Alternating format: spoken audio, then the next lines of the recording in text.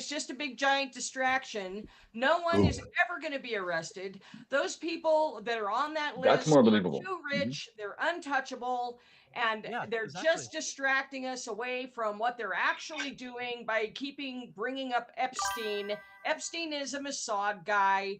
Everybody was involved. Everybody in want to it, be but Ken they So Jeong. all wait a minute. know- So they all know that none of them are going to get touched ever Yeah. for any of it. So that's None why of Okay, it so it. has- are you that's why all the process- against due process? Is that what's going on here? No, No, due not process at all. comes first. we're not saying to charge them. That's what We're it saying, sounds like. you know, someone should have these files leaked so that the public gets this. Have If them they- leaked, If they yes, so can't, that if public if the opinion can be government's tainted not going to so much. indict them, the public that's- deserves to And know. then what? fucking- And then what and you're- then what what are we you're gonna advocating do? for is On the vigilantism. But y'all know that y'all No, I'm not talking at saying the we same should time. do Look, the I'm not problem here saying that you guys are all, it's none of you guys are possible. taking into account, right, with this, like, all this Epstein stuff, is like, It's all of the delusional. people who are supposed to be doing the investigations are the ones who would be investigating themselves. It's like, we at the Thank FBI you. investigated the FBI and found that we've done nothing wrong. It's like, you can't expect this group. Can you show some examples of that?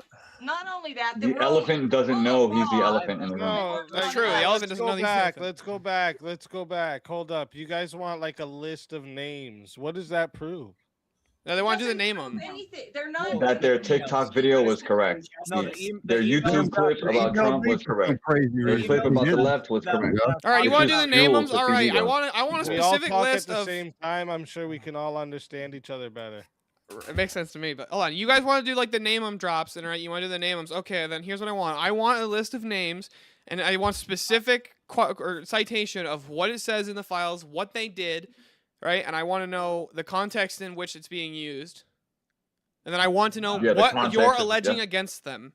And I Yep. and I want charges brought against these people, not tainting public opinion, so that What we encourage people? Yeah, I That's don't- what I'm saying. That's what. No, that's what we're asking. The You guys court don't of even know public what opinion. people you're talking about. Yeah, you know, easy. That's what Bro, I'm saying. Start Is like with the who? names. Yeah, You like guys want It's the names same people that watched unredacted. the For Johnny what? Depp What's trial. the names Yeah, Those gonna people. show? Well, there's a bunch of emails that actually of conversations between Epstein and other people talking about like in code words like. Yeah, and they're children. probably under investigation. Actually, a right? lot of those emails are saying like I can get you girls and Yeah, shit like yeah. that. Does So, that like, mean yeah, I can get you yeah. children that are Yeah, we sex? don't- Yeah, or does that mean that I enough can for a get you magistrate to sign prostitutes a and paper. hookers, right? Like, you guys are basing this off like evidence that's actually no good and you would never accept for your own brother. It's crazy to me. Like you Okay, want so- somebody's name. I want because they specific asked- allegations. they I want to asked- know what you're They alleging. asked people some did. dude that That's happened unknown, to be a unknown fucking PDF file guy. a for girls. fucking Yeah. Yo, can I into, please get my different answer? girls. than, Well, hold on, real quick. Hold on. Okay. Is it They messaged- inherently a no, crime? Hold up for a second. They happened to message some dude that he himself was into teen girls, and they asked about parties and girls. Where does that automatically assume that these dudes are fucking into teen girls as well? I'm not arguing that at all. Wait, so You don't some think guy just went Girls went of age to the parties? Wait, some guy went to the Epstein who got charged for trafficking children and asked for girls, and you don't think that is evidence, like circumstantial evidence that might point to that he might be? Yeah, and how do you know they're not being investigated? Wait, sorry. It's still illegal to traffic women. What even was if the it's not- first part you said? Who? Wait, who went Epstein was charged for trafficking underage girls to himself? in Florida. To himself. Yeah, it doesn't. Yeah, he did that. Doesn't, Yeah. doesn't really matter who, but he was. Well, charged- technically, Ghislaine Maxwell No, was no, charged with that. No, Yeah. it does No, no, She matter got him. who. was charged. No, Wrong it with you, doesn't yeah, matter. honestly. No, To it him. fucking Doesn't matters. matter. No, I mean, Trump no, it called doesn't. them in the beginning. He said that if if we someone did as this a stuff with the drug files, it would just grows, create a got giant arrested for fucking mess. growing drugs, and then there's an email between me and him saying, "Hey, I want to buy like drugs, like, or I want to buy something." Yeah, that's from you. intent. I want to Mhm. I want to buy something from you. It doesn't say drugs. The people Yeah. are gonna assume that I'm trying to buy drugs from the guy that got charged for growing drugs. Like, Okay, hold on a sec. Well, Quick. not exactly. LG, that wouldn't really LG. hold up Well, in question court. Hang on, hang on. What would the charge be? Texting Hold with on, yeah. intent to Yeah, hold on a buy sec. Yeah, flowers? the question What? like here is like the problem that I No, have is you guys no, are like wait a they're in the minute. That files, wouldn't be they're a in the charge. files, and it's like, is it a crime to be in the files? Well, that's not a crime in and of itself. So it's like, what are you alleging that these people did, right? And then give me the proof for that okay, claim. Steele, That's one what I second. just said. Steele, Or what if To you be email devil's it to you or advocate me? against everybody Yeah. else, one second. I'm stating that I want enforcement against the cabal and the system, whatever that system is, because it is an ideology and it is a culture in which a lot of Hold on, you want to Adult use individ- government hang on, force pause. in indictments A lot against of a adult- group that you can't name and Steele, an idea you can't stop me exactly when you describe? disagree. Stop me when you He's either- disagree. Like, He's you One either- second, guys, stillborn. you guys are wrong. In 2008, his charges were soliciting prostitution. Yep. Yeah, a it was not minor- pedophilia. Yeah. wasn't Charged. trafficking. Ghislaine But isn't got the prompt charged. on morality? It The wasn't prompt isn't on it wasn't legality. It's on trafficking. morality. Okay, so I don't understand why that actually hurts the argument. He was charged for underage, having sex with underage children. Right. No, he wasn't. Ghislaine Maxwell was Yeah. the one charged with that. That was not. What That was was he not. charged That was with? not The Jeff time. He was McGuffrey. charged with. Yes, he was. He was charged with it too. He made a deal. No, Not prostitution. Prostitution. Yes. So you It go. wasn't dear more Lord. trafficking in Florida. The 2008 case, it was soliciting prostitution and soliciting a minor for prostitution. This doesn't hurt the argument. If someone, Yes, if, it if does. someone, Oh if my someone God. hires a minor to have sex with, and then you email them saying, "Hey, I'm looking for a girl," Something can be immoral but not illegal, it's still right? like Or a both. You message a evidence. guy that's known for throwing really big Yeah. parties with a bunch of women there. You Or- message him to get a big party together with a bunch of women. That makes sense to me. Or the guy that did The a guy lot that of just got business arrested for deals. PDF Like, this sex. actually shows like most of you have never done a business deal in your fucking life, because no one is going, well, what is Joe Smith? What's his history? We're not like? even talking What's about the gambling?" morality of it. We're just talking about the Jeez. one doesn't prove the other. Yeah, you're making a bunch of logical leaps that you can't justify, right? Like, I want these people indicted. Okay, indicted for what charge? What's the criminal charge you're alleging that they did? That's But not my see, that's the argument at all. problem. You guys- When you we guys are start talking arguing about against this, it. people do can't they be give you the ick logical. stillborn? Is You it guys the are ick, arguing against or it do you have a stillborn. articulable crime? I'm sorry that that you wanna if you're going to allege that we need to indict people for crimes, yes, I'm going to hold you to a standard of evidence. You need to actually Like, I would demonstrate love that to they committed indict this Drake, crime. but I No don't know one's how. talking about indictment. You guys are straw manning. No one here. I don't think anyone here talked about indictment.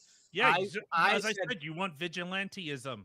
That's what you No, want. I want social pressure. That's exactly what they're The asking for. things that pretty I much want the cabal all to of you collapse. advocate for all the time when it comes to like Christian nationalism and social pressure. Yeah, I'm that's an what atheist. advocating I don't for. believe in any of that shit. Yeah, that's I'm not- true. Tyler So, is not a Christian like- nationalist. Yeah, but okay, but he still. I guarantee he believes in social pressure. Like if we talk. Yeah, to him. social pressure. Yeah, exactly, Yeah, that's what I'm talking maybe in like So- some like loose moral. Yeah, like he would agree. hey, should Tyler would agree women that we should be- use social pressure to stop women from just like Maybe killing guys' we- kids for fun, We right? should Yeah. put social pressure on them to finish the investigation, not to just willy nilly 20 Yes. release years. names It's for been people 20 to years. go and When do is the vigilante investigation going to be justice. done? It's been 20. Can I please expose the argument that no one's saying right now? Like, on the one hand, you have Americans trust their government because they hold all accountable for these crimes, or a nuclear bomb erupts where all the powerful remain powerful and get on their jets and bunkers, and even Zuckerberg activates his crocodiles. Okay. Righteous. You have I'm to just throw saying. in You're there Literally argue that, muting Muffin. every single one of us for 2 minutes.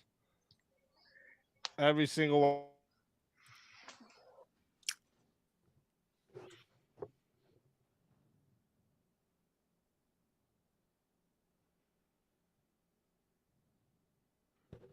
This guy's an idiot. He's like, you guys are making a bunch of dumb arguments. Oh well, why don't you come up here and refute him then? No, I'm just gonna mute you. Fuck, he's Being literally paying to be goofy. a TikToker. Literally paying to argue like a TikToker. Was pathetic.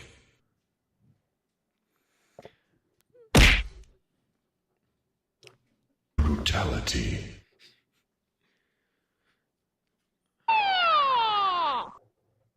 The fuck is Easy doing?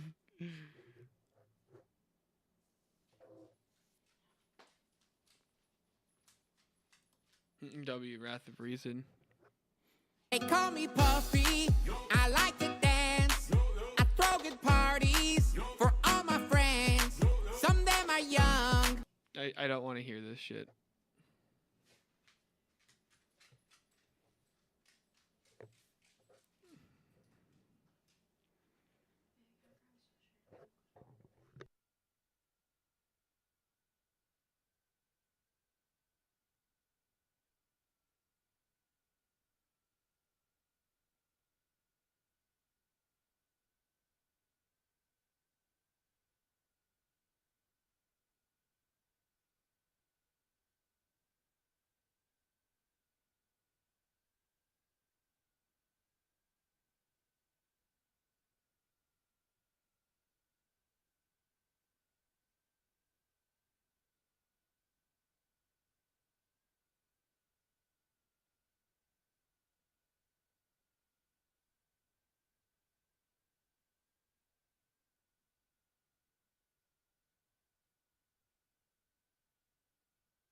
guy that looks out for all the kiddies in the park. Otherwise, there'll be nobody to take care of them. Like this cocksucker here, I found him in a storm drain. Fucking name spray painted on him, and burdocks all fucking stuck to him. But I cleaned them all up. Look at him. That's one fucking nice kitty right there. That's one nice fucking kitty right there. All right, you all can unmute yourselves now. Oh, Tyler, fuck where sake. did you film that, man? Hey, sorry, Where did you make that kitty commercial? You're Hey, right. look at the nerd in the 2019 glasses. charge was for trafficking minors. Look at that fucking dork. Yeah, fucking nerd. Canadian nerd. Canada. Oh, Steelboard. Welcome, Tyler Bob, to the Canada Show. No, so all I'm saying is that when you just put these names out without them actually being charged or anything like that, what you're incentivizing, especially if no charges, like you're just, look, they did terrible things, we're not going to charge them. Like you are encouraging people to do something because you're like trying to create a Dexter. No, You guys have talked this doesn't. yourself. That doesn't off actually the happen. Prompt. Like, it just doesn't Speak. actually Can you happen. put up the Talking prompt? about a TV show. Yeah, like nowhere Can did we it let say Prim talk for just a legality. second? She literally has not spoken this entire time. Let Prim have just a moment. Oh man, Go ahead, Prim. the misogyny. I'm sorry. I just. Doesn't Oh, don't matter start. what you think. No. I got unmuted though. Thank you, Wrath, you legend. All right, Speak. go Can ahead. you put the prompt back up?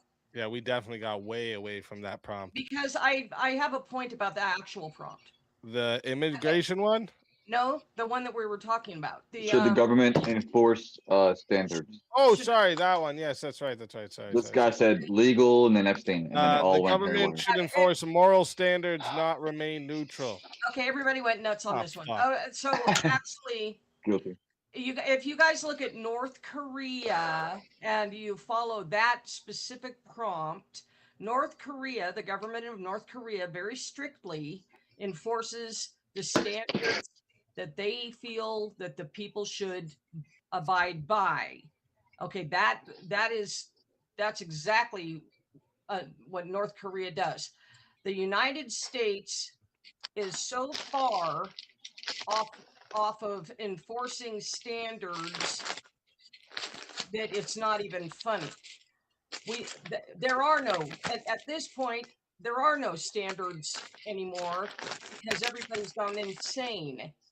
But the North Koreans do enforce standards. So those are two different Whoever's examples. rattling that bag gonna beat your fucking head off. First off, who the fuck is crumpling a ruffle bag chip into the microphone? I'm not crumpling it into a microphone. I thought I was muted. My Yeah, fault. beat your damn head off. I blame Oh, I'm feminism. sorry. Your soup doesn't crunch. Oh, That's very CDADD good point no. about No, Korea. that sound like a Mrs. Vicky bag of chips. I know. No, sir, it's my knitting bag. It's a knitting bag. I'm sorry. Continue. You can't really make the argument that North Korea is enforcing moral standards when it's just like one person that is deciding the moral standards. Yes. It doesn't matter. It's their No, and government. You're still then enforcing let a me moral finish the standard. end of my sentence, and then say that U.S. A isn't better enforcing example moral is standards. Sharia. But U.S. isn't enforcing moral standards because everyone has different moral standards. Okay, Doesn't throw. make any sense. Okay, then go Sharia, whatever. But those are people who are. Yeah, that's a better enforcing example where like we should not go that direction at all. I'm not saying right, wrong, or whatever. I'm giving examples of countries that actually enforce the standards that they believe that their people should follow. The United States is so far off of that mark, it's not even Well, funny. that's more of like a societal dogma than government enforcement. Like, there's just no because they government agree. sending. Whatever. We're Honestly, I They hope agree with not. Sharia law, most of them agree. That's the only reason why it's like that. Like, it's the same thing in the U.S., only we just disagree a lot more. Wait, are you saying that most women agree with Sharia law? No, most of Is the that an population. argument that you want to have? Most of the population, yeah. Like if you No, I know. poll those No, countries, keyword. if you poll those countries. Like you've already yeah, added a like, word to the majority. prompt. Please don't You're add a right. word to my question. I'm asking Well, you're questioning something that has nothing to do per with. reference. Okay, sure. But what's You're the good. difference between like Okay, you said what? That's one person enforcing a moral standard. Is that one person not like the embodiment of government? Like in No, North you're Korea? right. But she said that that is enforcing moral standards, but the U.S. isn't enforcing moral standards because everybody has different moral standards in the U.S. We Brother, don't we have. have drag it time comes story from the hour, That and we're doesn't make not any allowed to sense. say, That please doesn't do make not sense. have You that can't say hour here. you can't say that North Korea is What are you enforcing talking moral about? standards when it's one person's moral standards, but the Okay, U.S. what about isn't China? when it's Okay, what about China? His everyone morals, He's their his leader. morality. We literally cannot place our moral ethos on anyone. Like that's honestly a punishable offense, and especially in California. Like imagine if you stopped a drag time story hour in California. It's not going to be a good day. Depends where You you're know? at. But Hope it's is not Thursday. morality you the know? same as justice? No. Like, Well, how if do you you have a subjective, how do you like if you don't punish? think Thank that, God we don't all live in California. Oh like for example, like if my morality comes from my feelings or like what I like, time. I like oh it. boy, I like it. I'm gonna unmute just for a second. Actually, no. Wait. You know what? I'll good respect. luck, the people. mute. I'll We gotta wait. respect the mute first, Shazzy, because I'm actually in tonight, so we can't do that. Sorry, I gotta wait until it's 7 minutes. And don't worry, I paused the time, Muffin. I paused it. I'm going back on mute. Please don't mute me for longer. All right, I paused it.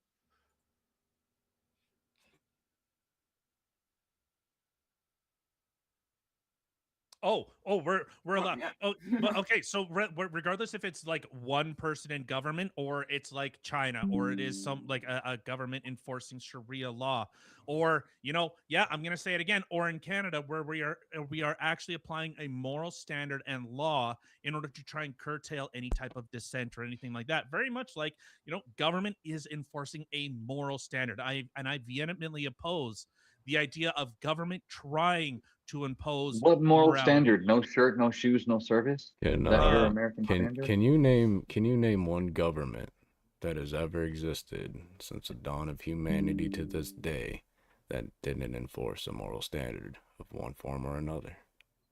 Can you name just one? Not a moral standard, but a standard from authority. Like a stop sign is there not because you need it to be there, but because whoever designed it, right? Whoever designed that street chose to put a stop sign there. So in your own neighborhood that you own the home in, they're going to decide to put a speed bump there, right? So there's a lot of things that the government already enforces that That's they safety. really don't That's need to not do. a moral thing. Like But what I'm everybody saying agrees. is there's never been a government or a civilization that didn't enforce moral standards. Civilizations build governments, and then governments enforce the moral standards of the civilization. It's always worked that way.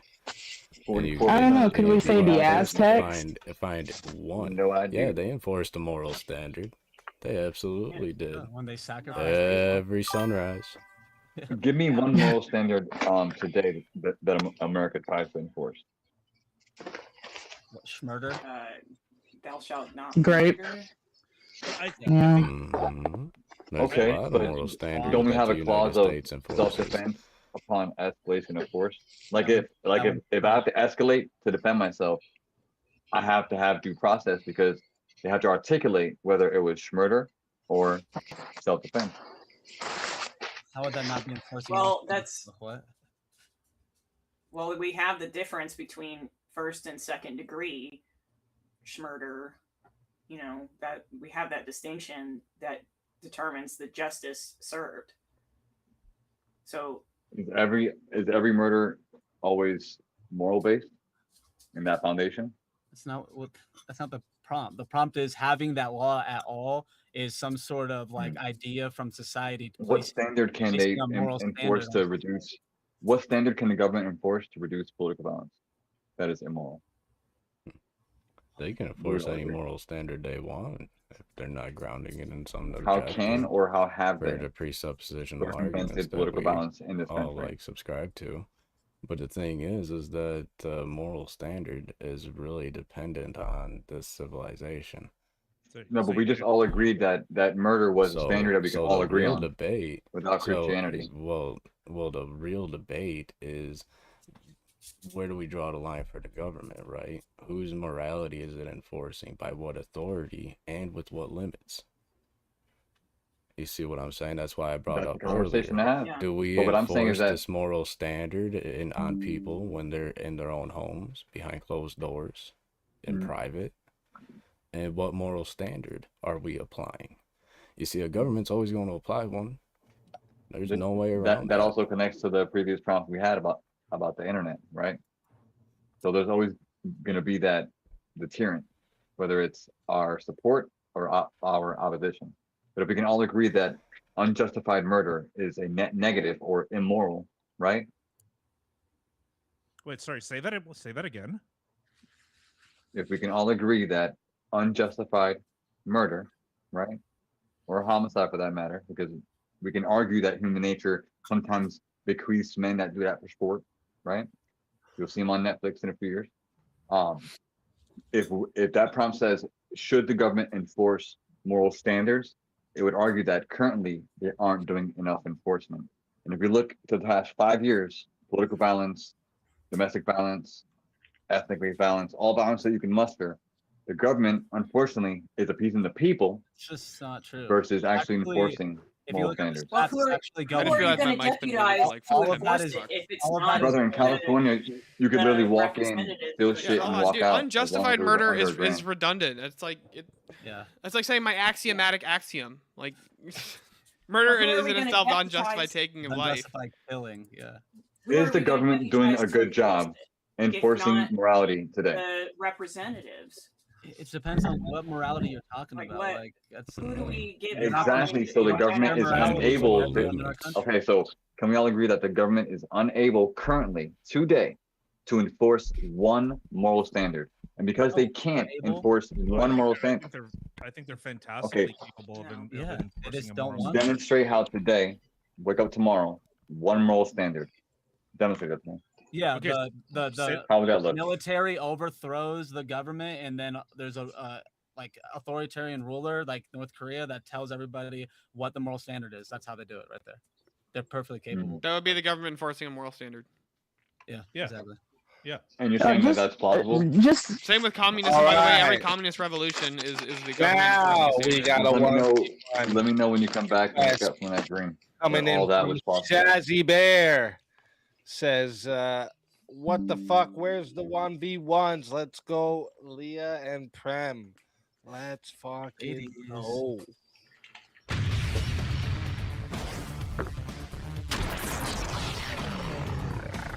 Time for 1v1. All right. Let's find a topic for you two. What do you say, Prem? I said thanks for speaking up for me there. Oh, no problem. I noticed that the men will be men and they cut each other off, but when we act like women and don't just they tend to speak over us really bad. So Yeah, and that's fine. Yeah, it's part of the. We don't want to hear you women talk. No, just I know. How Bitch, dare we? men are talking. Ah, shit. Let me see. Good job. Good topic for you two. You might have a difficulty finding something we disagree on, but Yeah, maybe. True. But I'm usually good at it. Let me see yeah, here. you're pretty good. He's got a lot of talent, no biggie. Oh well, what about this one? This is always can be split even when people are on the same side. Citizens should be required to complete national service. Do you mean like a civic service or like a military service? It could be either or. Like if you wanted to have some type of system. And can we say the obvious that like disabled people, mentally unwell, are not required? Obviously. Well, yeah, if that was if that's what you were, if that's the stance you want, yeah. Then I would say yeah. We're in agreement. Okay. Let me see.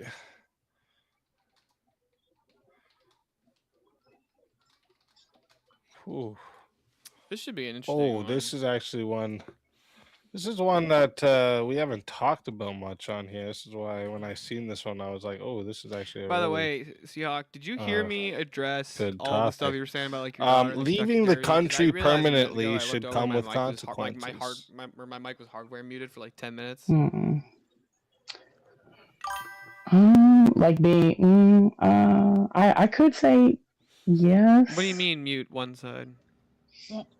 My consequence would be stay gone. Right. If that's a consequence.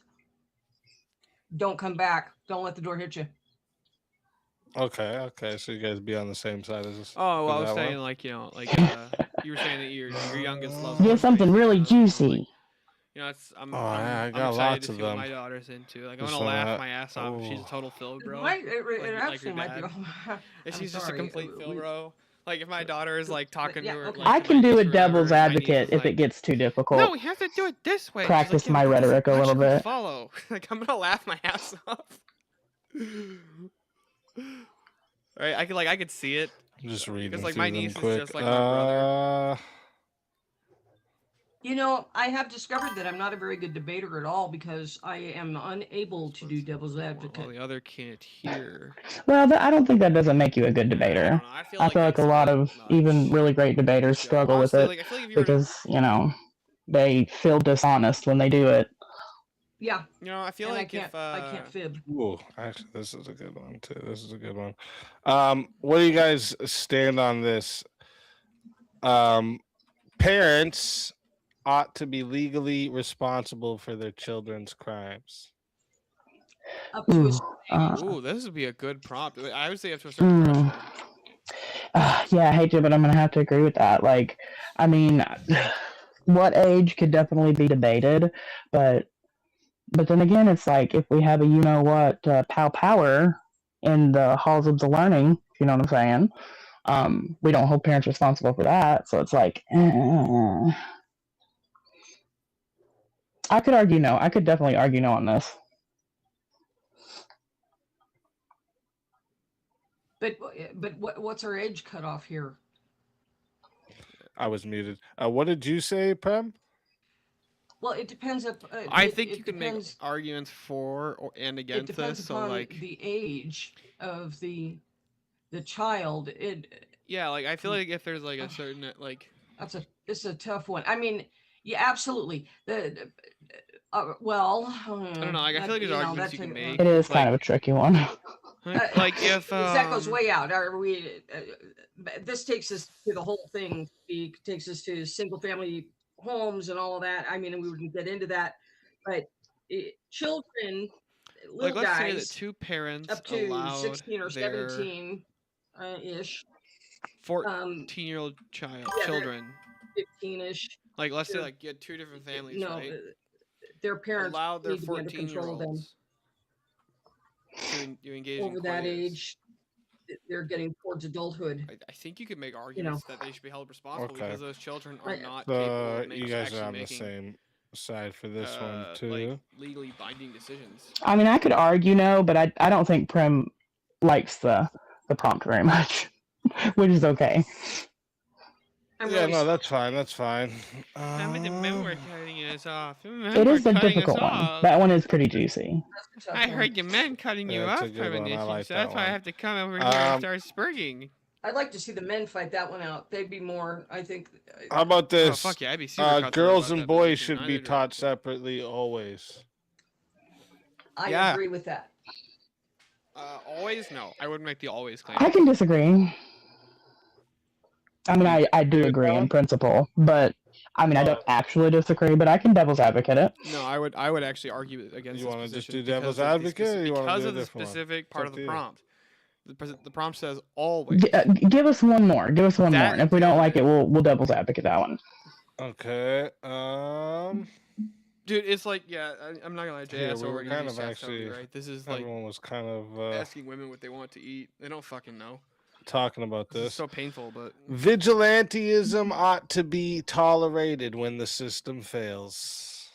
I agree with I that. would say no. I would say no. And the Yeah, reason I don't, is, but that doesn't mean stringing 55 people there's stringing problems with somebody this up on a inherently. When the telephone system pole. fails, be entirely That subjective. means When one-on-one. vigilantism would be subjective, ought You be raped my tolerated, be child, or subjective. you raped my child. I'm going to blow your brains out. Would you rather argue this one or the last one, Prim?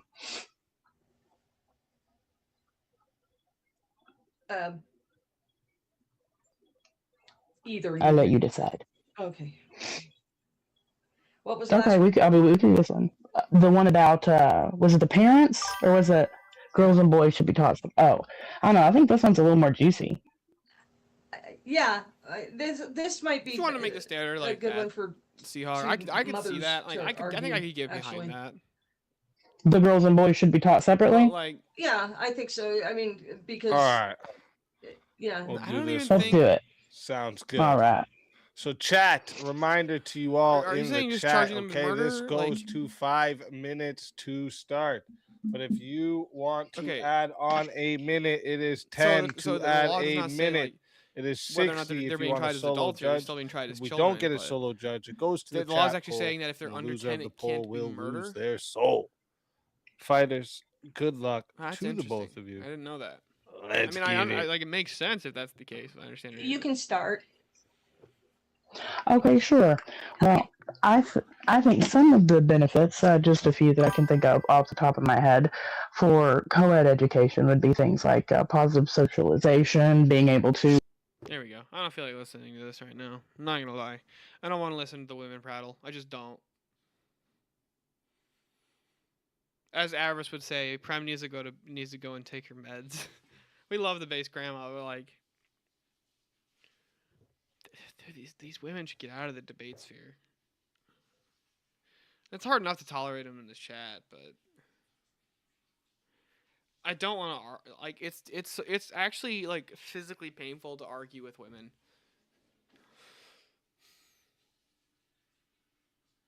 Like, I was talking to my my aunt today,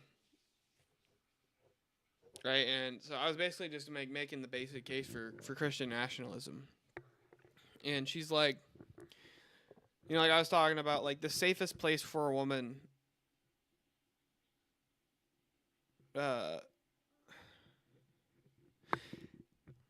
okay, hold on. Seahawk. It's not that I just, like, I hate listening to all women debate. I, like, for example, I love listening to Rachel's debates. I think she's great at it. Tim Gordon's wife, Jamie Dyer, right? It's not that I hate listening to women debate, but it's like most of them are pretty hard to listen to. I'm not saying all of them are bad. I would never make that claim. I don't make monolithics, but like, some of them are pretty hard to listen to. But like, Rachel debating Bryce Shapp was so fucking funny, crying Brian spurging out. Dude, hold on. Let me see if I can pull this up. Did you see this? Seahawk, did you see the Bryce Shapp fake emails that he was sending him? He was using, like, a bunch of people in the Crucible took these apparently they, like, in the Crucible crew took these emails that Bryce Shapp got sent. He was like, they were saying like yeah, I'm very particular about my music too. Like, I'm a metalhead through and through, but like, I'm very highly, like, musically trained. I probably 12 years of studying music, so like, I'm very particular about it. You didn't see, okay, hold on, I'll pull it up. I'll pull that up. Let me see if I can find it.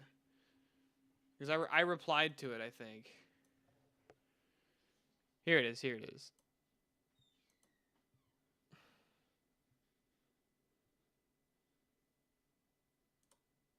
Here we go.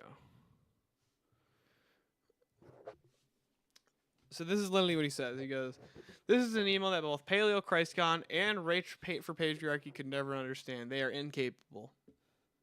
By the way, the Crucible crew ran this through AI detectors and said this thing was 100% AI, apparently.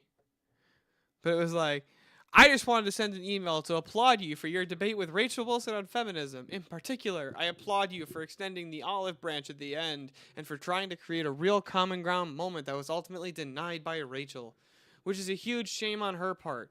I also respect you for attempting to say something nice about her because you paused and gave it thought, whereas she immediately declined for the view's sensationalism, in my opinion. But you did your part, and please understand that what you say is a reflection of who you are, and what people say to you is just a reflection of who they are. And you represented yourself. This guy starts sentences with and. And you represented yourself and liberals / independents in a very... I'm not a liberal. Don't call me a liberal. Look, you're not smarter than me. Don't call me a liberal. I am not a liberal. Bryce Schaap contradicting himself. In a very positive way, and show that you have some human qualities, whereas Rachel ultimately proved the opposite about herself. I think your comments showed a lot of maturity, understanding, and charity, and I think right now it's incredibly hard to make these gestures to the other side in this problematic time we live in. So kudos. According to what the Crucible crew found, most of this is AI. Like either like all of it or the overwhelming majority was AI. It sounds so corny, and it's like anybody who like, I'm not gonna lie. If Destiny did a debate review of the Bryce Schaap Rachel debate, even he would say Rachel fucking stomped that guy's ass. Like it was so. I have never seen a more one-sided debate. That was his prompt, the prompt that he wanted. Feminism has been good for women and children. That was his prompt, not Rachel's prompt. He's the one who asked Rachel for a debate, so she's like, sure. What do you want to debate? And he gave her that prompt. And then he shows up and doesn't make a single argument. It was bad. Like, did you catch the debate, Seahawk, between Rachel and Bryce Schaap? Brian Shaprio? Like, did you catch it, dude? Because it was bad.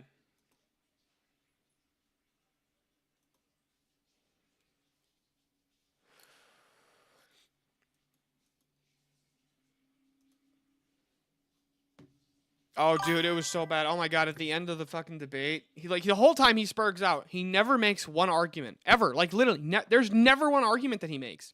The whole debate was just him trying to make personal attacks to get Rachel to like spurg out.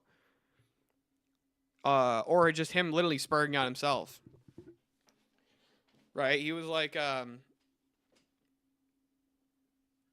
basically Rachel was like all of the atheists that we debate.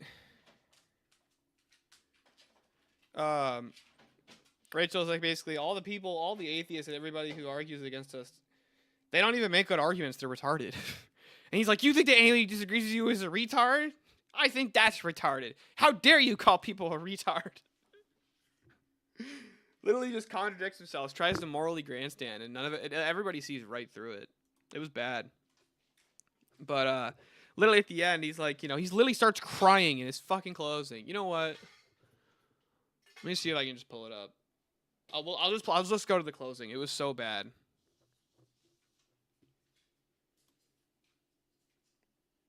So real quick, are you aware of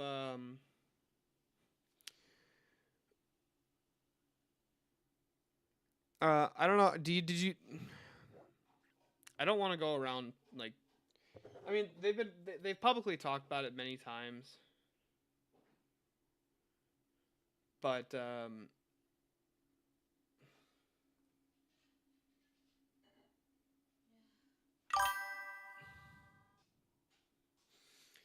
like, so Andrew and Rachel have publicly talked about this many times.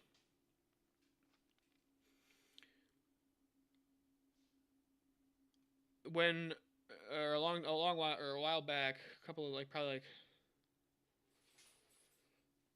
I don't know how many years ago. I think it was I want to say it was 2012, 2014, somewhere around there.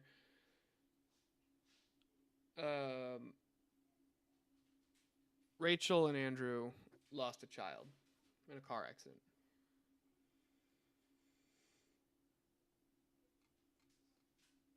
This guy, not joking with you, in the middle of it, or in his closing, literally just brings up their dead kid to try and make an emotional appeal.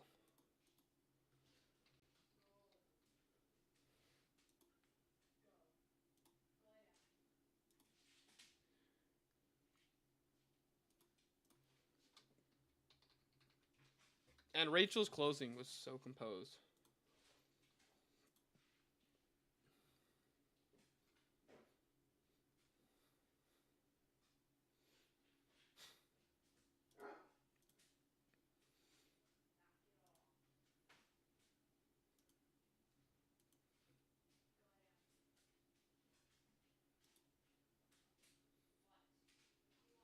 You gotta find where the closing started, dude. It was so bad.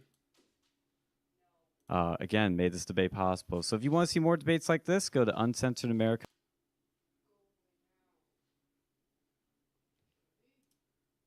Bunch of logical fallacies. No matter what religion they are or who they are.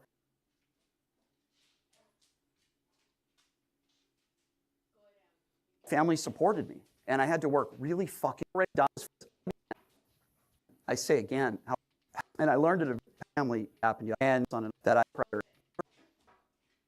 Trying to get to the start of his closing, dude. It was so bad. I've got the timer set for. All right, let me see. I'm gonna pull the StreamYard over here just so that I can monitor that.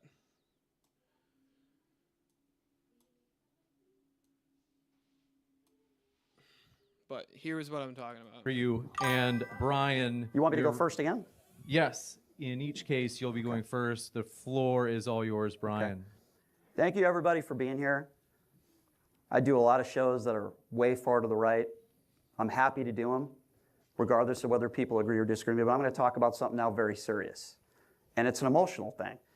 And when I was doing debate prep for this debate, I learned of a horrible story that I am very sad to hear. That you had lost your 10-year-old son in a car accident, and my condolences to your family. It's awful. And unfortunately, we have something like that in common, Rachel, and I am truly sorry that happened to you. I wouldn't wish that upon anybody. When I was 12 years old, my whole family got into a very serious car accident. I lost my grandmother. It's the reason why my sister passed away a few years ago, because of her injuries. And I learned at a very young age how precious life is. What does this have to do with feminism?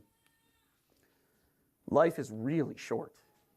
That's not an argument. And again, I say again, how sorry I am that your family had to go through that. It's horrible. And the reason why I talk about how short life is, I don't want to tell you guys what to do. Emotional appeal. I don't want to tell you guys that you can't vote because you're poor. I don't want to tell you guys that you can't be in the workplace. If you want to be a doctor, or a lawyer, or a stay-at-home mom with kids. I think that... Look at all these doctors and lawyers. You ever see that? That meme's great. The doctors, you know, look at these doctors and lawyers coming in and enriching our culture. It's all great. I don't want to tell you what to do. When I was 14 years old, my dad introduced me to two radio hosts, Howard Stern and Don Imus. I didn't really like Don Imus very much. I said, Dad, I want to be like that. I want to be on the radio one day. And my family supported me. And I had to work really fucking hard, pardon my French, to get to where I am, to be able to even do something like this, to be able to go on Pierce Morgan, to be able to do those things. And I'm very humbled by that. But it wasn't because I'm a guy. It wasn't because I'm a male. It's because I worked my ass off, which I'm still doing every day. And if a woman listens to their dad growing up and they want to be a radio host, or they want to be a doctor or a nurse, or maybe they're poor, but they're still involved in politics and they want to vote. I say, do what makes you happy. Live your life. Don't listen to somebody, no matter what religion they are or who they are, tell you what to do with your life. I'm doing what I'm doing now because I worked hard. It has nothing to do with my gender or because I'm a woman. We all have tragedies in life, and I'm sorry for yours. And I wish we didn't have that in common because it's awful. Don't let other people tell you what to do. I know there's a lot of people in this crowd that probably disagree with a lot of what I said. And listen, that's okay. We have the freedom to agree or disagree with people. That's what. Hold on. You don't want. You're telling people not to vote. You're telling people that women shouldn't vote, Rachel. You shouldn't do that, guys. Don't let other people tell you what to do. Makes this country great, but we're all human beings. Bro. I'm not perfect. Tell me so I make plenty of bad. mistakes. I've made plenty of mistakes in my life, and I've probably said things in my life that I regret, but I own it. And So thank you all for being here. 5 seconds. Thank you all for being here. Thank you, James. Thank you, everybody, for coming out. I appreciate it. And I wouldn't have it any other way. I love having good debates, and I appreciate all you guys being here. Thank you very much. We could go over to Rachel for her 3-minute closing as well. The floor is yours, Rachel. Very disappointing. We had no arguments from Brian whatsoever for why we should believe that feminism has been beneficial for women and children. He wasn't able to Exactly, Seahawk. Comparing his grandma to her child, bro. It was bad. provide any data, any sort of measurement whatsoever to show that, hey, before feminism, this was what happened, and after feminism, this is what we got. We didn't get any of that. What we got was a whole bunch of logical fallacies and a person who doesn't understand what an argument is or how to debate. I'm going to list them off quickly, but join in the comments on the live stream if you caught more of these than I did. These were just some of the fallacies that we witnessed tonight from Brian. Non sequitur, argument from incredulity, straw man, ad hominem, category error, tu quoque fallacy, appeal to authority, argument ad populum. And on top of all that, we got moral outrage, we got appeals to your virtue and your emotions, and what we got from Brian ultimately was the best argument against feminism, because what feminism produces is emotionally incontinent, weak men who can't control themselves, who have violent outbursts, will insult you, will be angry and combative, and then try at the end of the debate to bring up your dead child and not even let you get through a debate in a professional manner addressing the topic at hand without crying and bringing up your dead son, who you probably don't want to be thinking about in the closing of a professional debate that you're trying to get through. He's a stupid so when he fucking says, hat. do what you want, man, follow how you feel, life's short, do what you feel like, just follow what you want, follow your emotions. I would say no, don't do that. Find a strong, virtuous man in your life who knows how to hold boundaries and protect you, who can control his emotions, who can be the force of strength and stability that families need that we don't have anymore. Don't be a male feminist like this. Don't be this emotionally incontinent, just going all over on a tangent, unable to control your thoughts, unable to control your emotions, just spewing and vomiting emotional appeals to people in the middle of a professional debate, bringing up dead children, bringing up your abusive ex-husband. Be the kind of person who can actually handle getting up here and having an argument, The hat itself making might an be argument, nice, but he looks sticking to the stupid wearing topic, it. controlling yourself. And the fact that I, a housewife from the Midwest with no college degrees, no professional training, am better able than him to do that just shows you this is the kind of men that feminism has produced, and this is why society is all messed up. What a banger fucking closing remark, bro. That was a banger closing remark. At one point in the debate, when he was trying to get her to spur God, he's like, Rachel, why don't you go make Andrew a sandwich? And apparently Andrew was in the front row right here, and he was just like, you go make me a sandwich, Brian.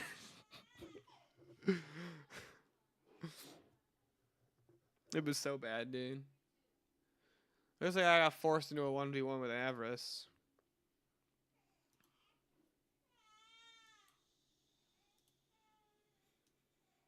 So that'll be popping up here soon. 18 years old, if the child commits an egregious She absolutely crime, could. She could have just walked right off and nobody would have. but I think they should reduce the ages But that was still even through better. which That was still children better. should be sent to actual prison too.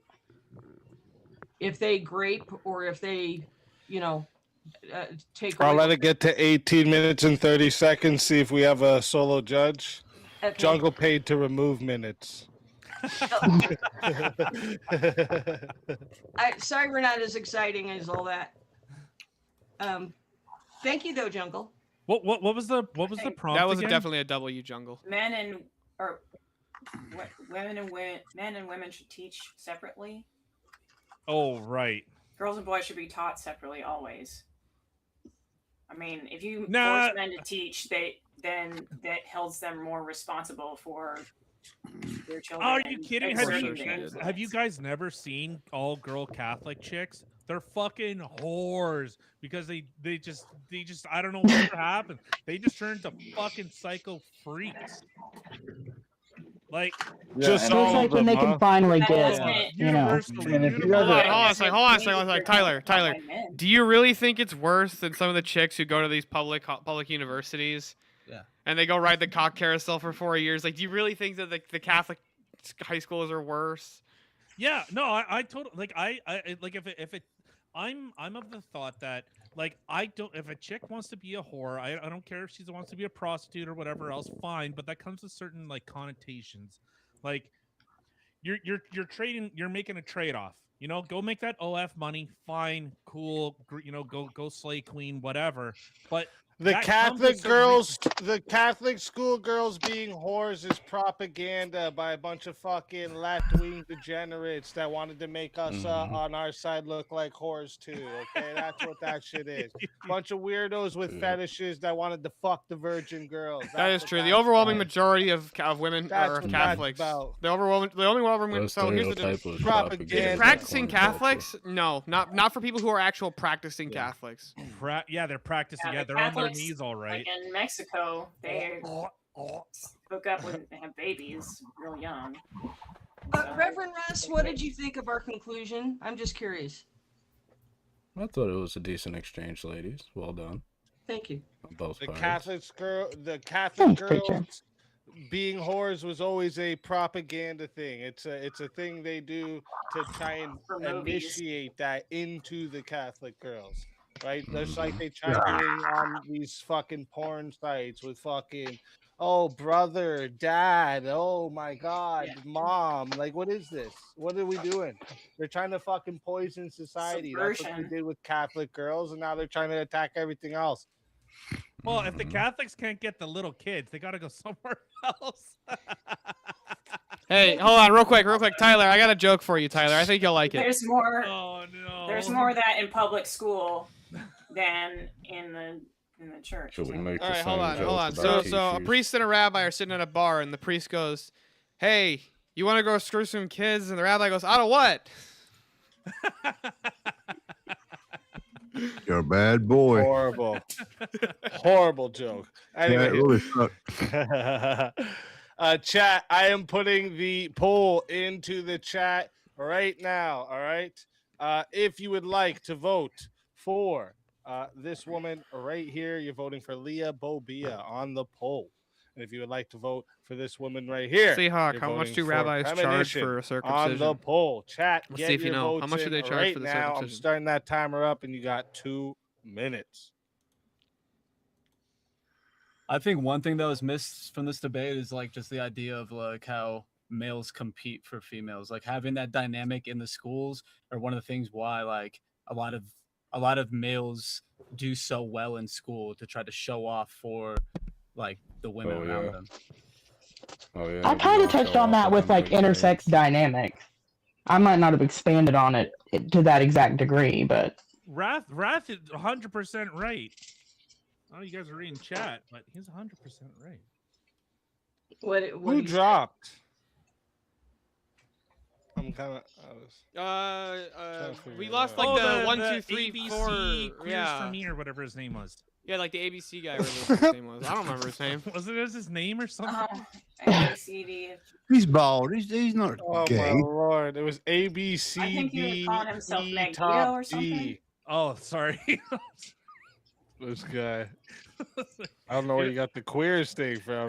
No. I don't know what's on your mind. They don't but, charge anything. They just keep the tips. There's only 2 things that come from Texas: steers and queers, and I don't see a set of horns on you. Gay. Tyler, how much does a rabbi charge for a circumcision? Oh, God, what? Nothing. They just keep the tips. Oh, you Jeez suck. Louise. Chew them like bubble gum. Ah, shit. You should look into the rate of Jewish babies having genital herpes. Oh, I You know. guys are gross. Oh, I know. Put it Yeah, on they're all Gwyneth gross. Paltrow's face. Oh, ew. Yeah, that. Pigs. Somebody got my tip. Damn it! I want it back. Sew it back. That's gonna be all fucking gross and yuck. By I now. don't What give a the shit. This is where we go to the vigilante topic. Is to find the doctor that took it from you. For more hard All hitting jokes, head over to All right, Rumble we Talk got Talk. 39 votes locked in. All right, who gave the best verbal combat? And the winner with 59% is Leah Bobia. Premonition, tell everyone in the chat where we can find you and why they gotta bring you back for Good another debate, Prem. shot at the $150 prize. Yeah, yeah, you can't find me anywhere. Leah, that was really a nice talk. Yeah, good talking to you, Prim. Yeah, and everybody else, nice to see all of you. And I'll check in later. Nice to see you, Speak. Always nice seeing you. Always a pleasure having you.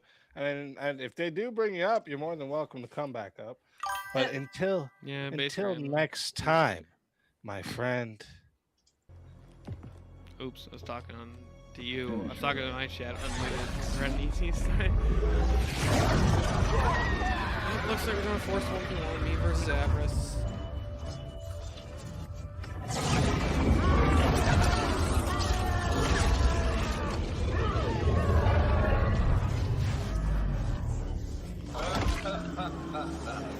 Fatality.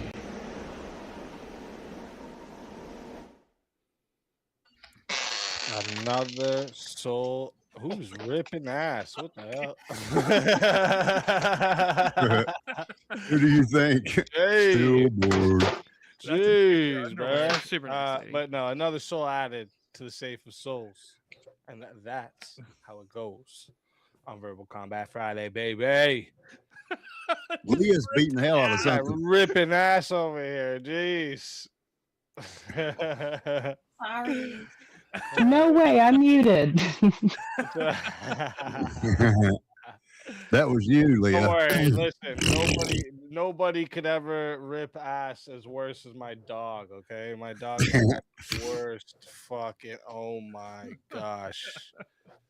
I don't fart. I'm a lady. Excuse you. Yeah, that's right. Yeah, girls That's can't right. poop. I don't poop Don't try either. and It spread doesn't that matter. propaganda that girls don't poop, okay? Don't give me your No, propaganda. they don't. No, I've seen two girls one cup. Yes, they do. Once a year. Once a year. Oh, gross. It doesn't exist. Try to catch her doing it. There's No, You spend the rest of quite a your few life. married men up here, so we know when y'all are fibbing. He's saying he Dutch ovens his wife is what he's trying to explain. Oh, to damn. Absolutely. Absolutely. You have I think he's to. saying. I think that's what he's saying. Look, that's You how know, you show them that you love them, right? Over share time. You know what's sick? Just reminded me because we were just talking about the dog right before we get into this 1v1 we got to do right here. We were just talking about the dog, and so I've remade my open panel purge Intro video. Spit it out, Izzy. thumbnail. I don't know why I couldn't think of it. Today. Yeah, right. So I graphic, remade it a you bit, mean? and since you're all, so everyone here, you're gonna be the first one to see it before it actually gets used. So here, tell me what y'all think of this one. Oh, I like it. Aw, cute. I would refine like it a it. little bit because it looks like you know how like AI does that thing where it has like you can see all the dots. I like that. You like that look? All right. It's like Assassin's Creed. It does look like Can't Assassin's pet Creed that for sure. dog. You look blacker. Call of Duty. Can I pet that dog? Yeah, I pet Yeah, I that put my dog. actual dog into the thumbnail too. You're so cute. What's your dog's name? Her name's Tequila. Tequila. Yeah. Like Tila? Like Tia. No, Tequila. Tila. No, Well, we call never her mind. Tequila. Tila Tequila. Nobody knows who Tila Tequila No, is? I know who Okay. Tila Okay. Tequila is. Crazy.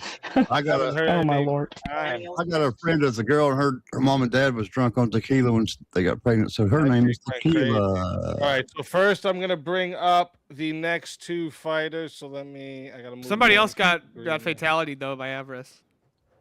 Oh wait, what? In that big super that Avarice sent, he fatality. It was somebody. also a fatality. Yeah.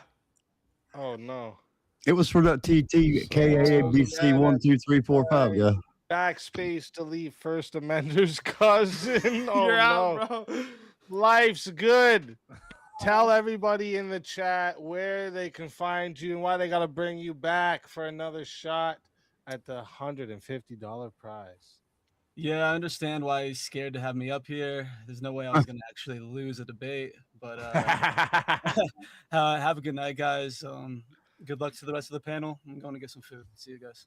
Hey, always a pleasure having. Hey, you don't get to run that fast. Your soul is mine. Your soul's always gonna get taken over here, bro. You don't get to run from the soul. The soul snatch, all right? You don't get to run from that. That pisses you off. Don't get to run. Just how it fucking goes, all right? You don't get to run from the soul snatch. Never. All right. Now here. Also. And that's how it goes. So that means we can bring up 3, right? Yes. Yeah. Also, quick note, that super, the huge super, was from Jungle, not Avarice. Yeah, I know. I fucked up there. That meant Jungle. I know. It's okay. He's bringing up Avarice. That's why I said that. Steelborn can't. Oh yeah, I read. just want to give him proper We don't hold it credit, against you know.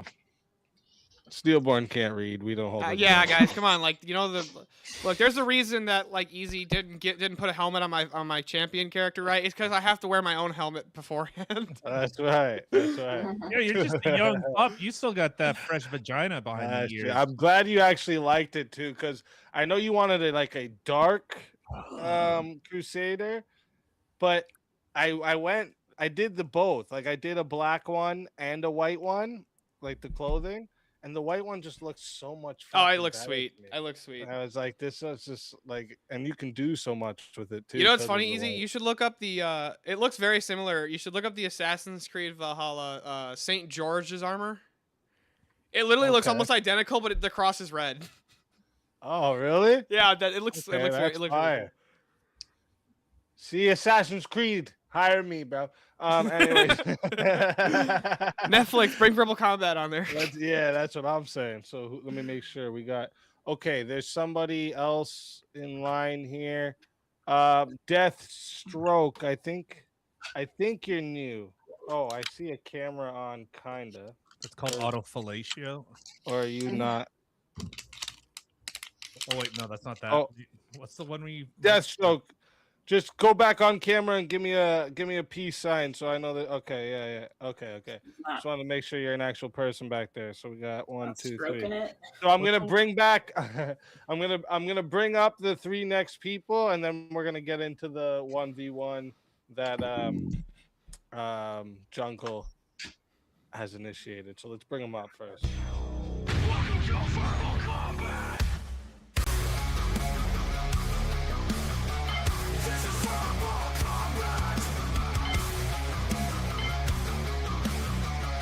is verbal combat. Brutality. Get over here. Gain. Let me see. Is it getting nailed? There we go. Yeah, we'll bring the gainer right there. This is verbal combat. Avarice. What up? To the show. If you don't get a nice car coat, Avarice, I'm gonna get you. Bricky. Hello. Welcome to the show. Let's fucking Up on the go. microphone. Sounds great. Bricky! I'm gonna ruin you, Avarice. Yeah, you and you also. And Deathstroke, welcome to the show. Welcome to Verbal Combat, Deathstroke. Let's go. Welcome. All right. Now. You put me next to Fat Boy Jim and fucking Down Syndrome Nick over there. Look at that. Fuck you. I'm not debating at night, Dad. Oh, shit. All right, let me. I told you not to disturb me while you're cleaning my room. Now, I think I'm gonna have to pick on this girl first because man. he's you. And I'm gonna put the other 2 into the green room just so that I don't get confused. Rev Russ, how you doing up there? I've Crazy? never heard of Fame Swap. Hey, Bitch. Did you get Speakeasy? I also like PK Bitch Origins. too? What up, motherfucker? Did you get robbed today and so far at the motel the other morning? I didn't get robbed. Do what? Hello. I didn't get robbed. Avarice. I said, did you Hey, get robbed? bitch, today? too. You want to like send me a link for that? I'm 2. I didn't Wait, get why robbed. am I 2? Well, because I was going this way in that direction, so I just. Oh, he had You to know. insult. 'Cause he can't. Rude. Figure or anything else. I don't know. From avarice, bitch is not such an insult. Were you taking that as an insult? That is a term of endearment. That's true. Well, I wrote What if he this called song you a for the slut? Christian youth. I want to teach kids the Christian truth.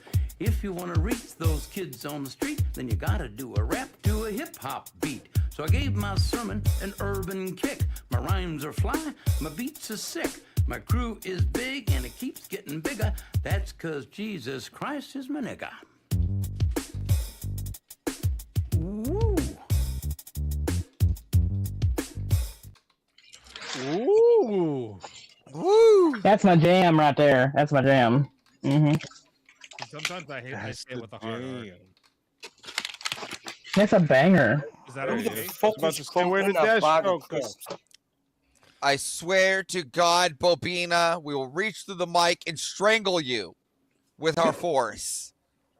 What did I do now? You're eating chips. We know it's you. No, it's a bag. Yeah, It's you're a the woman. bag. We know you're fucking indulging in food over there. Bag. I'm cooking some bacon. Leave me alone. I Yeah. can put the fucking bacon? food down, Okay. so can you. Fucking Listen, I'm muted. I'm muted. You're not muted when we hear it, woman.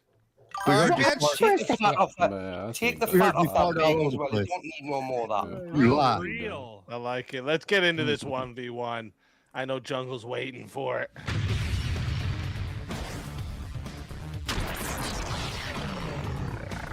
Time for 1v1. Alrighty. It's always steel. It's always you and me, Avarice. Oh, I didn't get that wrong, did I? Let me see. No, it was me and him. Yeah. is yeah, it? Yeah. I think. There's a forced topic here too. Children should be raised by the system if their single mom is as dumb as a bag of rocks. I'll That take the negative. That second part is like a really hard part to like add into it. I'll take the negative.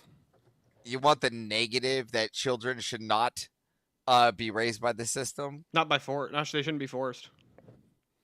Okay. And this is if their mother is as dumb as a bag of rocks. Sure. Okay, and can we just before we start this prompt, can we define a bag of rocks as like IQ below 80? Sure. Me can even grant that. Fantastic. I'll take the negative then. You mean the positive? Or whatever, positive. Sure. All right. Do you guys want me to write this down in here for you guys? It's based on single moms too, right? Should be raised by the system if their single moms are dumb as a bag of rocks. I don't even know why you took this. You should have given me the other side. You want me to even put in? I'll put in brackets 80 IQ or below 80 IQ. Yeah. Just so we know what you guys are talking about. All right, chat. You know how this goes. All right. Jungle. I don't think Jungle added any time, did he? Real quick before you start, I gotta pee. while you're figuring out Jungle go added quick, time. go quick, and then we can figure out if Jungle added some time. That's an I've oddly got to specific pee. prompt, JS. Yeah, it is. This is. I don't even know why he took this side. I guess he's working on his rhetoric, eh? I guess. Just max it with whatever credits I have. Okay, so it would have been. Let me just do the math here quick.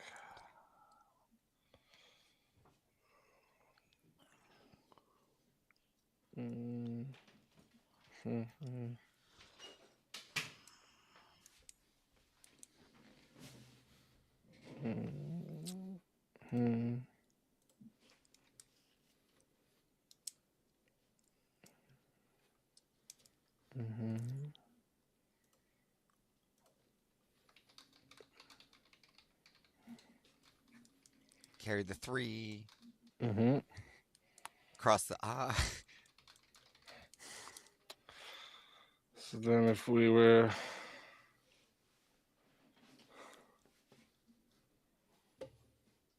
be adding on 35 minutes.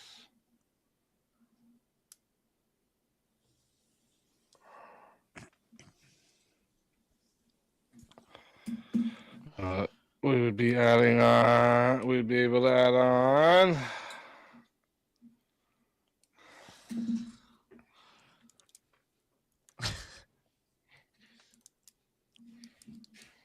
My wife's usually writing this all down for me, so.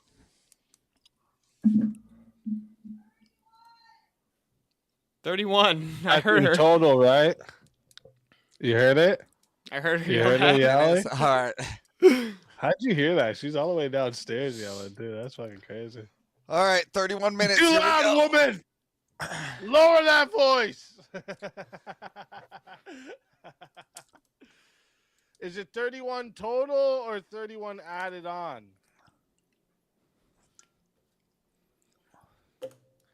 When you go, can you get... Yes, 31 minutes. I asked you 31 total or 31 added on? Total added on. Total added on.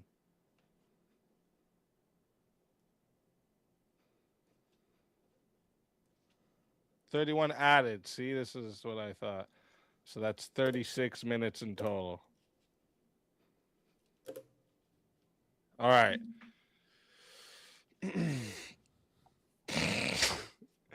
Josh puts in $2 just to say 80 IQ is better than people from Alabama. Shit. Thank you, Josh. All right, chat. This is going to 31 minutes. All right, listen, there's a bunch of people in the back. If you want to have a shot to be eligible for the prize tonight, you have to be in the back or one of the people that's already on in the next 15 minutes. So if you want to get on tonight, get up in the back. Like I said, this is what happens. Now what's probably going to end up happening is a lot of 1v1s. All right? So get your asses back there. You don't have much time. Chat, this is going to 31 minutes. It is $10 to add on a minute. It is $60 if you want to be the solo judge. All right. And if we don't get a solo judge, it's going to go to the chat poll, and the loser of the poll will lose their soul. Fighters, good luck to the both of you. Let's get it.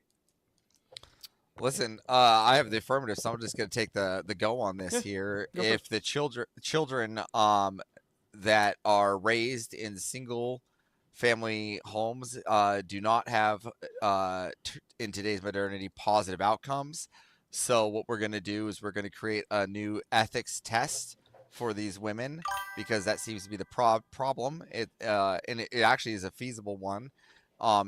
If they pass the ethics test, which is a 81 IQ or above, they can have their kid and deem how they want to raise it, which school they want to go to. If not, all right, the kid will be put into like what we have now, a program where they'll be monitored, right? They'll still live in the home, right? But they'll go to our selected schools, the state selected school, the state selected programs, and the state selected ideas, and we'll also fund those programs, right? So that we can promote those children into a better and a more intelligent lifestyle when they're older. Okay. So let me ask you Yeah. something real quick, Avarice. Are you aware that the average IQ of the African American woman in the United States is around between 80 and 85? Yeah. Again. So hold on. I'm just asking that clarifier. Okay. So if this is the case, and you agree that Are you aware that they're already in public school? being in public school does not mean raised by the state. That's not the same. Well, okay.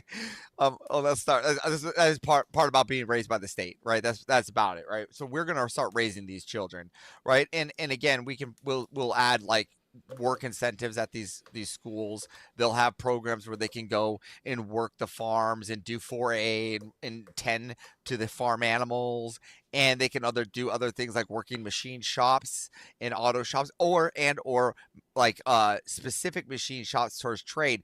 This is the one how we should direct. So hold on a second. And these you want to take more of my tax dollars in order to pay to to forcibly take children away from their moms, who already agree. Hold on, would you agree with me that a mom is going to have the most vested interest in the well-being of their child? No, they're not.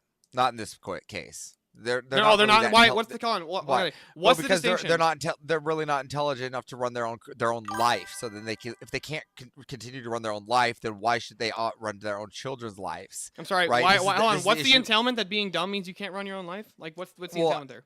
Well, just look at the correlation here. Yeah, but you're making a correlation causation fallacy just because there's a correlation. Again, you can say correlation again, but if it works, and it works, right? And if you can see that dumber people tend to go through jobs faster, they tend to stay to lower end jobs, or they tend to not manage their finances and other things like that better.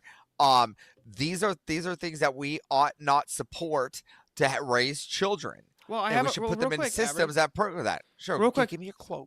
Are you aware of the fact that children raised by the state or have a higher likelihood of being abused and even dying than if they stayed in their abusive home of their mother? Of single moms. What clanker gave you that? What clanker gave me that? That would be the NIH. Yeah, okay. So you see here, this is what you're saying, is that you're saying of single mom. That's why we're trying to remove the single mom here, where they can go home.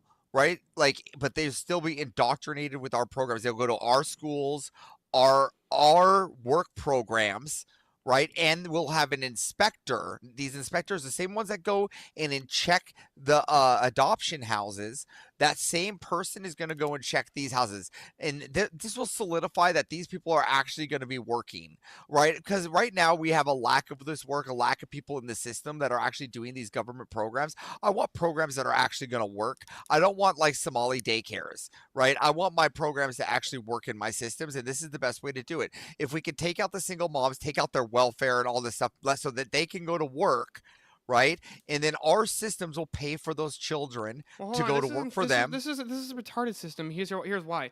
Because if you want to force the state to come in, you're going to spend more tax dollars to come in and monitor and actually be the ones raising these children. Less tax dollars. It's not less tax dollars. No, it's the people that are already at work. They already are doing their job right now. Well, hold on.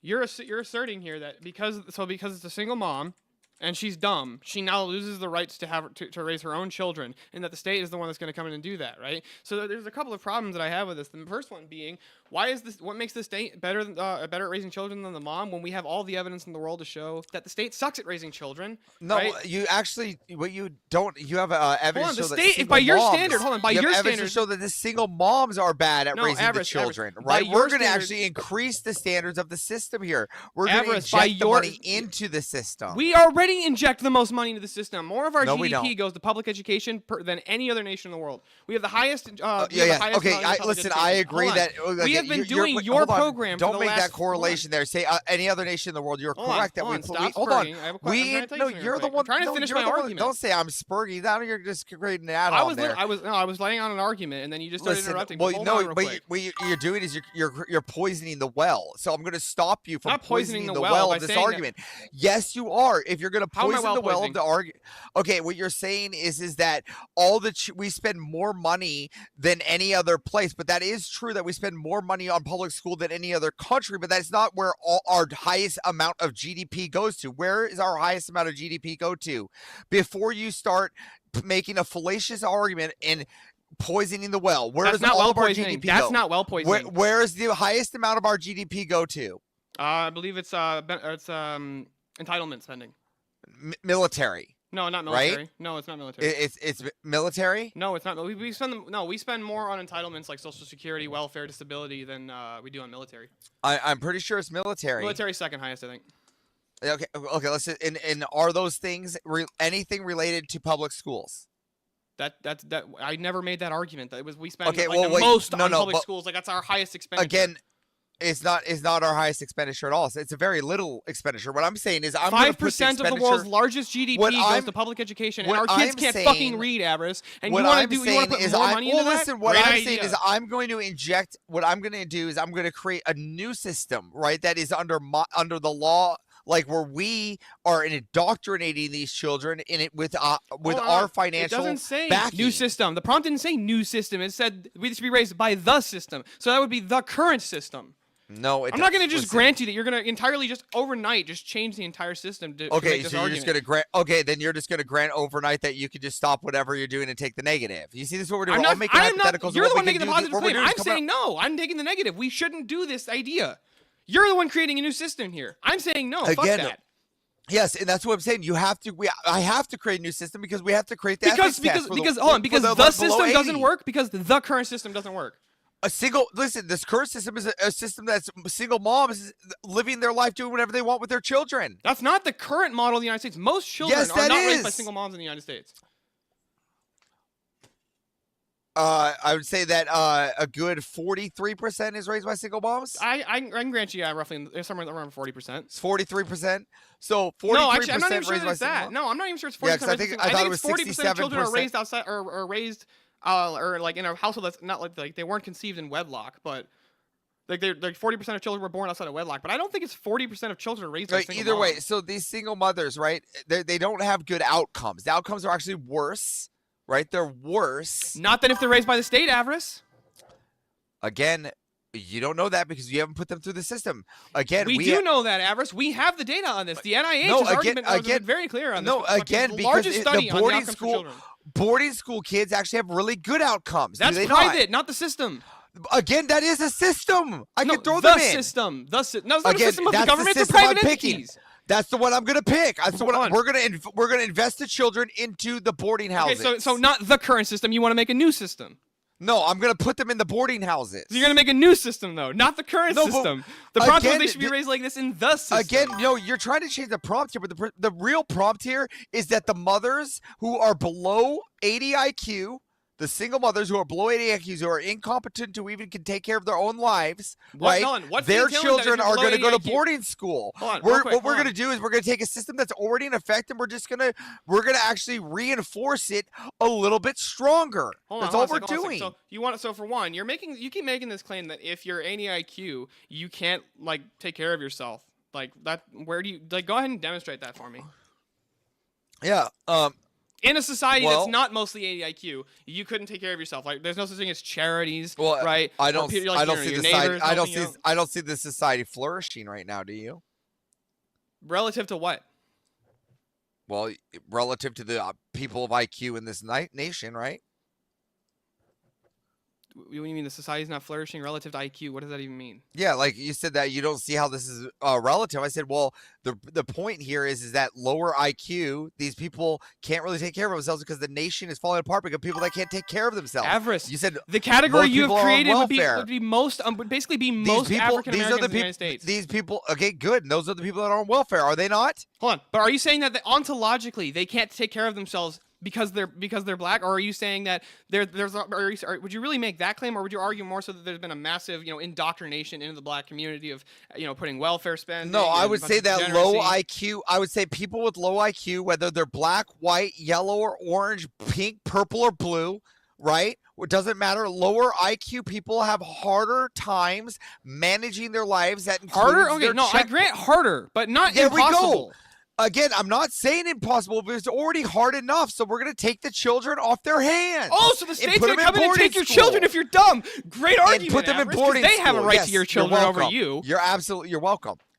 So you're advocating the state comes in and our take my benevolency, and we're going to put them in boarding school. So hold on, real quick. So hold on. So you're going to alter the system and make a new system that's not the current system. It's the system's already in place. No, the United States is not the funder of boarding you're saying that the United States okay, so you're saying that the United States doesn't have military school that we send bad children to? Or is that what you're saying? Most of the military schools are private entities still.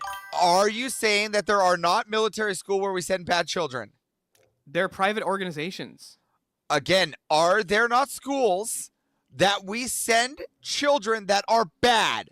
that the Sure, government. Sure, I can grant that, Yes. but they're So not there the we go. government. So That's not there's the government. The system. No, so they're the private system is in organizations. place but the government will pay for those private. So They don't pay for them now, so that's not the current thing. system. You're Yes, still trying to they change the do. That's what system. I'm trying to tell you. That's exactly what they do. No, they don't. actually They send don't pay people for that. to military school. Everest, you have to pay to send your kid Yes, to they- military no, school. It's no, they expensive as don't. fuck. No, you don't. If you're a bad kid, the government can tell you that you're going to go to military school. They will force you to military school. If you're a bad kid and you have to go to court, let's say you're a 7-year-old and you burnt a portable down, they're going to say you're off to portable? What the fuck's a military school. portable? A building. They're going to say what? it's a school building, a portable. I've Come never heard on. anybody use the term a portable for. Are you talking about a fucking porta potty? No, a fucking school building, like a building that's not attached to the school. That's a smaller building. That's usually like a makeshift building, a portable, a trailer, like a trailer. Okay. Everyone knows- Okay. I've never heard them called that. I've heard like mobile shit. Like, okay, I get what you're saying now. I get the idea. Okay, so you're gonna say like a 7, 8-year-old burns out a portable. The judge is gonna go, hey, guess what? You're going to military school. I'm sorry. Are you telling me that that's a 7-year or 8-year-old who was being a dumb 7 or 8-year-old, like most of them fucking did, and they were playing with a lighter or a match? That they're a fucking anarchist and that they're bad people? And do they not go to military school? No. Yes. No, they do. don't. Have you not? Demonstrate that fucking 8-year-olds who burned down. That's the whole point of Major Pain. Hold on. So those kids were troubled youth. Major They Pain were was a sent fucking there. fictional movie, Everest. Again, we're talking about how the kids got there. They're saying the whole point of the children and the whole like rhetoric that reigns true to today is that There's a difference between kids actively engaging in crime and a kid who fucks around with a match because he's curious and he Again- burns his parents' house down. Right? That's not the same when you know it. And then out of control children end up going to military school. And governments put them there. Okay, demonstrate that most of those moms have a below 80 IQ because you know what? I don't think they do. Again, I'm not demonstrating that fact. I'm saying that the system exists that that a government can put someone in a boarding school. That's all that needs to exist. You still have to pay for that. Again, the government's taking care of it. So now what we're going to do is we're going to create an you wanna ethics test increase now, this so more and we're gonna government spending again. reinforce So it. you wanna increase no, more we're government gonna spending. reinforce it now, right? So those kids are going to go there, right? Okay, so they're not going to be raised by their parents, right? So they're going to be being raised by the system. You want more children to be on the system, being raised by the system. They'll be able to come home on the weekends. Oh, they can go home on the weekends. Don't worry, guys. We're gonna take fucking thousands of dollars from your taxes to pay for your kids to go to boarding military school because your 8-year-old was fucking around with a match one day and he actually burned your house down, right? So forgive me for that, but we're gonna take thousands of dollars from you in order to do that. Now we have something But don't that worry, you've you can never see them on the weekends, even though you're too dumb to raise them. Are you What done? the fuck are you talking about, dude? This Are is you done? retarded. Okay, so now what we have here is now we've indoctrinated the most sizable mass of possible military youth for American pro that we will ever have, right? And we'll create an army like none other, right? And this is where we want to go, right? I want to go to indoctrinating these children into Should a we force the moms to go to school? American nationality. If the moms are so right? dumb, should we force them into re-education programs? So again, they've already been lost. No, they're right? lost? I'm going to Oh, let okay. them So get let me ask lost you in the real- system, hold on, let me ask right? you real quick, Avarice. I want to Real save question. the children. Real question. This is an important question, right? Well, hold on. This is, no, this is important. Stop. This is important. Hold Real on, quick. before we get there, just make sure. Does we this wanna- does this you- rule you apply to understand- widows? You understand that? Does this rule apply to widows, Avarice? Again? If those widows are below 80 IQ and they are single mothers, then yes. So if your husband dies in combat and you're too dumb to raise him, we're gonna take. Not only did you lose your husband to the United States government, we're gonna take your kids too. Great fucking plan, dude. That's fantastic. Actually, this is fantastic because that mother's going to be grieving. We can actually, and they will have the military benefit of the VA, which those mothers can start going and getting counseling. Which again, if they want to put their family back together, she gets remarried, and the kids want to come back. That's completely fine. And hopefully, our pro-American nationality ideals will be conscripted into their brain by then. That's my whole idea right here. But let's just hope that gets. You're in. right. Children But- raised by the state are gonna and forcibly taken away from their mom after they lost their dad are totally gonna love the United States government. The first thing they're gonna want to do Again- is go fight for their nation. Good Again, fucking a lot, plan. hold on, just so we're clear, a lot of American children whose fathers died on their land today rejoin the military to fight in the honor of their father again. That is actually the best thing to do. If if I died out there, the one thing I would want my son to do is rejoin the Air Force and fight in my honor again. And if the government can tell my child that, hey, your dad died and we're taking care of you because of it, we're taking care of your school, we're taking care of your food, we're taking care of everything, and you get to see your mom on the weekends, and you get to go and play bubblegum shrimp on the weekend and go to fucking Disneyland on the weekends, I'm going to be fucking the happiest kid on earth. Hold on. I'm be like, I'm ready to go fight so this hold on real war. quick. My dad's dead. My mom has failed the test to raise me. So now hold on. So my dad died in combat or as a police officer or whatever it was, right? My dad's now died at the behest of serving the United States government. Then my mom's deemed to be too dumb to raise me. So you're gonna forcibly remove me from my mother. The person who has the most vested interest in my well-being in the world is gonna be my mother, right? You're gonna take me away from her, and you're gonna force me to go to a fucking military school.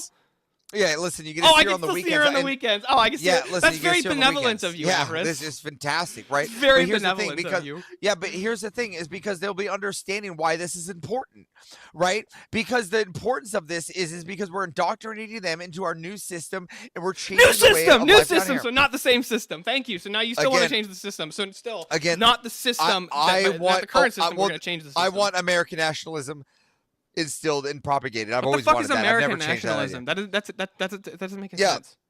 Yeah, that's for me almost like it's a close line between imperialism and the war machine, right? I want more military might, and I want all these kids Wait, to so be you back want in to like do the global police? Really? You want to do the Bush doctrine? if they let me. You want Bush doctrine? I mean, if they let me, I mean, why ought I not take control of everything? I mean, here I'm not. You're thinking Bush doctrine. I actually want to take control of these things. Like, if I have the right to Greenland, but this is off topic. But I want to buy Greenland. I want to buy Mexico. I want to buy Canada. I'll take it all. All right, but that's completely not the topic. All right, the topic here, and because I know you like to like move off here. I'm the one staying on topic.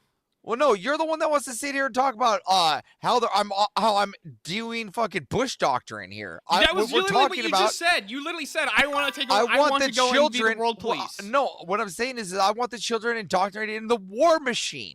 And you keep going. You are the one that Yes, brought up the. I want to. Hold on. You're too dumb to raise your children, so let the government take them and feed them into a war machine. That's so much better. You're right. That's they care awesome. so much about my children.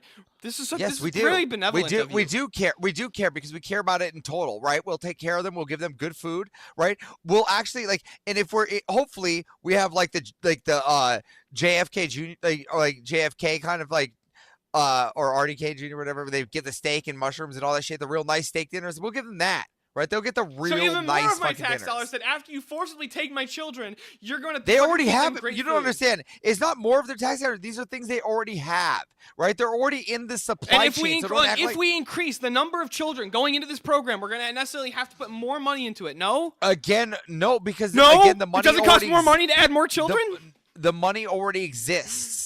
All right. What we're gonna do is We're going to have to take money away from other things and allocate it to that. Exactly. That's what we're gonna do. We're gonna remove welfare.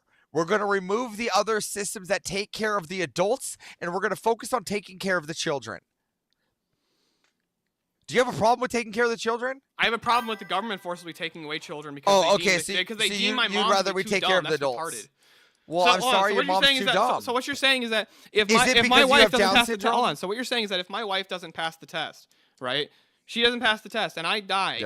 Right? Let's say I die like defending fucking soldiers, right? You're gonna take my fucking daughter away from her mother because what? You want to feed her into the war machine, Avarice? Well, yeah. This is I a do. great plan. This is such a great plan. I'm so happy. I for think you. I think you should feed your child into the war machine as it is, right? So you want to send my daughter to war? I want to send my son to war. You want to send my daughter to war if it's deemed that we're too stupid to raise her? Again, if you I don't think you understand this. I think that all children should be ready to defend their nation. By the way, you realize that there's a problem with you're trying to like entirely relate IQ. It's just entirely to overall intelligence. IQ is basically pattern recognition. It's how good are you at recognizing patterns. It's good. So if somebody's bad at recognizing patterns and like understanding the way that they work, that entails they're bad parents. Yep, because they can't determine the patterns of which their child needs to be developed. They can't determine the patterns at which their child Yeah, needs to be like developed. follow the patterns on how the steps and how their children like make the patterns of their habits and their behaviors. They can't be able to follow those adequately. Well, would anybody who could you think of anybody who would have a more vested Tell you interest what, in the welfare of their How ma- child? aside tell you from what, their I got a mother? question for you. How many kids do you have? At the moment, one, but we're trying for more. One. And how old is your kid? About 2 months. Right. And if you died, right, in an invasion today, right, wouldn't you want your child to fight for you in your nation when he's older? Like Sarah No, I Connor? wouldn't want my daughter to go to fucking war. When you're being invaded? No, I don't want my daughter to No. go to war. Well, I then can you're- make great then you can be arguments for why the overran. women shouldn't be in the military. Well, again, And you agree with me on this. I know you agree you don't want women in the military. Again, I wouldn't technically indoctrinate like the women to really go into I literally the asked you. fighting ends. This is a contradiction, Hold on. Avarice. I asked you Hold fucking on. 5 times. You want to send my daughter to war Hold after on. you I forcibly get take it, her but from her there's- mother there's if I another, die. There's You another said way yes. to do that. Hold on, there's another way to do this though, right? What you do is they could be military like birthing factories or military hospitals, right? They can go work those. That's where the women will go in those military fields. I've always been pro So that, hold on, you know hold on a that. sec, hold on a sec, hold on a sec. I've So now- always not been only- pro them hold going on a and sec, hold on working a the sec. Oh, nursing okay. fields and working the Real quick, support. I wanna make sure I get and this they right. can do that, and that's where the females will go. Okay, and that's okay, how that's they, great. that's I how wanna make sure I those understand schools will this, so be, hold on. and they will live under American nationalism. Great. So I don't see the problem American with this. nationalism would be redundant. America's a nation. Yeah. But anyways, real quick, hold on. Let me Again, real quick. well, Hold on. that's So what you I'm want trying to say hold here. on. So real Is quick, that these after I schools die, they'll be going to military hold camp. on. So after right? I die, if it's deemed that my wife's too stupid to raise my daughter, you want to put her Yep. into a forced birthing program? Yeah, I want After the government, after her dad's died serving Well, the government, potential, and potential. and then my daughter's been taken Potential. away from her mother, you want to put her into a forced birthing camp? Potential. I don't know which route. Like women will have many routes they can go, but potentially she could go there. It's her choice. Why Women can't have she choose to multiple stay with her choice. mom? What? Why couldn't Well, she she choose can to see do her it? on the weekends. Oh, she can see her on the weekends. That's so benevolent of you, Avarice. Yeah, absolutely. That's so benevolent. They can see her on What? the weekends. They can see the You person who don't- has the most vested interest in their well-being. You can see on the weekends. We need your Listen, slave labor if now, you're a sweetie. single mom, again, you keep going. Let's so we're clear.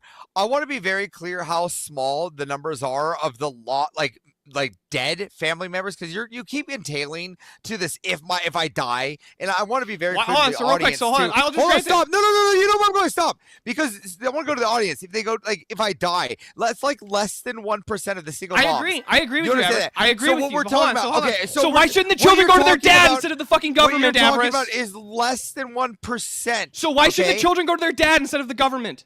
They can't Make go to that their argument dads. for me. They can go to their dads. No, the problem says that they should be taken by the state, not go live with their dad. Again, single should moms go live with their and single the mom entailment- means that these- that the mom and dad are not in the same home. And this is entailments that the dad has lost control, and now this is what No, happens. it means that women, the dad wasn't awarded women- custody in the fucking women- custody battle. What do you mean he's lost Feminists, control? feminists. You fuck around and find out, right? This is what happens when you try to equalize yourself to men. Now you lose your children. Yeah, so hold on. If it was determined that that mom was too dumb, why should the state fucking take the kid instead of sending her to go live with dad? Right? I Yeah, can be like, it's a we statement. already do this. We already do this now. It's a statement. It's a statement, right? It's a statement to all the women. It's a statement to the women that if Yeah, you're too don't dumb get to raise your divorced. kids, Yeah, don't get divorced. Don't I'm lose sorry, your kid. Can dads can mothers or fathers abandon each other? Is that possible? What? Can a man abandon his wife but still wants to be with his daughter? Still want to have his daughter? Can a man abandon his? I would hope a man. Like, doesn't let me abandon- ask that's a like shit if man. hold on, real quick, if a woman was abusing her husband or her child, and she goes to court, right? He files for divorce, right? Yep. At that point, goes to Yep. court, but he doesn't Yeah. get custody. And she's Yeah. determined to be too stupid. You would actually say that the state should come in and No, forcibly so remove that listen, child instead of the child going and living with dad. no, listen, That's your hold argument on, for this hold on, problem. No. In that kind of scenario, we have the same thing like we do in the military. We would grant a waiver for the father to have the child. Oh, so what? It's just when the dad dies and then we take the kids? What? It's just when dad dies we take the kids? Well, no. Then we deem it the father is fit, right? Then they can get a waiver, like in the military. And the father gets a waiver, they can have the kid. I'll concede to that, sure. Like let's say they pass the same test. Hold on. Right? So Avarice, let's so say hold they on. pass this. Let's say they pass the 80 IQ test too, right? Then the men can get a waiver right? And they can get the kids. I'm perfectly fine with that. Okay. Now, if the men don't pass that test, the kids go. So if the men fail the test and the dad fail, so if the mom fails the test, she's determined to be too dumb, and the dad's determined to be too dumb, the state's gonna forcibly remove her. Why not go to the grandparents? No, again, it doesn't forcefully remove. What Yes, we're it doing is does. we're It just forcibly removes the again, child and puts it into a military fucking program, which is what you said. Okay, hold on. Yes, but what I'm saying here is that you keep acting like they're not like gonna come home. They get to go home on the weekends, right? You're forgetting They that. get to see their they get to spend they get weekends with these people who are too dumb to raise them. Christmas. You know, Oh, July, don't worry. We'll let you see summer. you on holidays too. And here's the thing. What the fuck in your fucking divorce? And then, wait, hold on. divorced But dad with the, fucking. and then, well, no. But there will also be summer camps, and what we'll do is with the program counselors that we already have in place by DSHS, right? We'll let them choose between the camps, between like if they want to go to an Orthodox camp or a Catholic camp. Oh, they get and to pick. Hold on, they're so dumb that they can't take care of themselves. We're gonna let them choose which camp they want to go to. They get to choose between the selected camps. The pre-selected camps that we already have in place. So hold on, they get to choose. They get to choose which camp they want to go to. So still, I'm trying to understand how your position's consistent. So if mom and dad fail the test, why don't the grandparent? Why not go to the grandparents or aunts or uncles, or just adopt the child? Like give the child up for adoption, right? I don't want to do that either. Yeah, you just want to take the fucking kid and put him in the fucking military camp. Well, I think, listen, because I think the adoption program needs to be revamped right now. That's a topic for a whole other day. But right now, the adoption program, I think, is a little bit of a scam and how people can like game the adoption program. So I want the money going to this indoctrination and this also like propaganda, like, and also to the camps. You want to literally do the fucking forced propaganda camps, right? For what? To do the military police again of the world under Bush doctrine? Because that was so fucking great. There we go. We're back to. I didn't bring that up again. You're the one to bring it up. Yes, because that was your position. Again, what I'm trying to say here is that you're still not contending with the fact that what we have here is a good the system already in place, which you've yet to confute. We do have this system where we can send children to military camps as a punishment, right? That's a punishment to the children. But that doesn't mean we're taking them away from their parents, right? We'll spruce up the camps now. So hold on, let me understand. So if you're a kid, right? If your kid's acting up and he goes to juvie, is that how the fuck is that at all comparable to determining mom's too dumb to raise a kid, so we're gonna take him and put him in a military camp? Again, there's a difference between juvie and military camp, right? We're gonna go to military school. Right, there's a big difference. Yeah, I'm right. Aware there's a difference between the two. Okay, I'm asking I just want to be very clear. I'm not putting them behind bars, right? I'm not putting them behind. No, bars. you're literally forced. You're putting them into a forced fucking essentially. Look again. There's not gonna be. This isn't like where there's gonna be like a fucking barbed wire fence in fucking guns pointed at these children. We're not fucking maniacs, right? But they're gonna have like a military education. Like what we do in military school where we have death by PowerPoint, right? We're going to have like we're going to streamline the process so they all learn their A, B's, and C's. They're all going to come out being able to understand things like ethics, math, history, actual American history, right? Okay, and if the government moves, if the government starts moving more towards like a communist system or a socialist system, they start moving away from this American nationalist system you have. But we still already have this program in place, and we're gonna take your kids and fucking forcibly indoctrinate them. But don't worry, you can still see them on the weekend. That's a fucking W to you? Again, this is closer to imperialism. American has always walked a fine line between imperialism. Imperialism is imperialism is going out and conquering lands and taking their fucking resources. And that's what we're trying to do. No, it was never what the fuck we were. Okay, that's what you want to do. Great. So you want to take my kids away to fucking go and conquer other lands? Yeah, well, we ought to. Yes, we ought to take people's kids away to go conquer other lands. That's how we always do it. No, we didn't forcibly remove their children, Avarice. Oh, what's the draft then?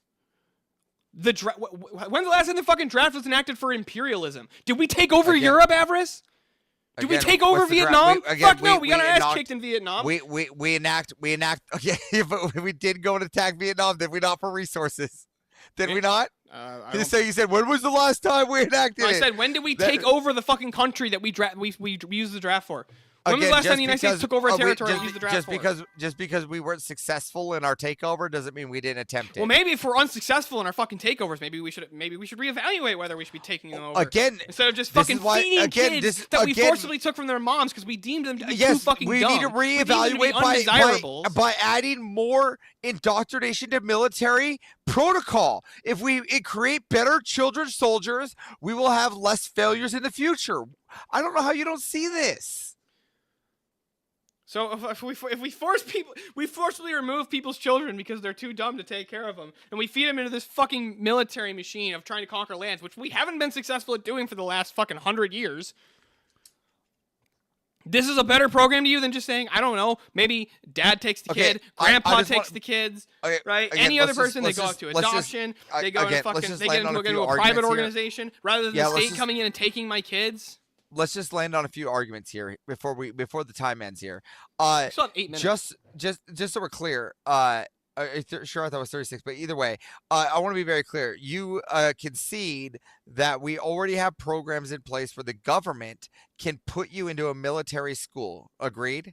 Is it yes? Is it possible for government to put you in Okay. a Yes. military I just want to be okay. through so a there court, is a through the court system for a child who's done something hold wrong, on, stop, not stop, because stop, mom stop, was being stop. dumb. Stop. Okay, just so we're clear. So there is a program in place where a court can put a child into a military school.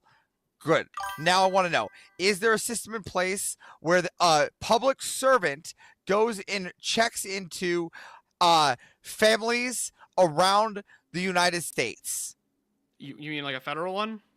Yeah. Or No. Well, state ones. There are state ones. Yeah. Okay. So we have state employees that go around and check in on houses around the states, correct? So that program still exists. Yeah, and you know about all the Okay. problems with CPS, Okay. like the fact that they get paid for the Okay. child they Hold separate on. from their families. They actually Hold get on. paid more money for I that. just want to be very clear. Well, now they're going to go to military camp, right? Well, let's. So they're gonna continue. get the Hold on. CPS agents are Hold gonna on. be So incentivized let's to get- try and let's- find let's get- find dumb people to take their kids from them. So let's continue now. What so the you fuck is this agree purity that- test that you want to run on our fucking country? Hold on, but you're agreeing to all these points that you said that we don't have these systems. We don't have these systems, but we There clearly is no have current these program in the systems. United States that deems that if a mother is too dumb to raise her kid, that the United States No- government will come in and No take that shit, kid. that's and put why him in we're a military making camp. one. This is why we're making So one. you're That's what making the a new whole fucking purpose is. system. Again, what we're saying here is that that's the whole prompt is for us to make a system. So what we're saying here is if the mother is No, too it's small, not to they make a take an system. ethics test. No. If It's they not go no, under the no, ethics no. test, I'm not letting you get away with that. The prompt is not that. Single mothers. Single Should be mothers should on- lose their kids to the system. And To my the system that I'm system! going to shove. Yeah, the system I'm going to shove them to is military camp. Okay, great. That's what we're sending them. So hold on. So if moms are dumb, right, then you're gonna take their kids and throw them in a fucking military camp. How the fuck is Correct. it? How I don't understand this argument at all. What would even grant you the right or the ethics to even think that I am justified in removing children from their mothers, right? Like, do you want gay guys to be able to adopt kids? I would probably say that you probably don't. Right, and why is that? Because children need their fucking moms, not the military schools. Listen, there won't be any more adoption because we're going to use the money for adoption and welfare to feed into the military camp system. Oh, so there's going to be no more adoption. So the government's going to take all the kids whose moms are deemed to be too dumb, and the government's going to take There all the you kids go. whose moms die. Great. Yes.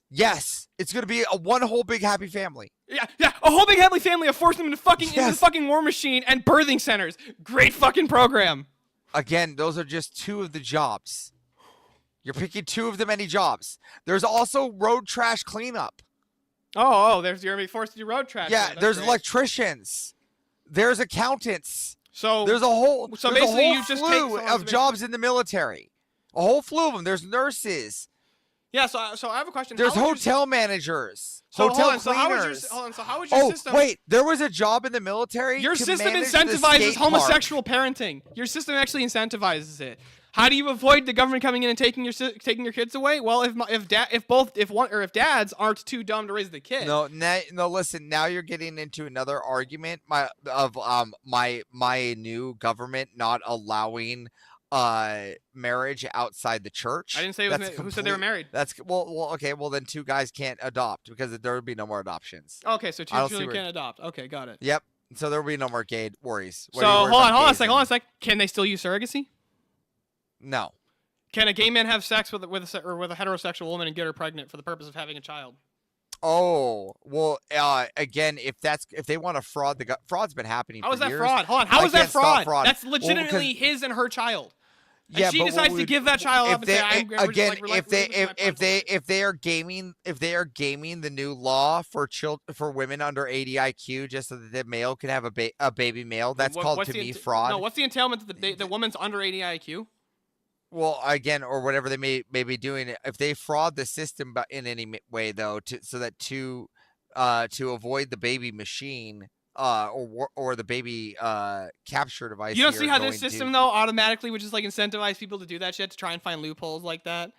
I mean, everyone will find. So you're just going to loopholes increase wherever you degeneracy rates. Again, everyone will find loopholes where you go. I don't know what you want to do here. So I want to make sure I'm that the trying to give dumb the best Ethiopian way Orthodox possible. Christians, hold on, the dumb Ethiopian Orthodox, right, who have around the same IQ as the Muslims of those nations, because those nations were mostly Muslim for a very long time. Those people, if they like when they come to the United States, they should have their children taken away if they're deemed to be too stupid. The Orthodox Christians, really? Yes. The children get taken away. The children get taken away from the parents. So how does that work with your Orthodox military program if Orthodoxy would be strictly fucking against this shit of the government coming in and forcibly removing parents removing children from their parents if they're deemed to be too fucking dumb? I can tell you how. Okay, so if you stop like fucking, you can't have an Orthodox here, military system here like you said you wanted because it would be entirely against the church. The church would 100% fucking condemn this program. Are you done spurging, or can I give you the answer? Not spurging. Okay, so an Orthodox person here would tell you, or an Orthodox would tell you that they have to you have to kind of do what the system tells you to do, right? So if the system is already in place, then they're going to just work with the system because Jesus even told them to work into the system. No. You're conflating two things. Hold on. You're conflating that you're supposed to respect the civil authority by meaning not vigilantism. Meaning not vigilantism. But we can still vote, or we can still move to change the system. Like what the fuck? Again, and the church can condemn systems. Right? Again, so here's the thing though, is that the children and the parents will still have the selective to choose like the Orthodox route. Right, for their children, there'll be the religious routes. We'll have those. The Orthodox route is that the fucking parents should have the children. Again, and technically the control is in the parents. Is that not the system will have control of them in full, just like technically now. So would you just force everybody to take a fucking IQ test to determine if their children should be taken from them? If they're single mothers. Oh, only single mothers. How about single dads, like you said? Again, no. No, single dads don't have to take the IQ test. Nope. Automatic pass. Oh, so now we're contradicting ourselves because earlier you said if the dads were determined to be too dumb, well, we'll take the kids from them too. No, that's if it comes down to like court appeal. Like sucks to be them. You know, men know it's hard times. Like they gotta like a man taking a bullet for the rest. We're used to that, right? But overall, the men will get a pass until brought into the court of law. Right, and that is then when they would have to prove themselves. But again, as you can see, men will already get the benefit of the doubt. Right, that's just because our benevolent selves for having already put the system together. And I honestly truly believe that most men would say you shouldn't from their position would say no, children need their fucking moms. Don't forcibly remove children from their moms. That's retarded. Again, to put them into a fucking military-industrial complex. They get to see their moms on the weekend. Oh, it's so benevolent of you, Avarice. You can see them on the weekend. After we fucking forcibly take them and indoctrinate them. Again, and we're talking about here, like they'll be like between ages 2 or 3 when they'll be going. They'll still like. How do you know that? How do you know that? You said it was because I'm with the system here. They still have to birth. They still have to. You said it applies to widows. Again, then there will be for the widow ones, there will be the maiden moms or whatever those the midwives that will be able to take care of them. But I'll let it get to 41 and 30 to see if there's a solo judge. If I could just quickly, Avarice, isn't this a beautiful? 30 to see if there's a solo judge. That's a great looking your sandwich. Wife did not make that sandwich. Your wife definitely did not make that sandwich. No, she's like halfway on. Well, she's on the other side of the fucking country right now. So I'm raw dogging it with hot dogs on bread. Now, is a hot dog a sandwich? No. See, I think you're absolutely wrong there, mate. didn't even know that he could do that. What? Did Yeah, Abe anyway, just gift Team his own Avarice, memberships Team Avarice. to? Big up locking all them Easy's fucking chat? stupid spastic mothers in fucking camps, right? That's what we need to do, Avarice. So Get Steelborn, rid of them. I have a problem. Planned Parenthood with more steps. Have you heard of like Warhammer like 40K? I'm vaguely familiar with it. Okay. Well, so do you have in that universe, they create super soldiers which become basically badass war machines that defend human civilization from, the Yeah, the evils same of the concept as in universe. Halo. Okay. Yeah, but Real quick Great before you example. finish that, I put the poll into the chat. Chat, if you don't see the poll, go ahead and hit refresh so you do see the poll. All right. If you want to vote for this man right here, you're voting for Steelborn on the poll. If you want to vote for this man right here, you're voting for Avarice on the poll. Chat, get your votes in right now. I'm going to start that timer up, and you got 2 minutes. So in that universe, they end up taking little boys basically from like the age of 8 and they turn them into war machines. So if you have someone that's really fucking dumb, like a woman that doesn't understand the capabilities that their young child, the young boy has, how is this person going to achieve the greatness of becoming someone like Titus, a figurehead of? I don't know enough about Warhammer to make this work, no, dude. but I'm saying a figure. I said as a figurehead of mankind's salvation. How are you going to solve that if you have some dumb chick that's like, "Dah," and she drools and picks like belly button lint and eats it? Okay, so if the chick's that dumb, she would not be deemed to even be able to take care of herself at that point, right? Okay, is motherhood that hard? Is that what you're saying? Like it's so difficult And also, to raise a child? there's only Like this is a one real feminist figure talking point from you for the two that salvation you know of just because a humanity, woman's his name dumb is she can't Jesus raise Christ, children. So. Yeah, if you're dumb, you can't raise children. Yes. Oh, they agreed. can't. If you're dumb, you shouldn't have. Because it's really hard to be a mom, right? Being a mom's very hard. Hey man, if I can't even figure out It's how so to hard stick to my raise kid in children. a baby's Yeah. mouth, yeah, I can't raise a child. And that's That's like just- sub 80 IQ. That's not. That's that not doesn't true. happen. That's You not can- sub 80 there IQ. are Because here's people how I can tell you raising that's not sub 80 children all IQ. over the Most world. Muslims are sub 80 IQ and their fucking children make it to adulthood. Yeah, look at India. Yeah, but look at the state of them though. They've got like 12 fucking toes and 15 fingers. You know I what agree. mean? Well, I agree. I would agree with you that there's a high rate of first cousin marriage in there, and that's a problem. But What do you mean even the first dumb cousin women can marriage? still fucking can still take care of their children in the Muslim nations. Steelborn. The only reason Under male Muslims can look after their supervision. family, right, is because they're not bothered about what happens. Steelborn, this is wild. You know this, right? Like you're like sitting here going like, "Oh, I know all these bad things happen, but they still need to go to their mother's house. These really No, bad all I'm things saying happen." is that it's not that hard for a woman to raise children if she's fucking dumb. Like it's still not that hard. And you want to just Again, fucking but- take their children but away they from can't- them, they can't- and force them into but the fucking again- and force them into the camps. You want to force them into the camps? We end up having to pay for them as it is right now. I'd rather not pay for these bitches. You have Well, to pay don't for worry, it. boys. You boys, guys boys. will have 6 more minutes. Oh my god. To argue about this, because the chat has decided 60 votes and it is a 50-50 split. That means Every time. So we gotta throw everyone else into the back again. Spurg session now. Oh, Spurg not you. session. You're staying. But We can throw keep Ricky everyone up here else into for the back moderation once purposes. again, all right. And this is a tiebreaker, so there's no added time. Okay, this goes to 6 minutes. All right. But you can still solo judge. All right. So it's even though it's no added time, you can still solo judge for 60. And if we don't get a solo judge, it's going to the chat poll once again, and the loser of the poll will lose their soul. And keep in mind, if it becomes 50-50 again on the next poll, that will mean you are voting for them both to stay. All right. And just so everyone knows, too, if you are not one of the people that are already in the back or on the stage, you will not be eligible for tonight's prize. I think we've been extended one time, so we're going to be going till 1:30 a.m. 1:30 is when the finals will start. It can only be extended one more time, and we're 50 away from that extension. All right. But with all that being said, all right. Do you guys want to just argue on this one again? still Yeah, for I the want to next continue this 6 minutes? prompt. Okay. I figured you guys were pretty passionate about this one. Yo, W to Jungle. I can't lie. At first, I did not expect this to be that great of a topic.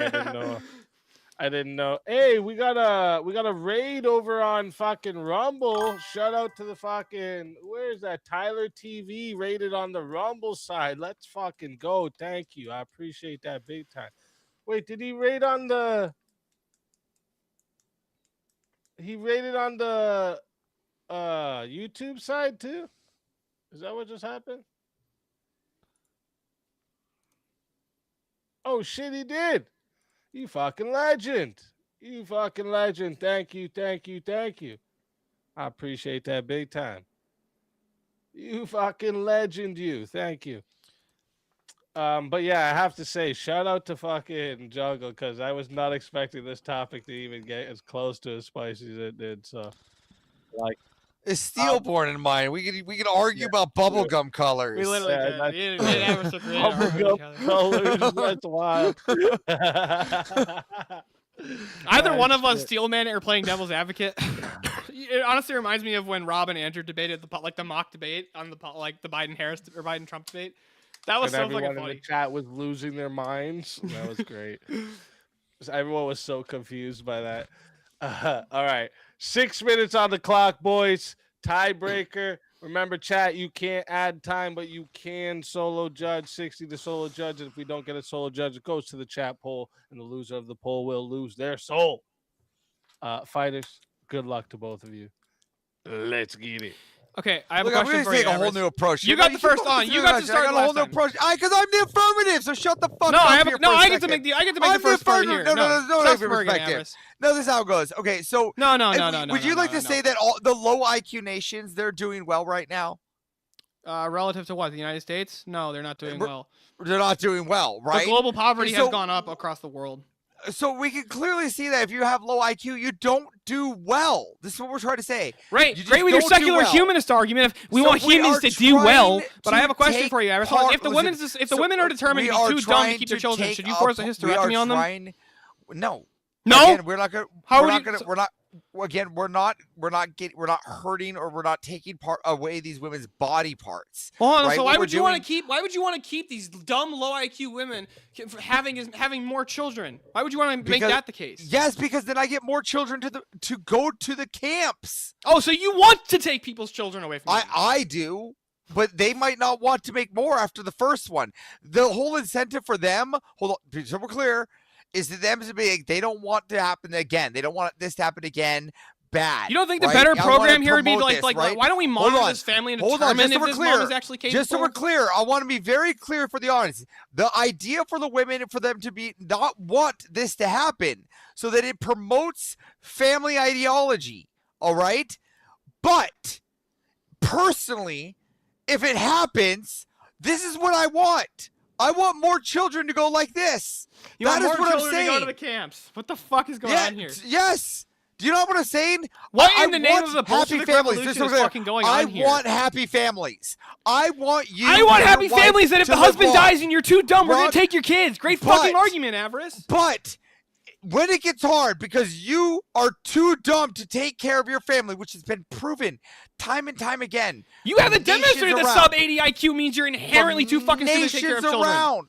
Just look at the nations around you. They're not doing well. I just said Compared to that. what? Compared to what? Are the compared to children us. alive? Are the children alive?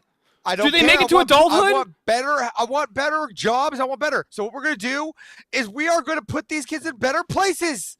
I don't see how you don't see this as better. It's not putting them in a better place to take them from their fucking mother. Sometimes it's better. What if your mother was a fucking chaotic mess? It could do it. Which happens most of the time. So hold on, I want to make sure. Let's say a woman is like Most of these kids that you're trying to protect right now are the kids that are growing up and being raised by gangs, not their mothers. They're being raised by just so we're clear, gangs. instead of being raised by gangs, they're getting raised by the thing that's correct, the American military. Does The being sub biggest 80 gang IQ in entail that you're America. retarded, Avarice? The largest gang in America. We're going to take them. Hold on, Avarice, does The being United sub States 80 IQ military. entail that you're retarded? Again, What I'm saying is that if the mothers do not pass my intellectual test, which would take part in in this idea is below 80 IQ, right? Then we are going to take your children and we are going to put them into camp. We're gonna take it. Okay, I love how you're saying like we're gonna take him and we're just gonna send him over to fucking Sunnyside camp. It's a fucking military camp. Okay, don't get it fucking twisted, right? But don't worry, we'll let you see your kids after we forcibly remove them. After we forcibly remove them. Sunnyside camp. So I have a question for you, Avarice. We can call it Sunnyside camp.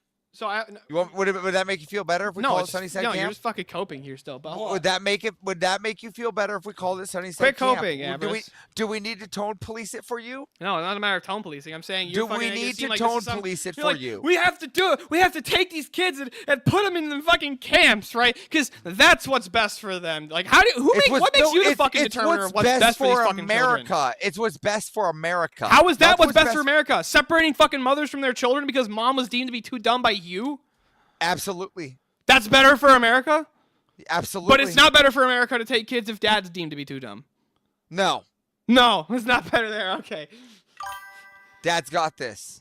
Okay, even though if dad's too fucking dumb, he's got this. Makes sense to me. He's got this. Because I just deem that men can think logically. Not if they're so fucking dumb. They have an 80 IQ apparently.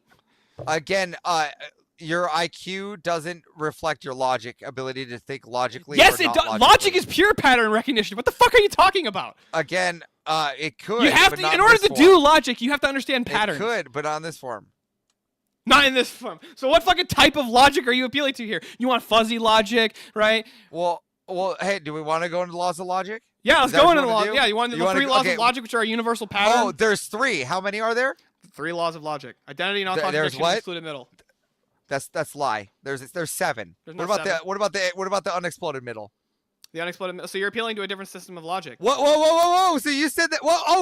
So there's more systems of logic. There's not just 3. There's different systems of logic. Oh, so there's more than just 3, is what you're saying? No, not according to not based on 3 classical laws. So what you're saying here is that I know more about logic than you. No, you don't. Like, go ahead and explain the system or the principle. Go ahead and explain the law of the unexploded middle. Here's the real perspective. I know what the law of the unexploded middle is, and it's fucking incoherent. It doesn't make any sense. It says that contradictions can happen without creating explosion. Again, and here's what you're saying is that you're going is that there's 3 laws of logic. I'm saying that men are more logical, and I can use any form of logic I want. And no, you can't use any form of logic. You're gonna fucking sound like T-Jump going sky doesn't have to equal sky. There are forms of logic that do not involve IQ. This is what we're trying to get at here. Reality is that men get a pass. The benevolent men get a pass, and the women do not. Women get no more passes. Sorry. Dumb men would be more likely to be violent, right? Like, and they would be able to inflict much more harm than if a dumb woman was violent. True. That's not true. You can't correlate that. No, I'm saying if a you can't correlate that. I misspoke. I misspoke. Yeah, because you know that most intellectual men end up being more violent than actual dumb men. I don't know that's the case. But all I'm saying is, you agree with me that if a man's dumb and violent, he's gonna be much more capable of doing damage than a dumb woman. You already just tripped over yourself. Yes, I misspoke. Answer my fucking question. Misspoken. Here, why don't you just take the perspective here? No, I'm not. I misspoke. I meant what I was trying to say was a dumb man who's violent is gonna be able to do far more damage than a dumb woman who's violent. But you want to take the children away from the women, not the men. Military. You want that dumb man in the military. This is why. You want the dumb man in the military to be defending our nation. We want dumb guys defending the nation, not fucking smart people. This is great. Again, this is why that there will be appeals for waivers, or they can appeal to court where men will have to take the ethics test, and they can potentially. The ethics test? You want to give them an IQ test, retard? That's not a fucking ethics test. Whatever it is, IQ test. You two boys made me so proud today now doing that there. Them 6 minutes of splurging. So fucking dumb. Want to give him the ethics test? You mean the IQ test? Yeah, that. Yeah, whatever. I'll give him the fucking IQ, ethics. It's all gonna be in one. They've got to pass it. IQ is pattern recognition. Ethics is art claims, bro. What are you talking about? One woman to ask, "Oh, do this for me," and then all fall apart. Okay, real quick, I am putting the poll into the chat. All right, if you would like to vote for this man right here, you're voting for Steelborn on the poll. And if you would like to vote for this man right here, you're voting for Avarice on the poll. Chat Get your votes in right now. I'm starting that timer over. You all got 2 minutes. And if you don't vote, you love furries. So, Avarice, what should we do with the babies? Like the literal fucking babies they're taking from this. Should we put them in like how? What should we do? Again, listen, I don't want to start like at infant age. And when I keep going to this baby, I want to start like around like when they're going to school. So hold on. age. So I have a question real quick. Then I have a question. So so if the mother's deemed to be too fucking stupid to take care of these children at the infant age, you want to leave them with that mother and wait till they're school age? Because that's fucking smart. Because they can't. They're so dumb they can't raise them. We're gonna make sure to keep them until they get to the fucking age this of is where this is where we have the civil servants that go to those houses and check up. They check up once every 6 months to make sure that the kid's still alive. No, they'll be checking up now more frequently. They'll be checking up every week. So we're gonna need more of these agents then. Hold on, They need to spend more money on this program. Just like the people that are checking up on the VASH program, people. Or do they not exist? Do the people that check up on VASH program, do they not exist? I'm not aware do of they that. not exist? I'll accept Do that they you not exist. Steelborn? Avarice, I'm unfamiliar with this program, so I'll take you at your word. The people that go and look at the VASH program, that go and check every week and go check Get a these little houses there, buddy. out. Calm down. Stop smirking, Avarice. Well, maybe you should learn more about how community action works and go learn about how homeless people get housed, right? Because what the fuck does homeless people getting housed have to do with fucking taking children away from their mothers? Because these are the same people, the servants that go and do these inspections are the same servants that we're going to use to do the inspections on the babies in the houses. So you're gonna make homeless inspectors CPS agents? That's great. Why don't we? Again, I'm not using CPS. I'm using community action. Completely different. I'm not using a private firm. I'm using the public firm of the state, which is community action. So we should take away. So we should take money away from like funding our fire departments to make sure that moms aren't too dumb. Wait, but we spend more with Yeah, your having microphone's to very low. recuperate or to try and 5 seconds, chat. They both stay with a tie. Because they're stuck with a mom that just like completely screws them over. So I would say it's actually a lower threshold. It's a lower threshold. Plus, you know what? In fact, there was a fantastic idea from chat. We could turn those little kids into suicide bombers, like catapult them towards the enemy. Kaboom! Oh wow, great program. Damn, bro, what the fuck? Yeah, talk to Planned Parenthood about that one. Crazy. They're lightweight, they'll Real be quick, aerodynamic. I don't know what he's talking about. I'm not for that. But anyways, Yeah, let's take your kids and then fucking put fucking bombs in their chest. Great program here, chat. Yikes. This is a great argument. Real quick, 66 votes on the chat. All right, looks like we got quite a few Fury lovers out there, but still shout out to everyone who voted. 66 votes on the chat, and it was close last second. 52% said the winner of the 1v1 is Avarice. Steelborn, tell everyone in the chat where we can find you and why they got to bring you back for another shot at the $150 prize. Yeah, you can find me at Steelborn on YouTube, on X. I'm live right now. And why you should bring me back? Because I'm not going to take your children away if I deem you to be so dumb. Like, this You is can a also hard find me in the Children's Hospital wing of the Down Syndrome Department. And you can in real person. And you can find me in the fucking gay bar because my name's Avarice. Like, what the fuck are you doing Seattle, here? Washington Children's Hospital. That's gonna get clipped. Like, seriously, bro. What the fuck's going on? I don't have enough off to get clipped, but I mean, Avarice might do it. Always. I've already done it, Steelbone. I've already done it. Always a pleasure having you. And if they bring you back, you're more than welcome. Fucking until legend, then, Steelbone. Yeah, I'll still be friend, live for a bit if somebody wants to bring me back. Bring them back, folks. Bring them back.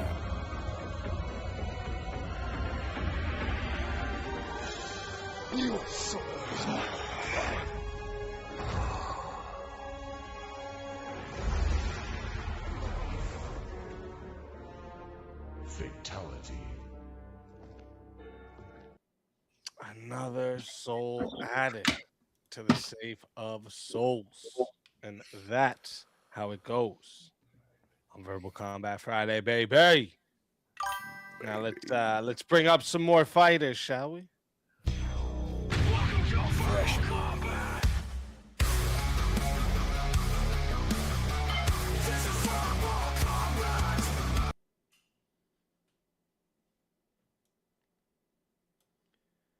Alrighty then. Look, I like Easy's chat, but like they have some fucking goofy positions. Like I'm not gonna lie, a lot of the people who vote in those polls, they don't understand philosophy at all to save their life. And they basically just make like they literally just do like the popular vote shit. This is the reason why universal suffrage should be taken away. Okay, these people can't fucking make arguments. Like that, Avers didn't even really make a fucking argument. He was just saying this is what we should do, but I'm like, why should we do that? And he's like, because that's what I want. I'm like, okay, that doesn't tell me why we ought to do this.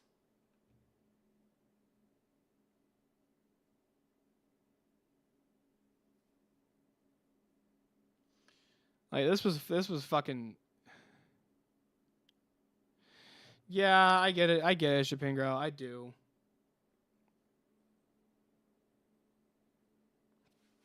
I do think Avarice would say that he lost that, but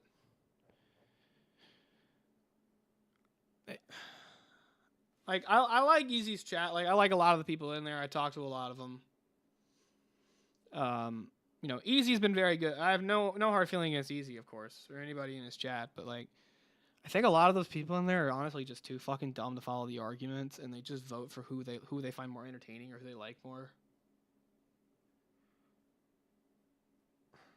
Like it's weird. I don't understand it. Like there's been times where there was like very clear fucking like concessions in a debate, and they still vote for the person who had to, or not concessions, contradictions. Right? Like if somebody contradicts their position so much. Yeah, I mean Shapingro, maybe they're so dumb they want somebody to come in and take their kids. They might be. That's definitely possible.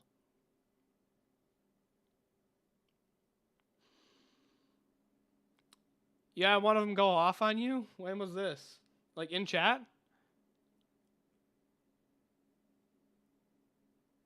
Was that in chat, Siog?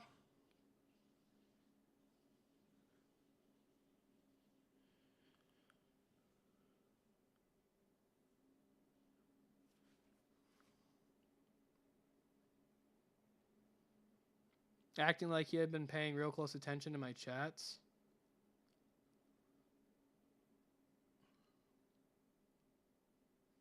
What do you mean? I don't actually understand what you're saying here.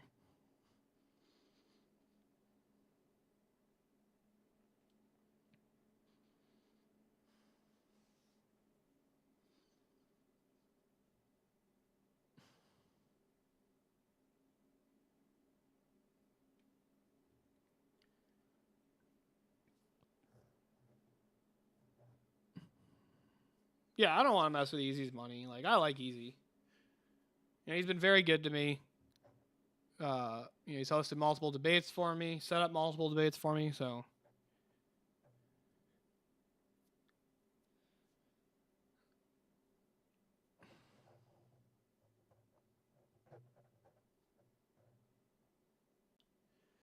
Well, no, so fuzzy logic is good. It's useful in certain contexts, right? Like I understand the distinction between like fuzzy logic is more so used to determine the probability of how true a statement is. So it works differently, and it's for different things.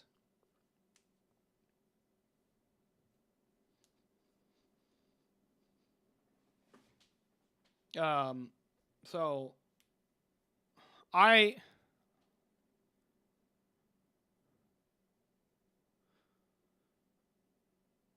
yeah, Seahawk, that's fair. Green name and I back up. Yeah, I like a lot of the people in Easy Space. You know, I like a lot of Easy's chat. They're fun. They're good people.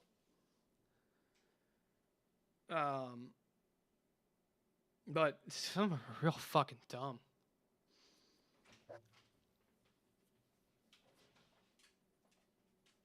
But ultimately, I still hold to like I think classical logic is still the best, and none of the other not really many. So my position is that I don't think that the other systems of logic actually refute classical logic. They basically just try and deal with problems that classical logic might struggle with, but they're not really saying classical logic's wrong. Most of the different systems. I'm not saying there aren't some that do, but most of the different logic systems say that there's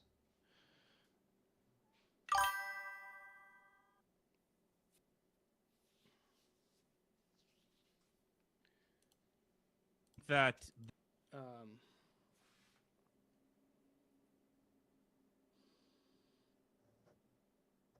yeah, it's like I said, fuzzy logic would have its place, but I don't think it's. I mean, Avarice just appealing to different types of logic systems. It really wasn't an argument.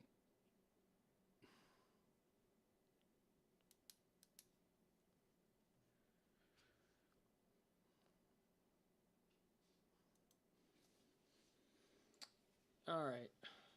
There's something I do want to look at and review. What the hell's a backstage stream? I honestly don't even know what that is.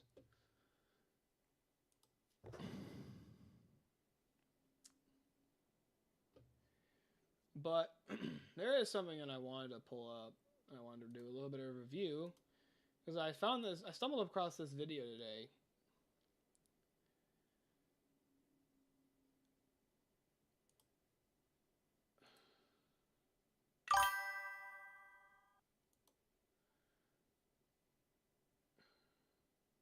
You make that assumption, then you can use it to test all.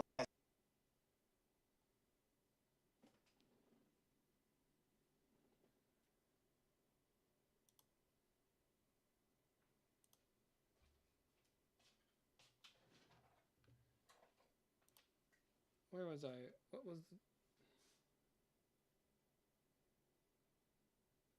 What the fuck?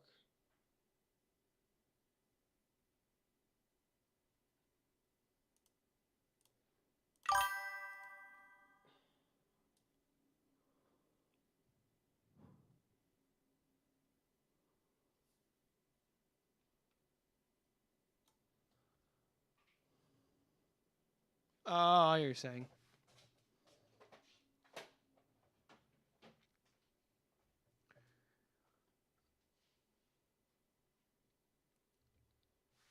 Yeah. All right. I don't know what this shit is, but this looks honestly like pure AI. So let's take a look at this because this looks interesting. He's normal, just like any other little boy. Sorry. I know the last time I took him to a park, there was some kids that told him he looked like a monster, and he hasn't been back to that park ever since. So I had to tell him that I had to tell him that he's not a monster. He's just been through a lot. He goes through a lot.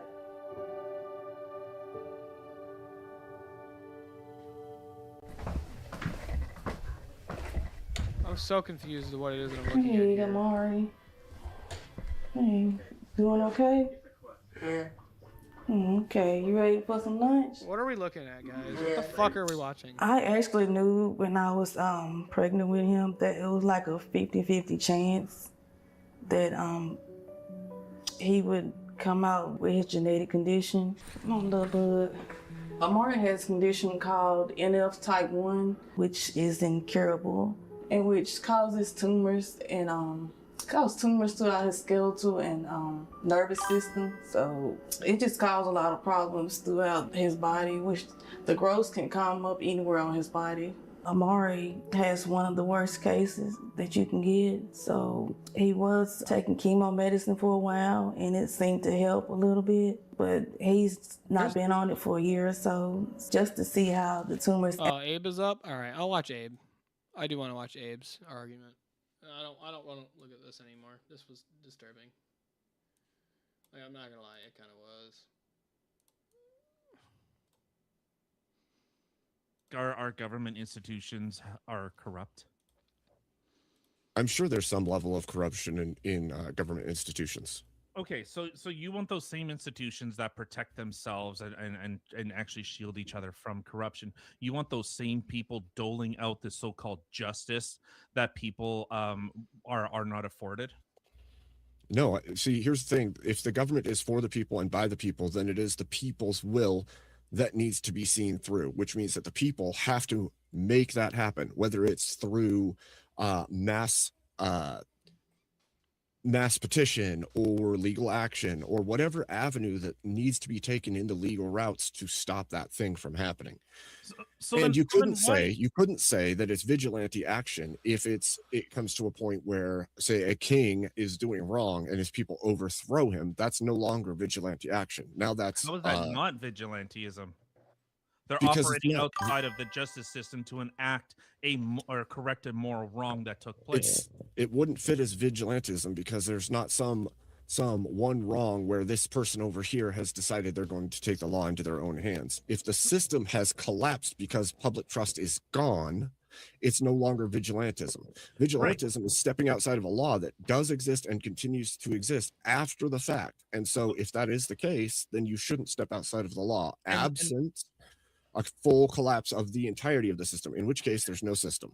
And that is the prompt.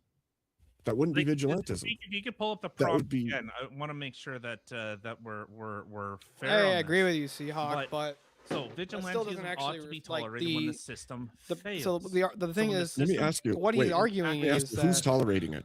Who's tolerating it? When the people no longer tolerate, he's the arguing justice like in or the principle, if the injustice that is system being handed collapses. out. So why was Dexter such a popular television show back in like the 2000s? Because Wait, people are tell me, do you degens? tolerate people voting for the people you're against, or Yeah, does I the tolerate government that. tolerate that? But when you start seeing that, like, why do people have that cathartic like fuck yes release? You know the Alaskan Avenger. Have you ever heard of him? So he's a guy that's actually in prison for he as far as I understand, he's committed murders, but he's killed 3 child molesters, and people are like, this guy is a hero Because they believe that the thing that he is stopping is evil. Yes. Vigilante is acting outside of the confines of a justice system to enact cultural justice. That doesn't make it the right thing to do, and that doesn't mean that it ought to be tolerated. But Just why because are you so feel a many people cathartic release and it feels good to you doesn't mean that it ought to be tolerated by the whole. But the Because system anything can be the claimed. system is failing. Why was Dexter so good? Because people were getting off of crimes they knew they committed. They knew it. So Dexter would come in and he only took care of the bad guys, the evil ones. He didn't go after innocent people. He went after That's the actual problem, monsters. though. See, but that's the problem. He has copycats too, right?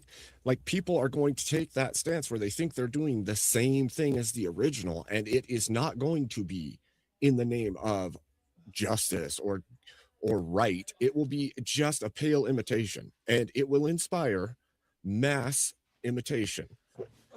And if you're going to allow for that, then you have degraded to the I agree with system you, to Seahawk, not and have that's a a question system that that works does at need all. to be, you know, Because that even does need to be if looked into about the problems that are what that defines are the collapse, causing that would be filed for vigilantism, the standard. But are what rectified, he's pointing out then here in the is- future and you will I think still have he's actually ultimately vigilantism right, because of the original is that system. if there is being a system degraded collapse, you through can't have the vigilantism because vigilantism that there was is no tolerated. longer a system But to be it's a the vigilant system of. itself that isn't to be enacting the vigilante of. justice. So that is the whole idea of our justice system, whether it's So, it's Shapingro, justice so or the it's way that it works, retribution, Right, but there is nothing this that is the problem. I can't talk while they're talking. It's hard for me. So the way that it works over there is there's usually a central theme of what the show is going to be. Sometimes it's philosophy, politics, military, right? I think today it's like culture or something. I don't even, what was it? Culture and society, right? And then, so Easy will have a list of prompts that he'll just kind of cycle through when somebody gets put into 1v1 for those two to argue over.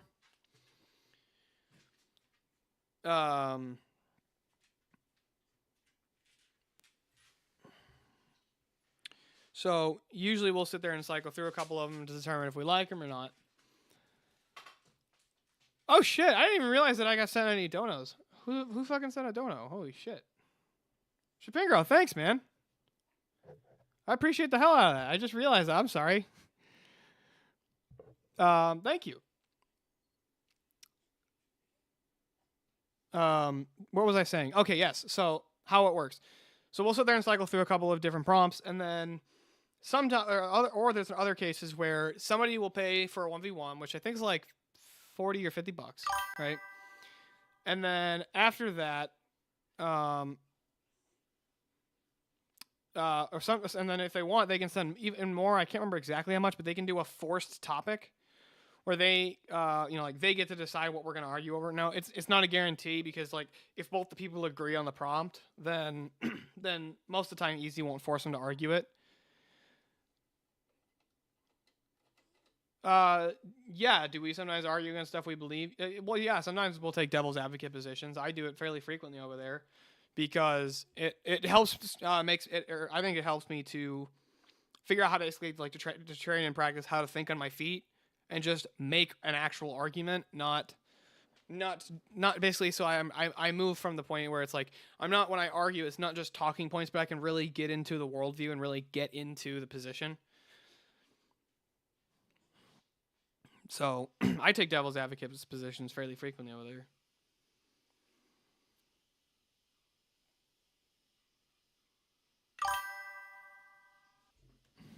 Yeah, I take devil's advocate all the time. Now, there's certain positions from my view I won't take the devil's advocate on. Like, I'll never argue the pro-choice position over there. I'll never try and give them any arguments. But yeah, Seahawks also right. It's kind of, over there. It's kind of just like who can. Sometimes it's who can beat their chest better, or it's like who's funnier. Like I'm not gonna lie. Every time Avarice and I have debated, I from the actual like. And by the way, I've talked to Avarice like outside the show on this. He's told me like in private that when it comes to actual debate, I win. I beat him on the actual debate. He thinks he says he beats me on the entertainment side, which I'm not. I wouldn't necessarily say is wrong.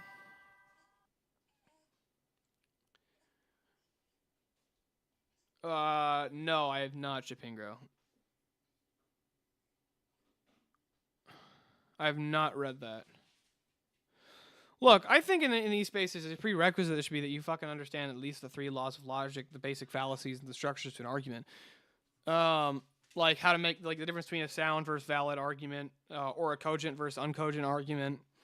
I don't actually know what the 2 terms are for an abductive argument. I'm not sure for abductive reasoning. I actually don't know, but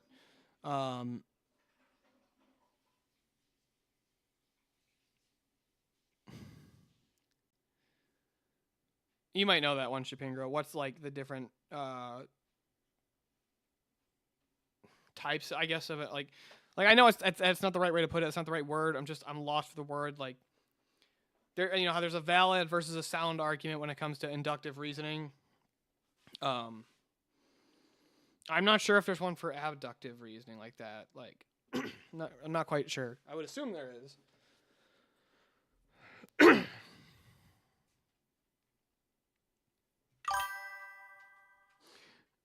Gorgias was the leader of the best school on rhetoric, while Socrates cared more about the structure of the arguments. Their discussion is which is ultimately more important. Yeah, I think that the argument should be more important than the rhetoric, but like I still think rhetoric's more important. Rhetoric's still important, right?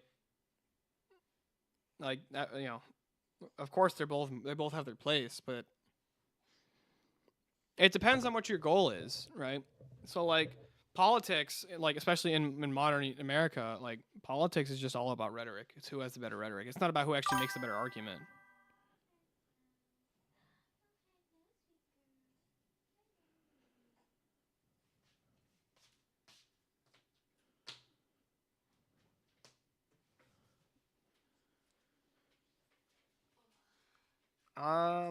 I've heard of Boolean logic. I need to look more into it. So, but if like I can explain the distinction. So like, you know, obviously inductive reasoning, the conclusion probably follows from, or like the conclusion most likely follows from the premise. Oh, Boolean is just classical. I've never heard that. I've just heard the term. If it's just classical, then yeah. And then, so obviously deductive reasoning, the conclusion has to follow from the premise. Abductive is the conclusion could follow from the premise? Or like, no, the conclusion probably follows from the premise.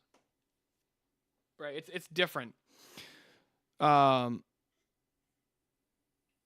I haven't studied it formally either. Like I've heard of it. But I do have something else that I wanted to review. Babe. Yeah, there was a massive LDS crash out over on Jim Bob's channel earlier. But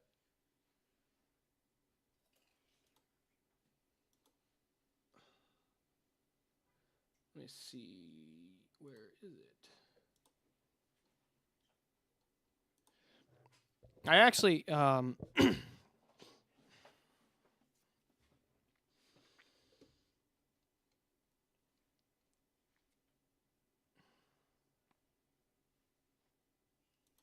angry at what? Here it is.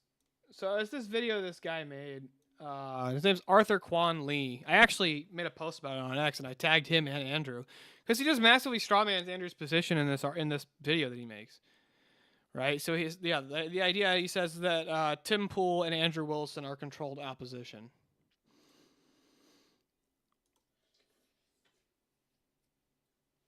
Yeah, I agree with that, Shapingro. Induction is valid in mathematical proof. Yeah, abduction would be laughed out of a room, but so this guy is basically just like he's just a juiceberg, which is like, you want to make the argument, like they have too much influence in our society. I think that's a much stronger argument than you can make, but this guy just like is like, no, it's all the Jews. What's up, guys? As I've often said, all of these so-called influencers that are a part of our movement, who are not at minimum talking about the universal evil of Zionism, which is supremacy. So hold on. So he starts with that, right? The people who aren't talking about the universal problem of Zionism. Now, by the way, he later says that Andrew Wilson is controlled opposition because of his debate with Owen Schroyer, where he was saying, like, Owen, you're saying that, you're against all these, all these pedophiles and you're against all these PDFs or whatever, right? And from the Epstein client list. Then could you please tell me what your problem is with Trump blowing up actual pedophiles who basically, added it to their constitution? Right? He was doing an internal critique on Owen's position, and this guy just disingenuously clips him about it.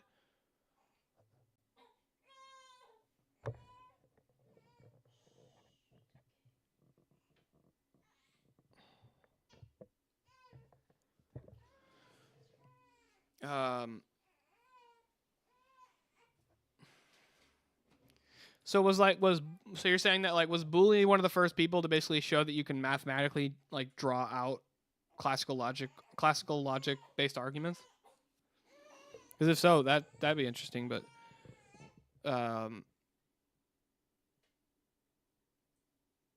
yeah. So this guy he starts out by saying, these guys aren't addressing the the universal problem of Zionism. Even though Andrew has been on multiple massive public platforms saying Christians have a moral ought to literally not support Zionism, not support Israel. They have an ought to not support these things because from our view, they're trying to rebuild the third temple and usher in the Antichrist. Because they're trying to usher in their Messiah, who would not be Christ. So from our view, anybody that claims to be the Messiah who is not Christ would be Antichrist. But how do you get more explicit that you have a moral ought as a Christian to not support the nation state of Israel?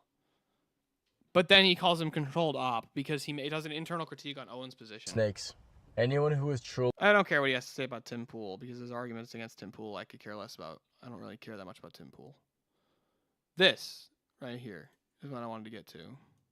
Because his MAGA syndrome through the DOJ didn't want the files released because there should be no redactions.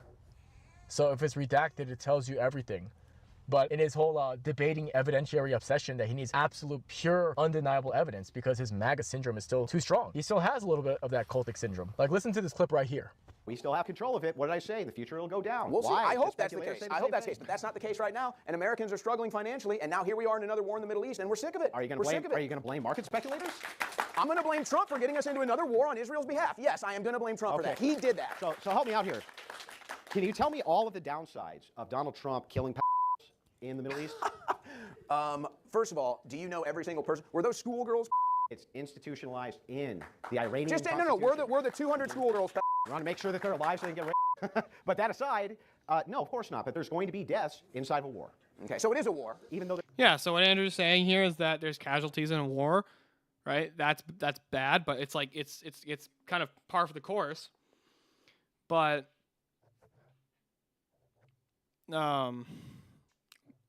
Andrew was performing an internal critique. I watched this debate. Andrew was doing an internal critique on Owen's position, that Owen's saying all these people are pedophiles and Trump's protecting pedophiles, right? And then Andrew's like, yeah, but he's blowing them up, and you're against that. So how do you make that consistent? He's literally blowing them up. How do you make that consistent? Right? This was an internal. Andrew has said many times he is against the war in Iran. Or in Iran. He's against the war. He does not support the war. He's actually also said he has a hard line stop.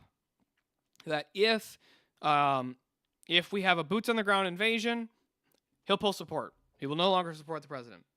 Right? So he's not being arbitrary. And he's not being ad hoc. He gives a specific criteria. If this threshold is met, I will pull approval for the president. I will pull support. I don't see how you can't say that's post hoc because it hasn't happened yet. So it's not a post hoc justification. And he's been very, very public about this, right? He doesn't support the war. But if his nation is to get into a war, he still wants them to win. That seems like a reasonable position to me, right? Like, if my nation goes to war, I might not support the war, but that doesn't mean I want my country to lose. Doesn't mean I want them to fucking lose. It's retarded. There's no ground invasion. There's no boots on the ground. There's none of that. I just want to know, how is the global interest served? You're so concerned about.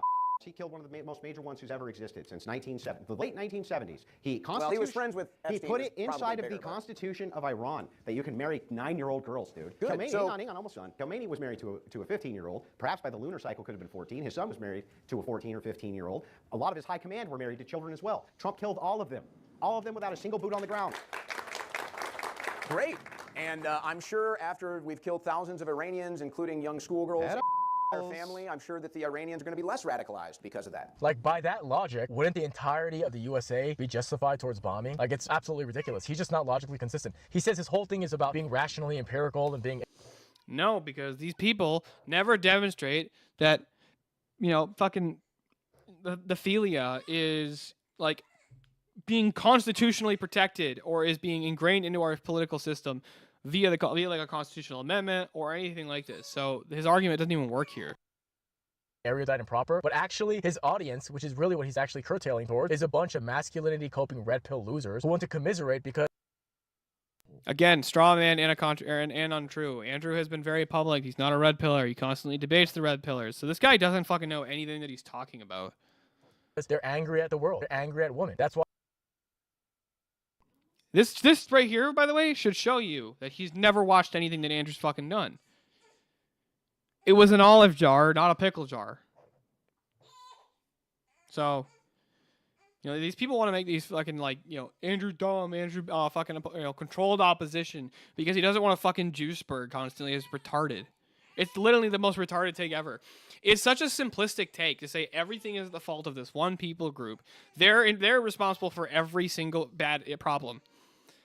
That's a really dumb argument, right? And it's such a simplistic, reduced way of looking at this that I don't like how much influence there is from the Middle East in our politics, right? That doesn't fucking mean that the Democrats are Jews. They're all fucking Jews. All the Jews. No, it's fucking retarded. I don't know what these guys are fucking. They're so dumb. They don't even make their case. They're just like you ask them, okay, what's your evidence that everything's being Israel, that Netanyahu's got Trump by the balls? Real quick, what's your evidence for that? He's like, bro, just look at it. It's like, okay. He has 3 separate baby daddies he has to deal with from his wife. That's, for one, that's not true. Like, that's just factually not the case as well. So the argument is,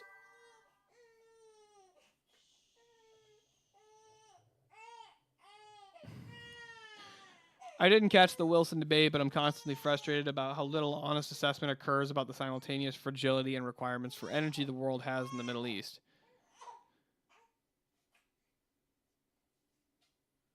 Yeah, I don't, dude. The Middle East is a super fucking complicated problem. You hear the little one, buddy?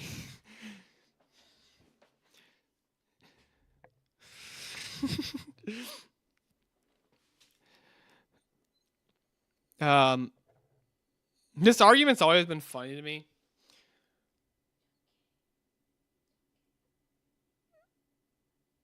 Right? And I love this, right? So the claim is, or the question is it true that your wife has slept with so many previous men that she has 3 children from 3 different men before you decided to marry her and branded yourself as trad? No, that's not fucking true. Right? And so the problem with this talking point of Rachel has 3 baby daddies, right? I'm sorry. Does a widow have a baby daddy? Is that the same thing? No, it doesn't convey the same meaning. This term baby daddy, what this term, like the meaning that it relays is that it is a person that you were not engaged in a long-term relationship with, who you got pregnant with, right? That's what the meaning that it conveys. Like a one-night stand, a short-term boyfriend, right? Something like that. That's the meaning that's conveyed in this term baby daddy. That doesn't apply to Rachel Wilson. Like none of her relationships were like that. That's number one. I mean, Rachel was in 2 long-term commitments, 1 marriage, and she was abandoned in the marriage after she was nearly killed by her husband. Right? Andrew is the one who actually protected her in that scenario. So, I'm sorry, that doesn't work either. That doesn't qualify as a baby daddy to the guy that you're married to. That's number 1. 2, Andrew is Rachel's 3rd partner. So is he one of the baby daddy? Yeah, that's even what he's saying here. Andrew's also never branded himself as a traditionalist. He's not. And you have to apparently count me as as my own wife's baby daddy. Appreciate the trolling, but stick to the facts. Right? These people are fucking so dumb. Now, not only is all of this factually incorrect, it's logically incoherent, but also there has never been a time once where Andrew has ever said that being a step-parent is a bad thing. Step-parents are bad people, right? He's never even publicly said that single moms are bad people. What he has said, and has been very consistent on this, is why don't we look into the reason why they're single moms? Right? Why are these women single moms? Can we look into that? That seems to be a relevant question, right? If a woman is a single mom because she's a widower, then like nobody would ever say you'd be a bad person if you date her. I don't even think most of the red pill guys, even most of the red pillers, right? They're like, I don't want a woman with who's had kids with another man. It's like, yeah, but if she was a widow and she was a very committed wife, I think most of them would be like, yeah, that's a different thing, right? That's a different category than these women who just go around and literally just become dumpsters. That's different. And they're never intellectually honest about any part of this. And they just want to attack Andrew because they disagree with him because Smokey Man bad, I guess. I don't fucking know. He's raising kids that aren't even his. And I appreciate. And the problem with that is what? The problem with this is what?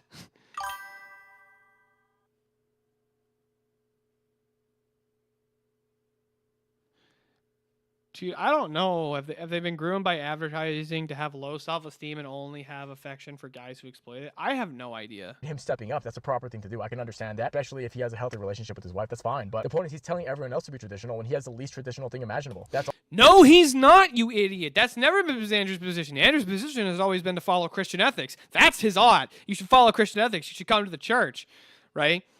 We should move society towards that. Not, you should be a fucking traditionalist, right? That's retarded. Andrew loves modern firearms, right? Loves modern technology. Like,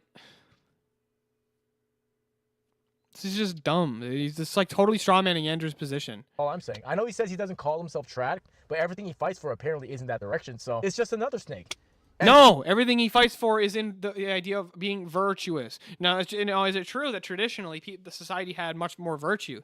Yes, but that doesn't mean that we're moving towards like trad stuff. We're moving towards virtue.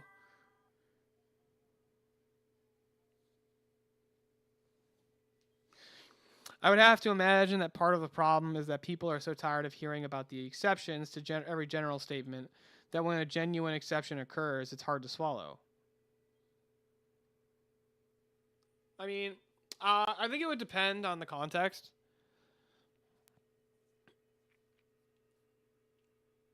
Right? Like, I really do. Like, I think most people, like, I would agree. And by the way, Andrew's position has never been that, like, single moms are bad people. He's never even said don't date single moms. It's always been, look, based on the figures that we have, based on the stats, generally speaking, dating a single mother does not work out well for the man. That's generally true. What part of that is an indictment on single moms? Like, nothing. And what he attacks, when he does attack the single moms, is he's attacking the virtue of these women. Yeah, I agree. It's just talking points, Chipingo. They're literally, their whole argument is just talking points. Right? Fucking red pill bros. Red pillers are fucking dumb. I'm not gonna lie, they get some descriptive truths right, but their prescriptions are garbage. A lot of these guys, they're obsessed with this intellectual one-upmanship. They're obsessed with saying, my cerebral power is just so consistent and superior to you all, to the point where that's sort of what they worship. They worship their own cerebral ability instead of actual truth and moral anchoring. What is truth, bro? What the fuck's this guy's name? Arthur. What's truth, Arthur? What's truth? Did you ever ask Andrew's position? What's truth? Do you even know? Right? Honestly, outside of Christianity, I don't think that you have a standard for truth. But yeah, Seahawk, that's totally right. It's just throwing shit at the wall and hoping something sticks. And it usually even doesn't. I don't really think guys like Tim or Andrew are truly immoral. I just don't believe they actually believe in a true good. I think they just... The fuck? He's a practicing Orthodox Christian. What do you mean? He doesn't believe in a true moral system. He doesn't believe in the reverence of truth. And the reverence of, worshiping the fucking standard of what's truth and goodness, which would be grounded in God's nature. Want to expand their media, expand their reach, and I guess get brownie points and pat in the head from the idiots who believe they're bullshit. That's kind of where I'm at here. A lot of the content that I still see, a lot of this back and forth, it ultimately boils down to, do you want to come together as Gentiles and expose the true enemy at hand, or are you just fucking with us? By popular demand, King of Kings here will now be available as a fine art print at arthurquinley.com. The print itself is 24 by 30 inches, so so get about this is the apparent good Dave Smith, the comedian.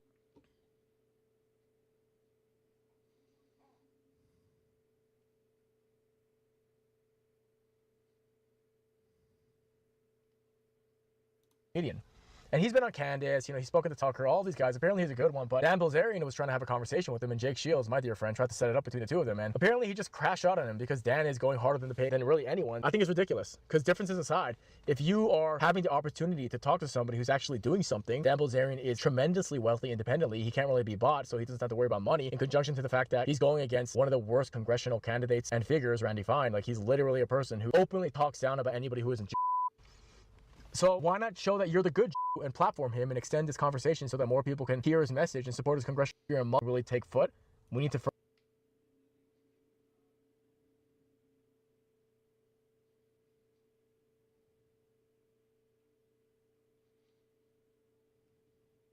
first fixate.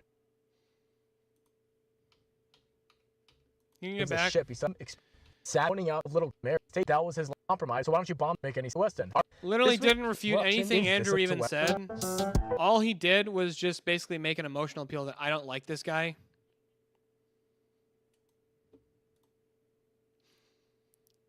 Right? This shit's retarded.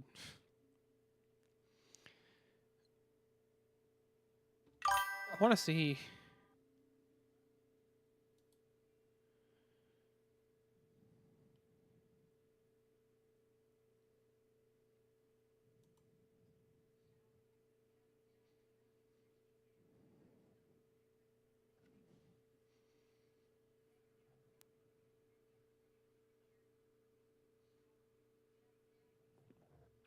So, Shapingro, I agree with you that there's a problem with the cohesiveness of the Christ Snap movement.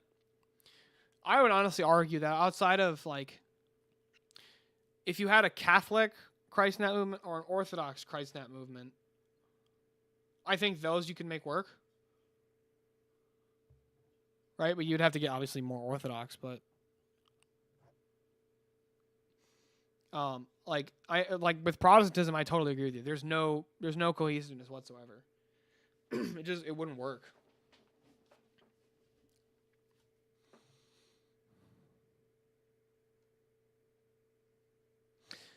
I don't know. This guy's just kind of fucking dumb. I'm not gonna lie. This is just a dumb take. But like, here's the thing, Shapingro. The Christ Snap movement is not saying you have to be Christian in order to even be part of the movement. The Christ Snap position is saying the ethical system that you would advocate for is that you would even say people should follow Christian ethics. Right? Like it's different, right? Like I would argue that somebody could live their life following Christian ethics as defined by either the Catholic or the Orthodox Church.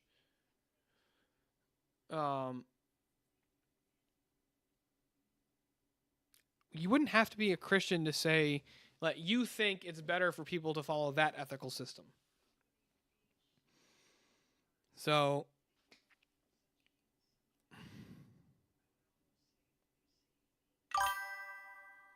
yeah, well, the Christ Snap movement's not saying, like that we want the,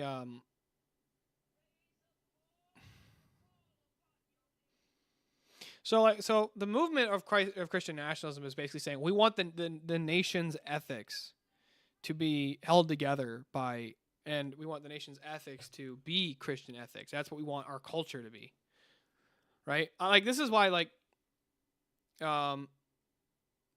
yeah, Christian nationalism has become a slur, but like honestly, like the position that like myself and Andrew and Jim Bob and I think even Jay to some extent.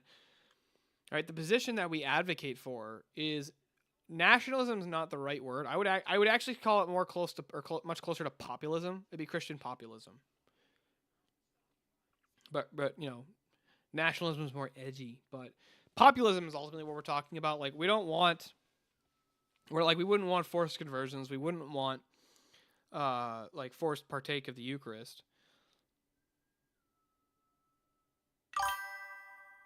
I agree that people tend to associate it that way, Seahawk, but the position that we're actually advocating for is that basically we want to move the populace towards Christian ethics.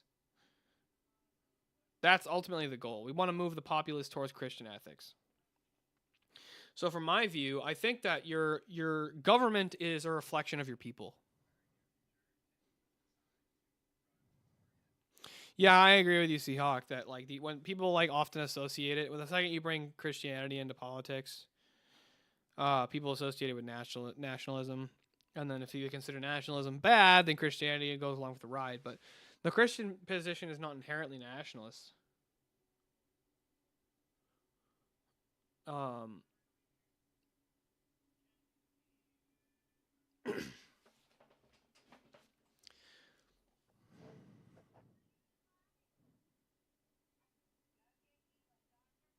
Well, that's not the goal, Shapingro. The goal is not to take control of the government. Like we're not talking about like a revolution. Like what our goal is to get this message out to the populace, to get it out to people, and then if people start basically people start operating their life around the basis of Christian ethics, right? We could still even have our current governmental system. Like, it doesn't entail that we have to change the government structure. Because if people vote based on their ethics. That's just the truth. Right? You're making an ethical decision when you decide who you vote for. So if people's ethics are Christian ethics, then they're going to get the results that we want anyways. We don't have to change the system. We need to change the minds of the people. We need to change the populace's current ethical framework, which for the last fucking 50 to 100 years has basically just been secularism and Marxism. Right? It's been materialism, pure materialism. Every argument for why X thing is good is because my materialism better.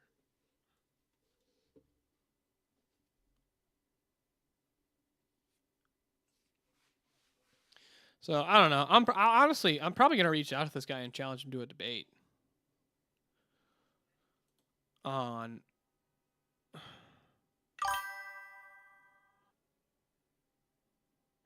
moral people.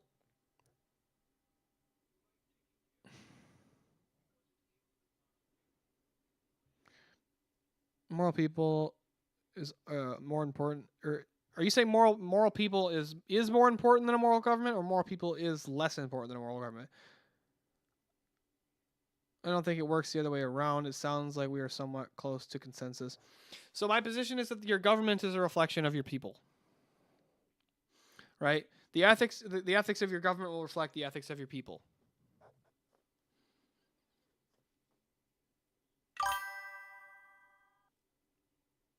Oh, okay. So it's like a therefore. Okay, I get what you're saying. It's an implication arrow. It's just hard to do that on keyboard. Okay. Yeah, so moral people equals a moral government. Yeah, I would agree with that. Or it entails a moral government. Yeah, because moral people wouldn't put up with an immoral government.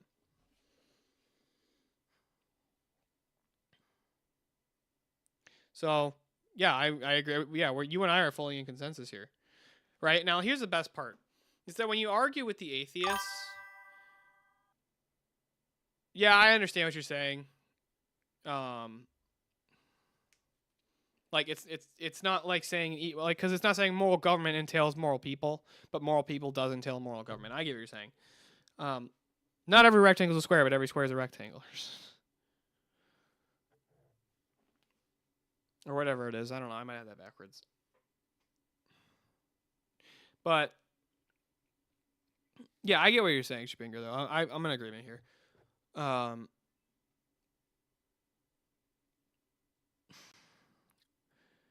don't know. I think I'm gonna challenge this guy to a debate. I can even do it on the prompt of like, is Andrew controlled opposition? Is Andrew is Andrew contradicted himself?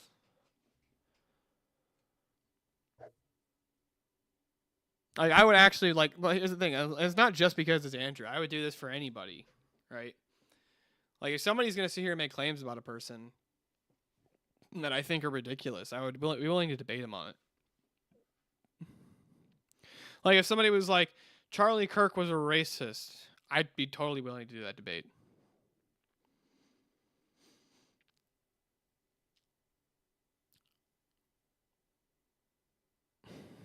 So... I don't know. I'll probably reach out to this guy, or I'll see if Easy will do it.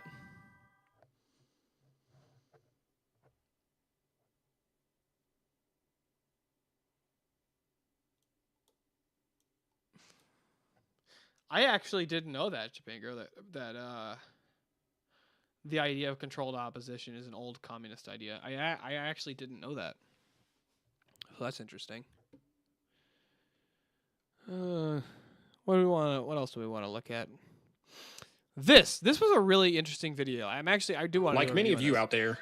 So this guy has this video. It says Lord Farquaad was right, and I'm tired of pretending that he wasn't. Right, and I honestly I have to agree with him. He lays out a very strong argument for his position. I'll probably end the stream after this review, but maybe one more.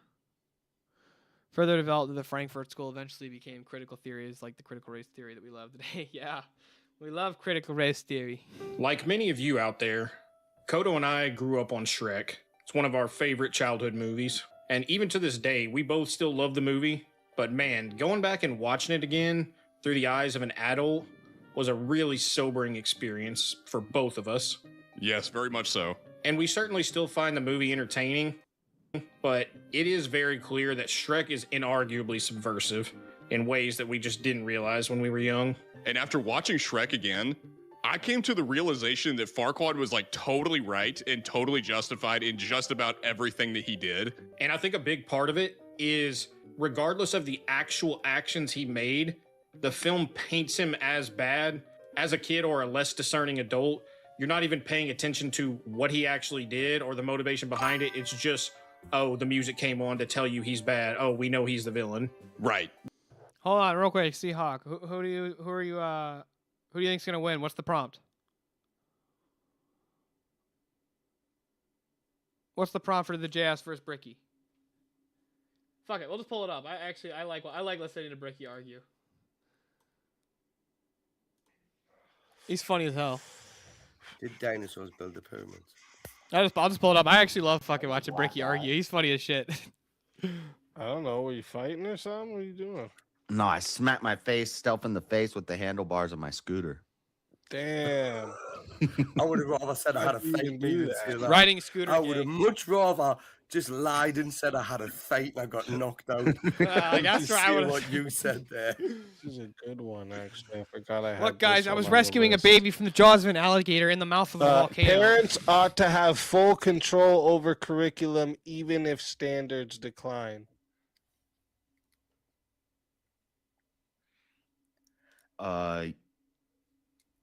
Yes.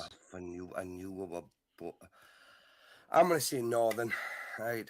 I love listening to I Bricky was argue. wanting to say that, but even if standards decline, let's go for that. I'll say no. We should.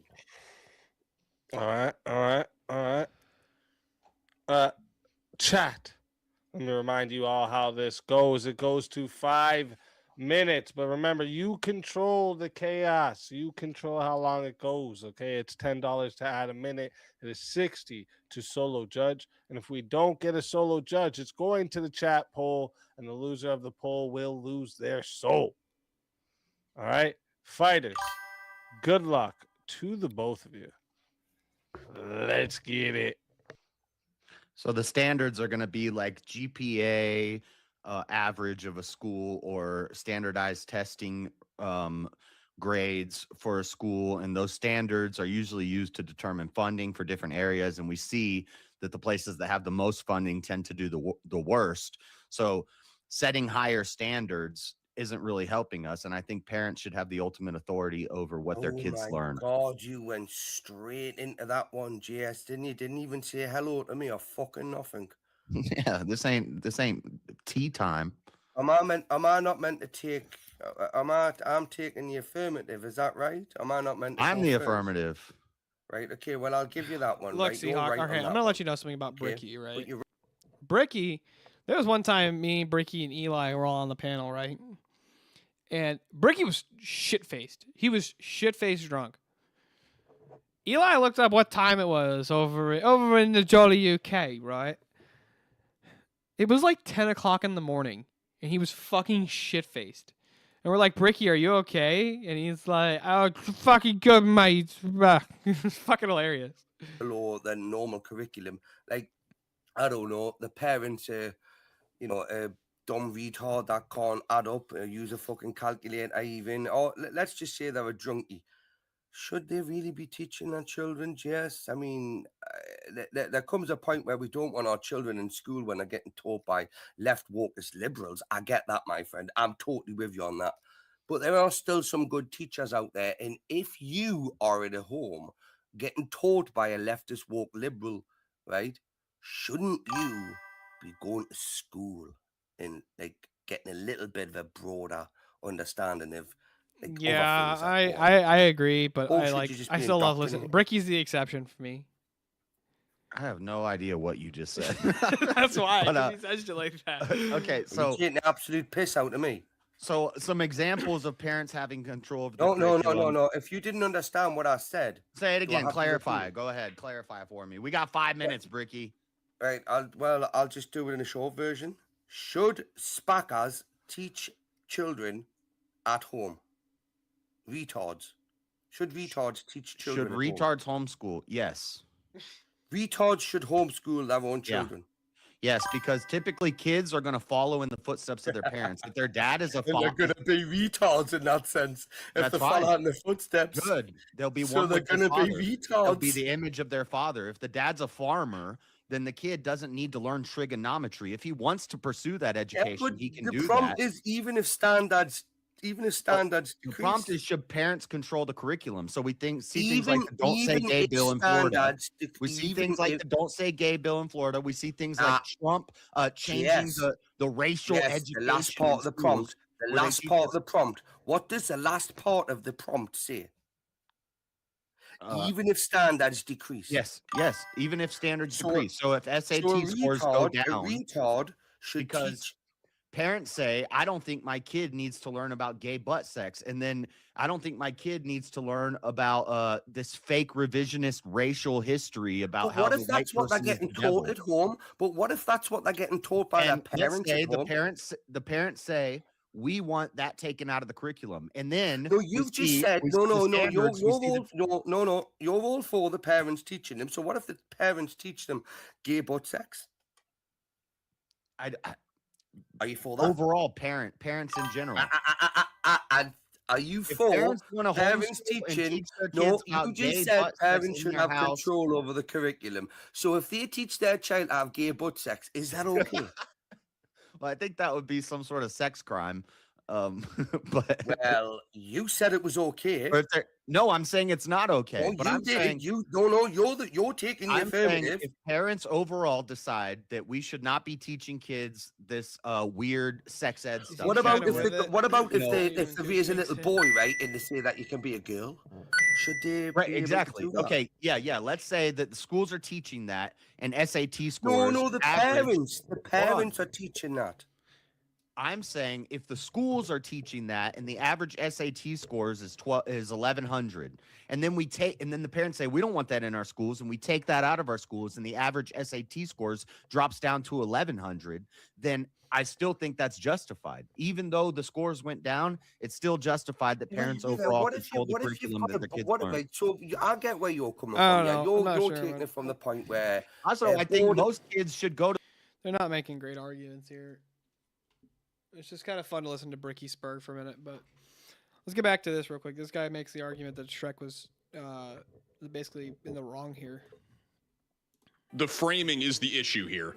And so, to that end, the main point that I want to make to you is that in this movie, Farquaad is painted as the villain, but he is absolutely right. Farquaad is the only character with any selfless motivation in the entire movie. Because one of the things you see about Farquaad very quickly on is that his entire motivation is based around making Duloc, his own personal kingdom, as perfect as it can possibly be. Yet the show is constantly making fun of him or throwing ad hominems at him or attacking him when he's right. I mean, consider this. List out all of the other motivations of the characters in the movie. What does Shrek want? Shrek wants to get rid of the fairy tale creatures that have invaded his home and return to his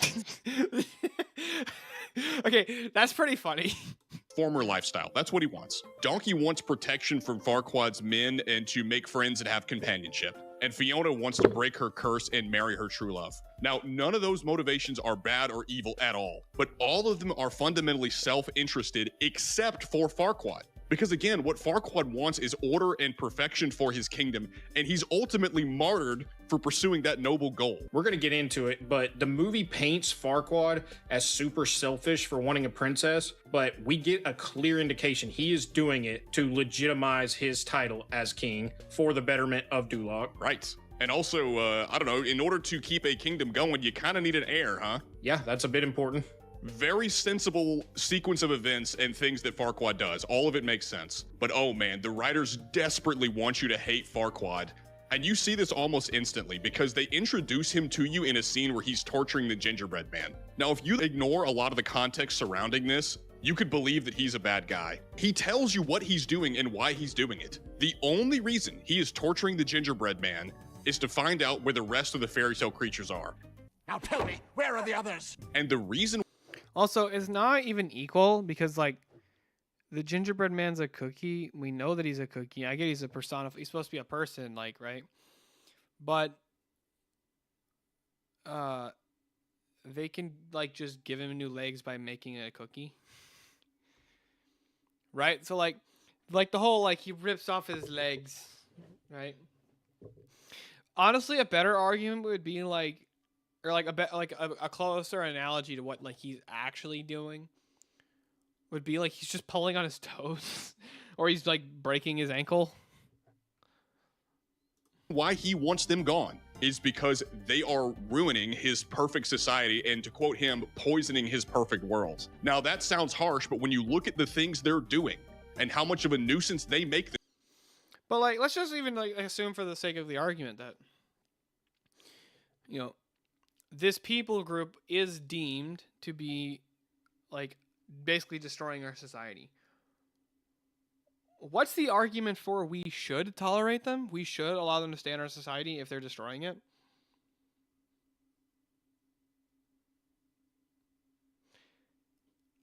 Like, I'm all ears, progressives. What's the argument here? Why ought we allow these people to stay? Themselves. All this makes perfect sense, even if his methods aren't ideal. But also consider what he could have done. Farquaad could have resorted to more extreme methods like enslavement or even exterminatus, but instead, this dude opts peacefully. Some may question your right to destroy 10 billion people. Those who understand know that you have no right to let them live. To relocate these guys at great detriment to himself. Think of the cost to relocate them rather than just send them on their way or exterminate them. Right. That clearly took resources and effort. Now, the only exception that you could point to and say, okay, Farquaad's out of line for doing this, this is wrong. The only exception is he kills the mama bear, which he uses to How are the fairy creatures destroying society? They get into that. make a rug. And yeah, that definitely feels forced and out of character for Farquaad, but even so, I'm still willing to say that he deserved to spoil himself for a job well done. Look at how clean Duloc is. Did he not deserve this? Yeah, if the cost is that he killed a bear, what are we talking about? But on top of that, if you're going to use that as evidence that he's evil for making a rug out of the bear, which ostensibly would be a threat to him because he kicked them out and exiled them, but how much more evil then are Shrek and Fiona for turning a random frog and snake who are of no threat to them into balloon animals and sending them into outer space? That genuinely happens. They blow them up like balloon animals and send them into outer space. And tie them into a knot. Fiona ties the snake into a balloon animal. They're just minding their own business. At least Farquaad had the decency to kill the bear. Fiona's out here torturing snakes and frogs. The fairy tale creatures are persecuted all throughout the movie, yet they're clearly a nuisance and don't belong in Duloc. We're shown that Farquaad hates them and wants them out, but we see clearly that it's not because of some immutable characteristic that the characters have, it's because they've poisoned his perfect kingdom. And again, that phrasing is used to paint him as a bad guy. When we look at it, it is completely logical for him to want this. Well, yeah, and Farquaad doesn't stay. Yeah, like the whole movie doesn't even doesn't accept the fact. Like it's based on this premise that somehow Farquaad, who is, you know, the legitimate ruler of a geopolitical area, right? He is trying to make his society better, and so he has determined that, you know, like for the sake of argument, we'll say that the fairy tale creatures were all the criminals of his society, right? Just for the sake of the argument, he has determined that all these criminals, it would actually be better to just send them somewhere else, give them their own land somewhere else, rather than force them to be imprisoned on his own or in his land, or be enslaved. But it's also thinking about what's better for my people. Is to let these people, you know, be part of society where they're doing all the criminality, right? Or just give them their own land away from us. I mean, like, you guys go do your own stuff. Trust me when I tell you, Shipping Girl, they make a compelling argument here. how they've poisoned the world, so it leads you to wonder. But then you look at what these fairy tale creatures do, and it's like, oh, I see how he came to that conclusion. Because whenever these fairy tale creatures arrive at Shrek's house, you wanna know the first thing they do? They invade his home, they vandalize it, they lock him out of his own house. These people are a nuisance. Like, I can see why he'd want them gone. Now, you can call me schizo, and to be fair, this is Shrek Schizo Hour, but the more I go back and watch these kids' movies, the more I see the subtle messaging to normalize things like accepting outsiders, even to the detriment of your own people, like we see in this. These memes they're making are great though. The Will Smith Shrek's fucking hilarious. Movie. Well, you can definitely see in this movie, they want you to be afraid of authoritarians, even authoritarians that are benevolent, that are doing you good, that are fixing your society, even to the point of making them perfect. While most people, children, and adults have seen the 3 Shrek films, very few have read the marvelous picture book, which William Steig published with the exclamation mark Shrek in 1990. In keeping with the postmodern spirit of the last 25 years, Steig modestly produced one of the best examples of how the fairy tale has been fractured and continually transformed, indicating its radical potential in our digital age, especially with the production and success of the 21st century digitally animated films. Since very few reviewers of the film have paid attention to the book Shrek, not to mention book reviewers, I would like to summarize the plot briefly and comment on the great morality and humanity of the tale.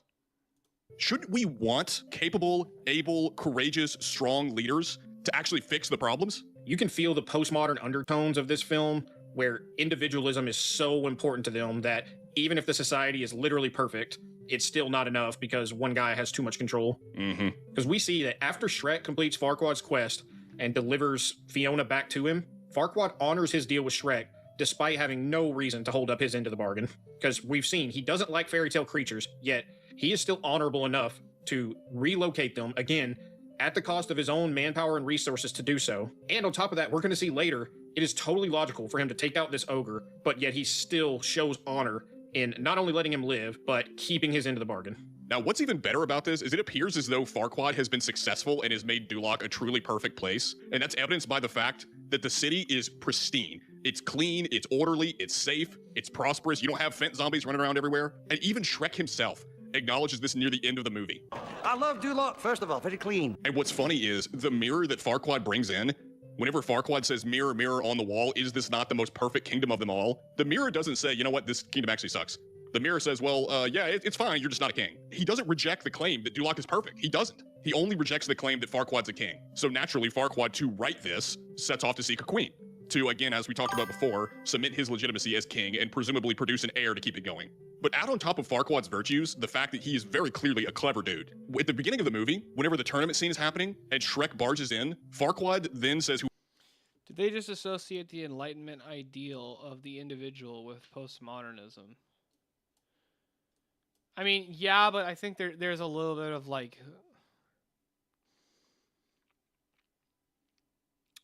There's a little bit of a through line. I'm not saying like they entail each other, but like most postmodernists are also very individualistic and vice versa.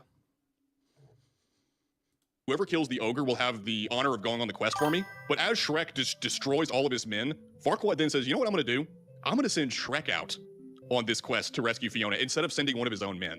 And honestly, the very fact that they're having a tournament to determine this kind of tells you they live in complete peace and have security, because typically in times of peace, they have these tournaments to keep the soldiers sharp because they're not out fighting. Also keep in mind that the villagers were insanely entertained by this. Like, not only is he providing safety and security, but also entertainment. Come on now. Farquaad's problem is that he had no way of knowing that his bride-to-be would also end up being a slam pig for Green Kings.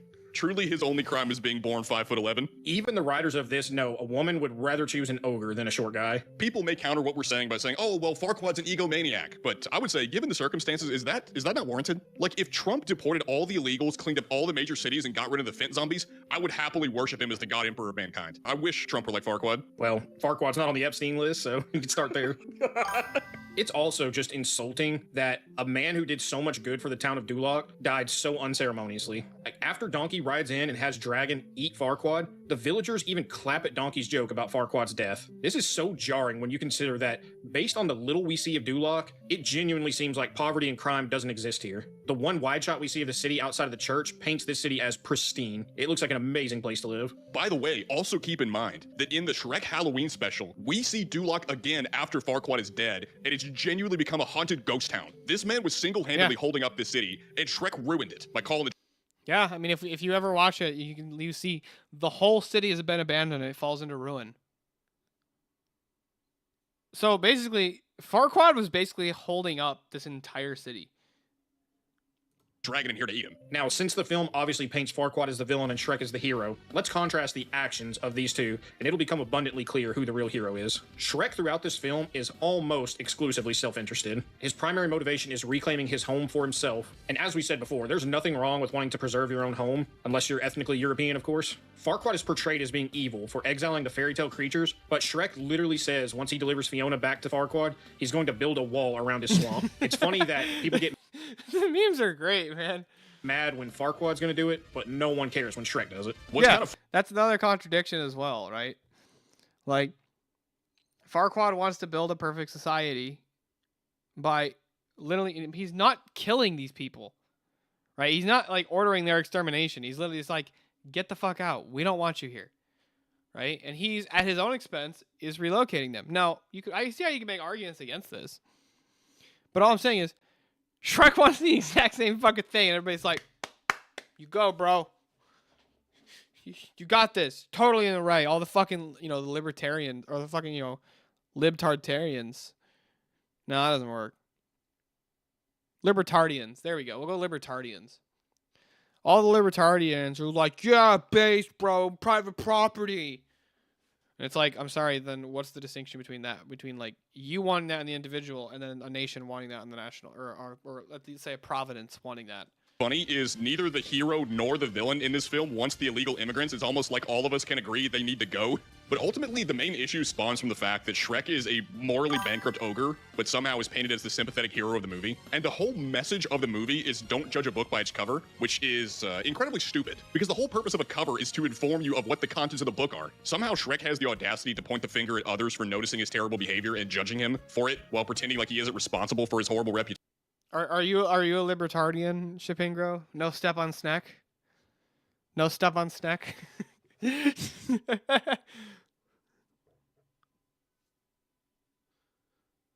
can do whatever you want as long as you're not hurting anybody else, bro. That dumb shit.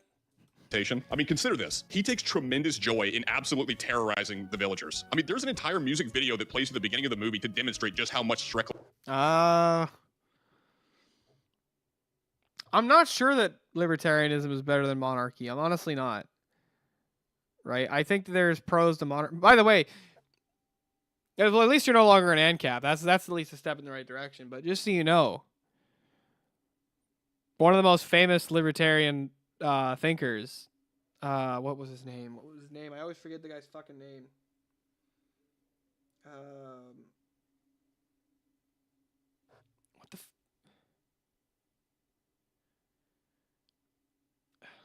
What the fuck's the guy's name? I can't remember. He was a very, I want to say like Popper or something like that. That sounds right. One of the most famous libertarian philosophers literally makes the argument that monarchy is the best system. Of scaring people. And not only is Shrek scaring Farquaad's subjects, he kills them and eats them. I mean, he has a jar of eyeballs on his kitchen table and says that... Yeah, let's look at that for a sec. Scaring Farquaad's subjects. He's eating them. He's eating a bowl of eyeballs. He kills them and eats them. I mean, was I right about that guy? That was that Popper Shipingro? He has a jar of eyeballs on his kitchen table. Right there, this fucking big ass jar of human eyeballs. It says that the jelly from human eyeballs is actually quite good on toast. Keep in mind, we see him eating from this jar of eyeballs before the villagers show up, so you can't say that this was a reaction to them invading his swamp. He's just playing with his food. It's rich that Shrek laments the fact that people judge him without getting to know him, yet he doesn't pay that same courtesy to other people. I mean, he repeatedly judges Farquaad for being short, and he also judges Fiona because she didn't act the way he thinks a princess should act. Shrek is a massive hypocrite throughout this whole movie. On top of that, Shrek destroys an entire kingdom just to get a crumb of mediocre Nookie Pop. The moment he marries Fiona, she gets fat. That's actually incredible. What did the movie mean by this? Well, in addition to all those bad things, Shrek is immensely selfish and has no regard for other people. Shrek gives Donkey a YouTube apology video only to get information out of Donkey. He doesn't mean that at all. Well, he completely emotionally manipulates him because he is shutting Donkey down on every front in terms of continuing his friendship with him until he lets that slip, at which point he pretends to care only to extort that information out of him. Right. You also gotta love the typical, well, guys, I messed up. Just typical YouTube apology video. On top of that, Shrek doesn't even apologize to Fiona for eavesdropping in on her conversation with Donkey, on top of misunderstanding it because he didn't have the context of who she was speaking about. But instead of asking, he just soys out and leaves, goes and gets Farquaad to fast track the marriage. And in the marriage scene where Shrek busts through the doors to break up the marriage, he whistles to the dragon to come eat Farquaad. And man, he is entirely in the wrong for even interrupting this marriage to begin with, just because he changed his mind last second. Right. And to be fair, like Shrek is doing it in self-defense, but it's like if you invade someone else's home and then you proceed to engage in self-defense. You're wrong because you were in their house. You are in a place you do not belong. So the self-defense charge doesn't really work here. I don't know, man. In some states, you have to ask them to leave before you can defend yourself. You need to leave. And I'm sure everyone watching this is familiar with the extremely famous line that Shrek has in this film, where he makes his little speech about how ogres are like onions because they have layers. But watching this as an adult, it rang so hollow because he simply just proclaims it and doesn't elaborate, but we're shown evidence to the contrary throughout this film. Throughout this entire movie. What the fuck is this meme? It's just Shrek holding some Baja Blasts. What is going on here, bro? Shrek is bitter. He's selfish. Look, here's the reality. You're not going to use your mod powers. You're a libertarian. Look, this channel is not a democracy. It is a monarchical dictatorship. Okay, what I declare goes. So if I need somebody booted from the chat, I trust you here. But look, the reality is, I still love the Shrek movies. Shrek has a very dear place in my heart. Like, I grew up watching these films. I still think they're great movies. And I'll also leave you up to your own discernment, though, Shipping Girl. Like, if you just think somebody's being a nuisance, worst thing is I just say, go ahead unban the guy. Like, I'm not gonna be like, you're fucking dick. It's like, no, I'll let you use your discretion there too. Where it's like, if you think a guy's being a nuisance, just fucking time him out or something. I don't give a shit. But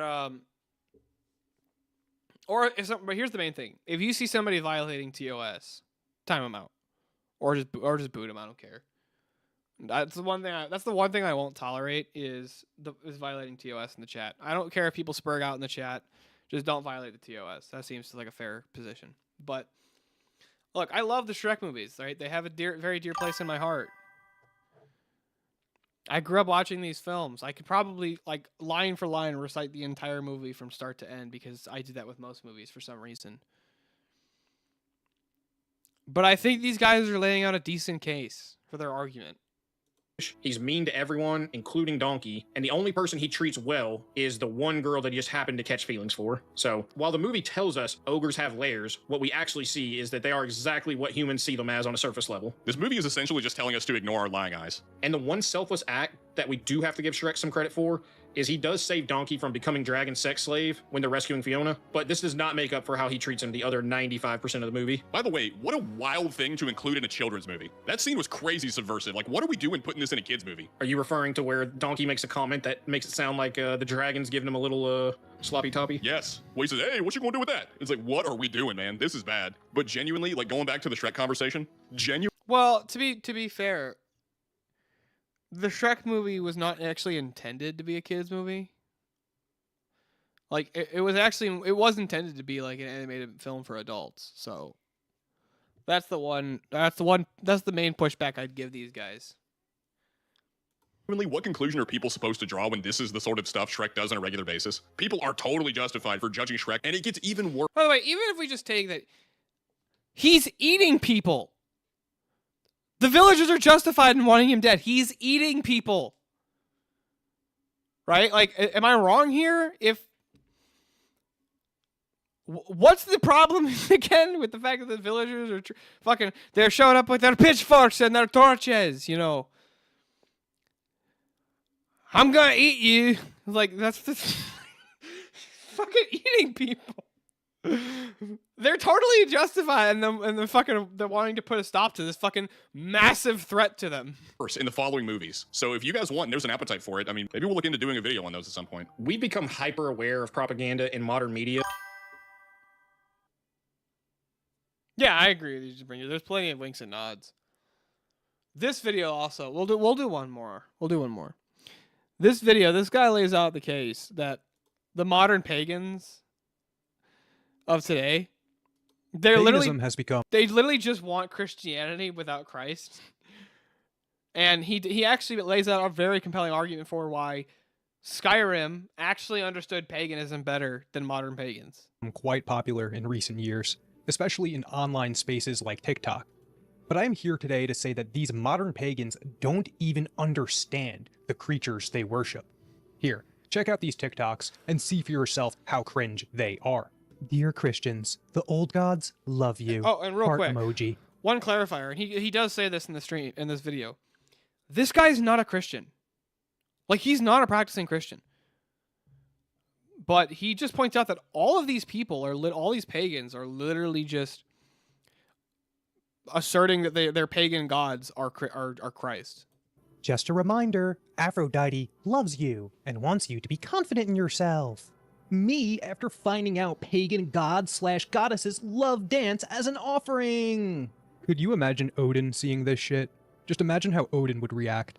The gods of old were not your friend. You like the impression, They were not your Shapingro? father, your mother, and they certainly were not Santa Well, Claus. it's like, They were what do you mean by an terrifying forces- impression? What does it take to do that? It's like, I'm not quite sure. What do you mean? It's like, what if I do a lobster, right? Like, you know, if I just like, if I grab the dumbbell and I'm like, observe. Hey, hey, SpongeBob, I didn't know you were a lifeguard. It's like, I don't know if that's quite the impression that you're talking about. Of nature, with their own wills, who saw human beings at best as playthings and at worst as a varmint. This is what the modern pagan cannot seem to grasp. The ancient Yeah, world this is true. Like, ancient paganism the view was like, the gods aren't your friends, right? The gods are just like a part of nature. It's like, it was describing natural phenomenons like sea storms, right? And fucking wildfires. And it's like, these are just things that exist that we have to deal with. And like, that was the view of ancient paganism, was not like, it was like, we have to appease these gods or they'll fucking destroy us. did not approach divinity like a therapeutic patron.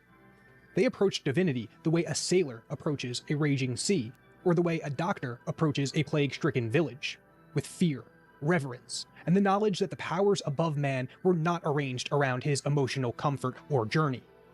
This is what makes these TikToks so embarrassing, because they speak about Aphrodite and the old gods the way a suburban Christian mom speaks about Jesus, softly, therapeutically, as if the Hold on a sec. Can we just talk about the fact that this is all Orthodox iconography. All of it right here, right? That is a Greek Orthodox cross. That one's a Latin cross. I'll grant that. That's another Greek Orthodox. The icon of the Theotokos and Christ, an icon of Christ, another icon of the Theotokos and Christ. The statuary is definitely a little more Catholic, but this is entirely, you know, in contradiction to the Orthodox teachings, but we'll just grant it because the Orthodox iconography is beautiful. urban Christian mom speaks about Jesus, softly, therapeutically, as if the cold forces of the cosmos care about some monkey on a spinning rock. It seems to me that these modern pagans want their gods to fill the role of Christ, while still rejecting Christ. They still want gods who comfort them and hover over their private emotional life like a cosmic parent.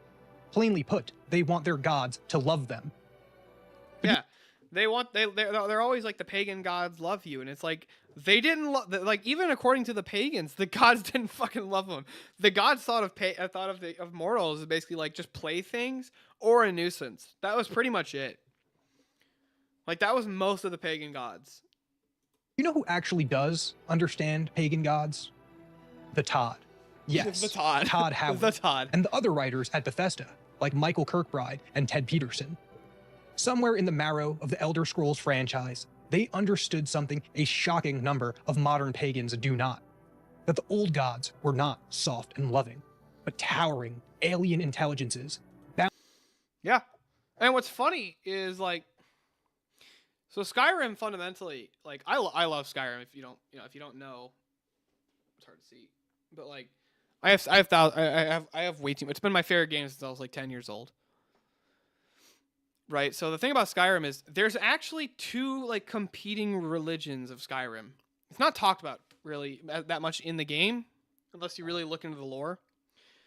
But the 9 divines, right? These are the main gods, like the main religion of Skyrim. Whilst it gives the impression of like a pagan religion, the way that those gods are described is very Christian.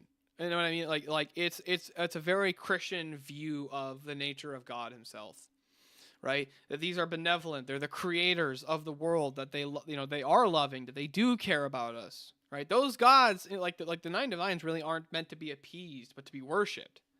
So it's not the same. Bound up with power, fate. Whereas the thing like the Daedra, like the 16 Daedric princes, right? So like Hermaris Mora or Mehrunes Dagon, what was the other one? Sheogorath, Meridia. I'm trying to remember the rest. I know them all, but I can't remember off the top of my head. Like you had Sanguine, Clavicus Vile. What was the god that was based off Artemis, the hunting one? I can't remember his name. Periite, right? All these different gods. These so-called gods. They're very similar to the pagan gods. Hierarchy, terror. In that they just we're like these we're like these highly powerful beings that are just gonna fuck with mortals because we find it funny. Bargain. Skyrim, and the Elder Scrolls in general, capture something the modern religious imagination has almost completely lost. The feeling of living in a world where higher powers are real and personal in the sense that they can address you, but absolutely not personal in the modern sense of caring about your well-being.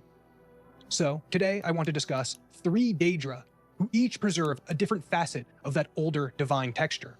And I want to compare them to the way modern people try to imagine gods now.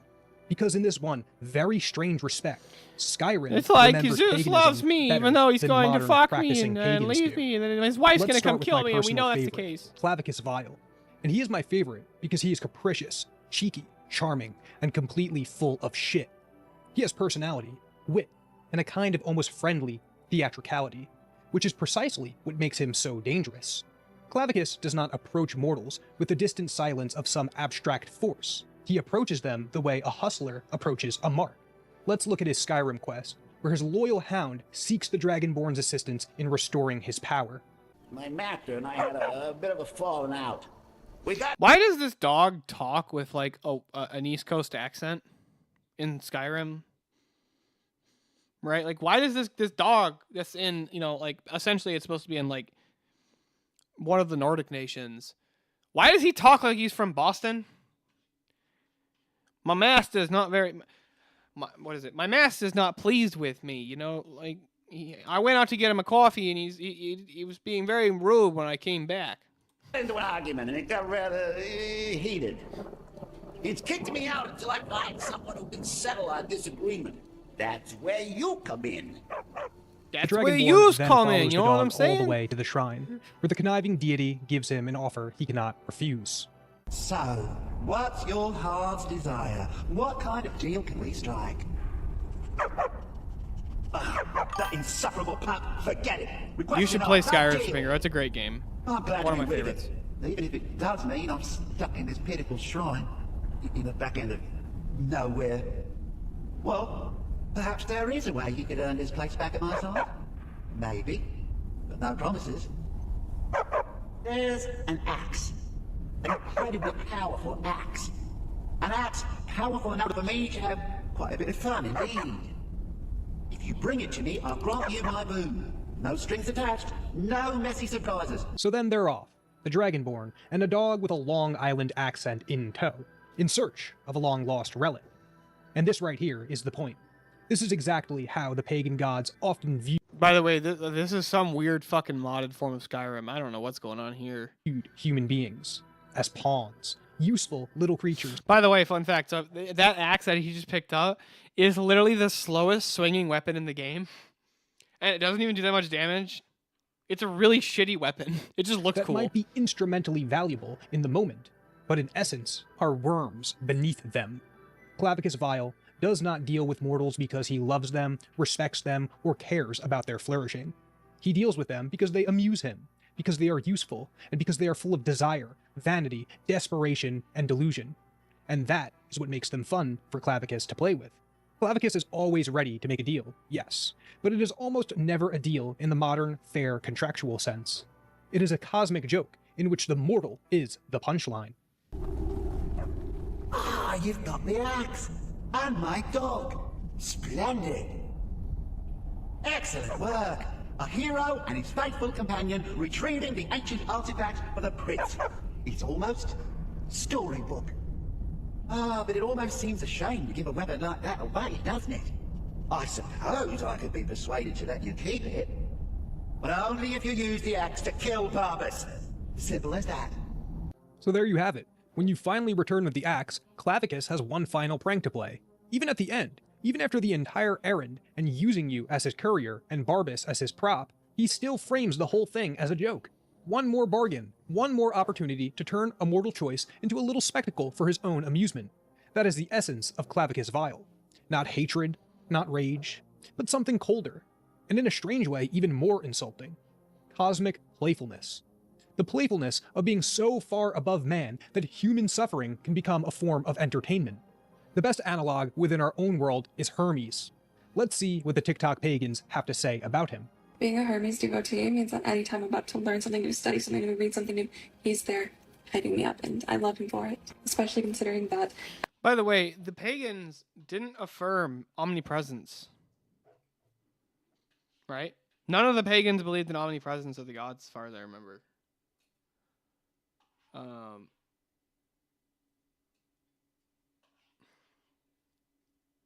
I could be wrong. There might be certain pagans that believed in like an omnipresence of their gods, but most of the pagans didn't actually believe in like an omnipresent God, like in the same way that the Christians argue for, you know, the omnipresence of Christ.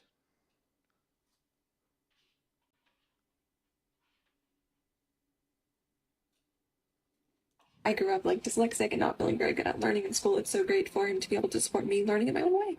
Just a little Hermes appreciation. That one actually made me kind of sad because she said she grew up dyslexic, but it harkens back to my original point that these people are grasping for the sacred to give a shit about them. They want a god that sees their suffering and says, I will save you. And now to be clear, Hermes is not identical to Clavicus Vile. He's not a one-to-one match, and I'm not saying the Greeks believed in a smiling, conniving Daedric prince with a talking dog from Long Island. What I'm saying is that Hermes occupies a similar structure of divinity. He is a god of cleverness, exchange, luck, merchants, wit, and yes, bargaining. He is a god of transactions. A god who slips between honesty and mischief, between gift and theft. And that is why it is so embarrassing to watch modern pagans flatten him into some kind of celestial life coach. Hermes is— Yeah, I would agree with you. More Eastern pagan philosophies, like I think some of the Hindus believe in like an omnipresence type thing.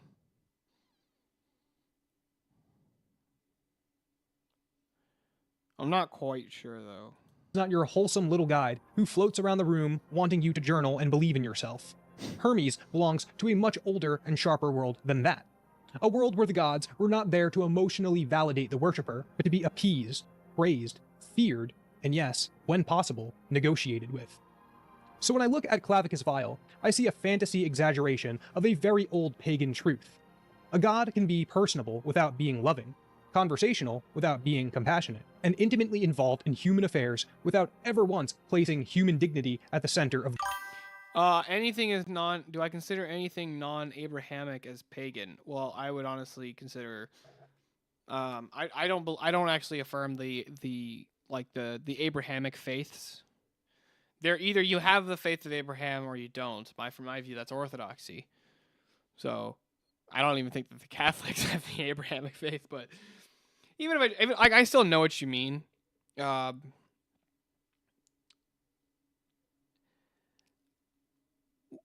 Anything outside of the Abrahamics being pagan? Not exactly. I wouldn't say that. Like, I wouldn't call. No, I know the question still stands. I'm just saying, like, no, I'm not sure that I would consider anything outside of the Abrahamic faith as pagan. Because, like, Zoroastrianism wasn't exactly pagan. It was It was more of a monotheistic religion and it was similar to Christianity in many key aspects.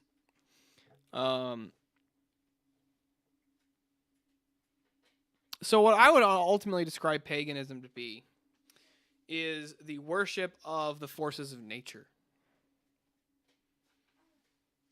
Right? Like basically attributing divinity to phenomena that you can't explain in nature. And even if you can explain how they mechanically work, because there are even modern pagans, even if you can't explain even if you can explain how they work mechanically, like why they're the case and stuff like that. So it's different. Like, do you see the distinction that I'm drawing here? Like, Christians don't worship nature. Yeah, so the interesting thing is I don't actually hold to a Western paradigm. Eastern Orthodoxy is not a Western paradigm. So this is why all these like Orthodox people who are starting to get more and more popular, they're the reason why part of the reason I think they're so controversial is because they're arguing against the axioms of Western civilization, rights, empiricism, scholasticism, right? Like they're arguing against these suppositions that the West had. And a lot of people don't really know what to do with it. So, I don't know. I just think it's interesting. The universe. That is what these modern pagans do not understand. The old gods were not there to...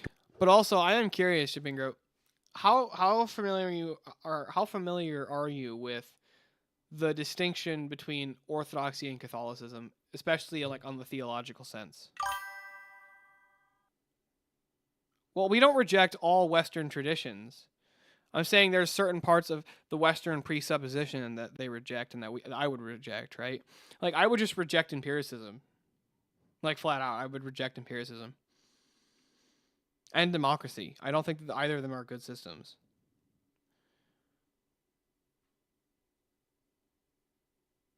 Right? Now credit where credit's due. We would also say that the West did plenty of great stuff.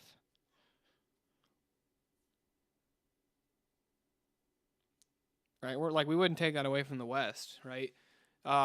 Especially with the advances in things like the field of academics and science, history, medicine. We would never take those away. Right? We would never say those were bad. But there's certain presuppositions that the West has that I would argue aren't good presuppositions to have. But the reason I was curious, if you what's your understanding of the difference in theology between Orthodoxy and Catholicism? The reason I ask is I make an argument that from the Catholic view,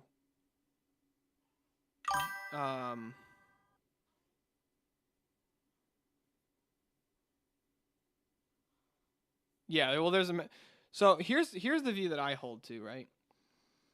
The first Protestants were Catholics, as in they were the first ones to reform the church. But I think that Catholicism has many problems, and Catholicism is a Protestant factory, and Protestantism is an atheist factory. Because Protestantism is super easy to refute,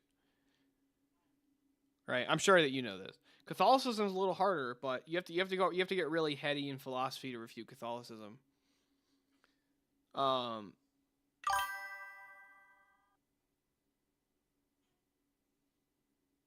When they split the baby, both mothers still claim right. What?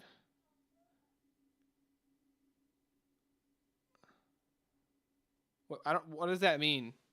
I don't know what that means. But keep listening to this for a minute. Complete you.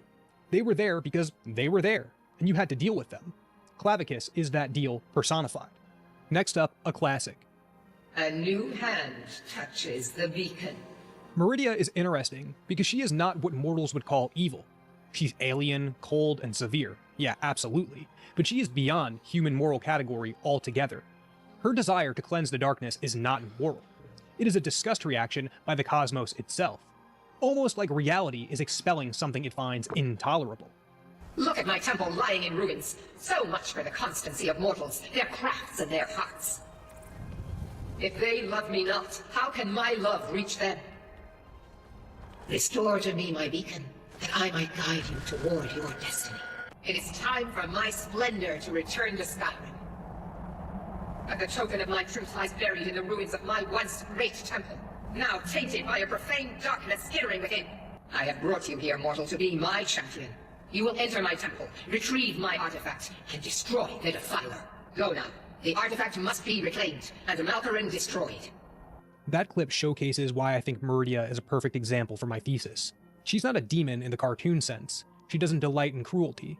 In fact, she's luminous, elevated, and she almost seems holy and righteous. But she is still not Christ-like.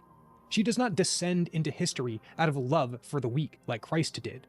She does not wrap herself around the individual soul in tenderness.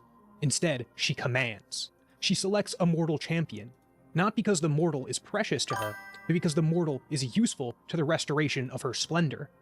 Even her love is cold and conditional. Like she said as we approached her altar, if they love me not, how can my love reach them? That is not the language of a universal savior like Christ. That is the language of a power.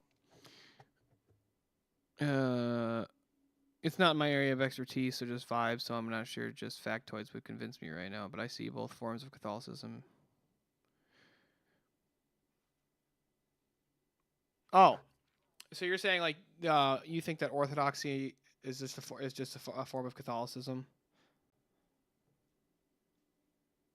Well, so here's the distinction. We would never say that the Catholics can't claim apostolic succession. And the Catholics would never say that about us. Our argument against Catholicism is that, for one, they violated the creed. They altered the Nicene Creed outside of a council. So, you're talking about Protestants? Protestants don't even claim to have apostolic succession. Right? At least the Catholics who make that claim. That's the easiest way to refute Protestantism. Whose radiance demands recognition. Meridia is exactly the kind of deity modern pagans are incapable of imagining. Because modern people hear goddess of light and immediately think warmth, comfort, healing, affirmation, and maybe some soft, golden self-love therapeutic nonsense. But light in the ancient religious imagination is not always comforting. Sometimes light is judgment. Sometimes light is a blade. Sometimes light does not embrace you, but burns you. Meridia is not a celestial therapist or mother. She is holy severity. She is splendor with a command. And that is why she works so well for this argument. Even one of the more quote-unquote good Daedra still does not behave like the sentimental gods of TikTok paganism. She is not your friend. She is not your emotional support patron. She is an immense, impersonal force of sacred order. And if she takes notice of you, it is because you have been drafted into her war against defilement, against your will. And Meridia has a very close analog in our own life, even more accurate than the comparison I made to Clavicus Vile and Hermes. That would be Apollo. Before I continue, let's see what the TikTok pagans have to say about Apollo. Daily reminder that Apollo loves you! Yippee! Yay! By the way, Lord Apollo loves you and is so proud of you! Apollo is such a close real-world parallel to Meridia that part of me thinks that he was an inspiration during Bethesda's writing process for Meridia. Just like her, he is a god of light, yes, but also of plague, purification, force, and prophecy. Sacred power from above. He heals, but he also incinerates. He illuminates, but he also exposes. He is beautiful, but his beauty is not cozy, it is severe. Which means that when modern pagans reduce Apollo into some kind of soft spiritual boyfriend, they are doing the exact same thing they did to Meridia, taking a higher power associated with light and purification and translating it into the emotional language of modern therapeutic culture. In other words, they cannot imagine radiance without turning it into reassurance. And that failure of imagination is the entire point of this video. So the difference. So what I mean by individualism, especially in the modern sense, is that everything is about the individual's desires and their wants. We would never take away the importance of the individual, but there's also parts of individualism that we would reject. Yeah. So it's just, I wouldn't say that it's a product of Christianity, because Orthodoxy rejects it, and I think that anything outside of the Orthodox Church isn't Christian. But I know, I get what you're saying. Yeah. Something can radiate, something can be glorious and splendid, while still being utterly indifferent and outright dangerous to a human being. Now for my last example, we're going to use a Daedra that Elder Scrolls fans adore, Sheogorath. And I chose Sheogorath for a very specific reason. He highlights... He's also one of my favorite of the Greek god, or of the pagan gods of Skyrim. The utter absurdity of a mortal And trying to comprehend a cosmic mind. When I was doing his quest, I found myself asking a question that gets right to the heart of the old pagan consciousness. Is Sheogorath actually mad, or does he operate... So Sheogorath is he's actually two gods in one, technically. So he essentially has a split personality disorder, is the concept. So one side of him, which is Sheogorath, is the Daedric Prince of Madness, right? He's pure chaos. That's essentially what he is. He's pure chaos. Jordan Peterson chaos. Right? That's basically what he is. He just succumbs to his menial whims on a fly. He makes threats by pulling out your organs and skipping rope with them for funsies. But his other half is called Jiggalag, and he is the Daedric Prince of Order. So he's literally like a Jordan Peterson wet dream. Like, in one character. That's why, like, everything you see is split into two halves with him. Under a logic so alien that it only appears mad from the cramped and fragile perspective of a human being. Our ancient ancestors understood something. The blank slate theory. I'm not sure.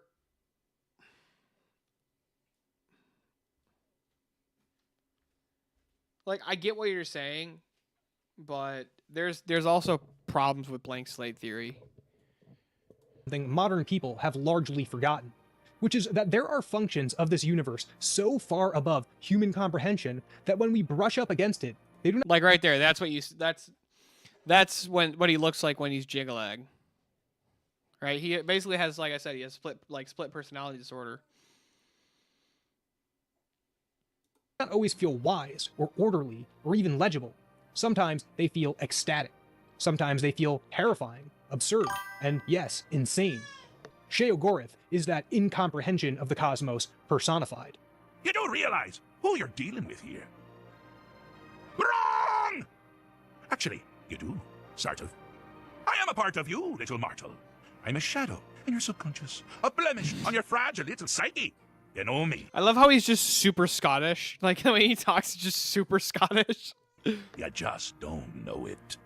Sheogorath, Daedric Prince of Madness, at your service. Sheogorath is not merely a prankster, and he's not just comic relief either. He is what happens when the human mind meets a higher intelligence and can no longer tell whether it is encountering madness, genius, mockery, truth, or all of them at once. He does not comfort. He does not affirm. He destabilizes. He reveals how fragile the human need for order really is. Sheogorath is the sacred as the incomprehensible. The closest analog in our own world is Dionysus. See, this is one thing that I disagree with this guy on. I don't think Dionysus would be the best comparison to Sheogorath. I honestly think if you were to compare one side of Sheogorath, if you were to compare Sheogorath when he's in his madness form, I would say Loki is a little better. Like, just basically causing chaos for chaos' sake. Or honestly, like, the Joker from Batman is a better explanation. Like, literally just chaos for the sake of chaos. But Jiggalag is a bit different. The thing I would say that with Jigalag, it's hard to think of a direct one-to-one comparison. Yeah, you kind of have to stretch for Dionysus. Dionysus was kind of more of just like a little more of hedonism, I'd say. Like that'd be a better comparison for Dionysus to be like a hedonist. But Jiglag was basically like cosmic order and structure.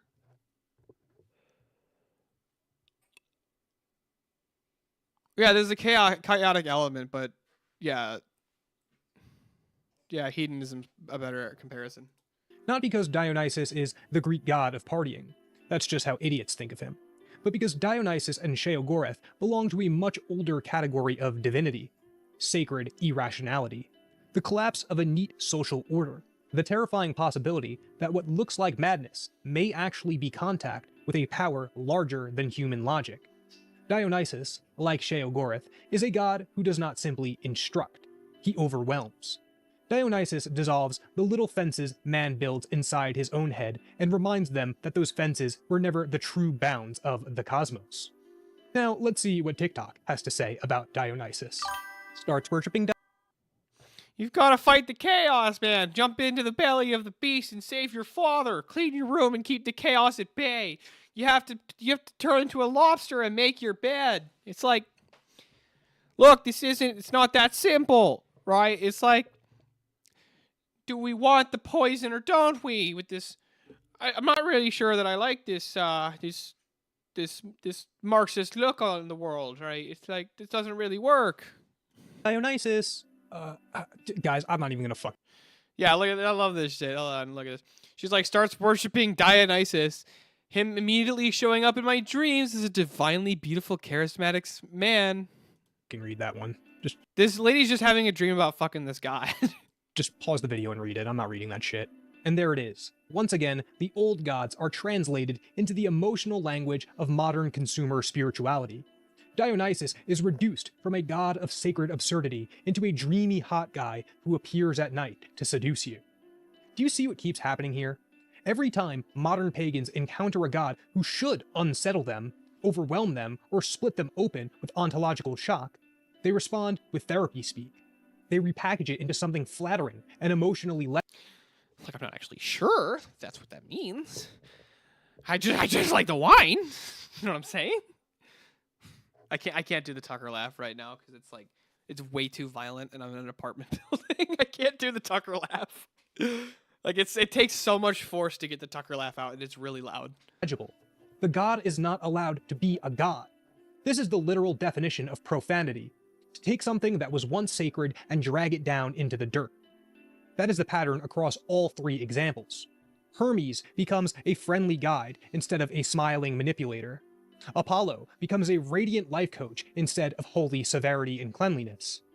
Dionysus becomes a mystical party man instead of a god of ecstatic rupture. And that is exactly my You have to fight the chaos dragon point. Modern pagans do not revive pagan metaphysics. They import post-Christian emotional expectations into pagan aesthetics and call it spirituality. That right there, the way he described that was fucking spot on. Modern pagans don't assume pagan metaphysics. They literally just insert pagan aesthetics into Christian metaphysics and call it spirituality. They cannot tolerate the possibility that divinity may be beautiful without being safe, personal without being loving, and real without being arranged around human emotional needs. What I mean is this. Christianity did not just give the West a religion. It wired our psychology. Every single one of us. If you're a Westerner, your entire frame of reality is shaped by Christianity even if you don't believe in it at all. No one likes to think about ontology. No one thinks about why we think the way we do. Everyone just presumes that their way of thinking is self-evident, as if they were born perceiving reality in the way that they do. But that's just not the case. Christianity taught Western people what a god is supposed to feel like. The Westerner believes that a god is supposed to love you, a god is supposed to care about your inner life, a god is supposed to be morally invested in you as an individual. A god is supposed to know you personally, guide you personally, reassure you personally. So then modern people, quote unquote, leave Christianity, But they do not actually leave the ontological architecture of Christianity. They just repaint it. They swap out Christ for Aphrodite, Hermes, Dionysus, whoever. But the structure underneath is weirdly unchanged. They still want a god who is emotionally close, affirming and intimate. Basically, a cosmic parent who validates them. That is why these people literally cannot seem... Epistemology over ontology, that one was greater than... I'm not actually sure what you're saying here, Shapingo. I'm not sure.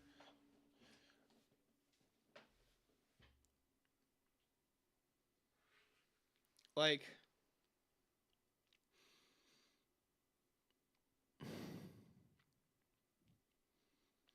yeah, I'm really not sure what you're saying here. I'm not gonna lie. To imagine pagan divinity on actual pagan metaphysical terms. Oh, you prefer epistemology over ontology?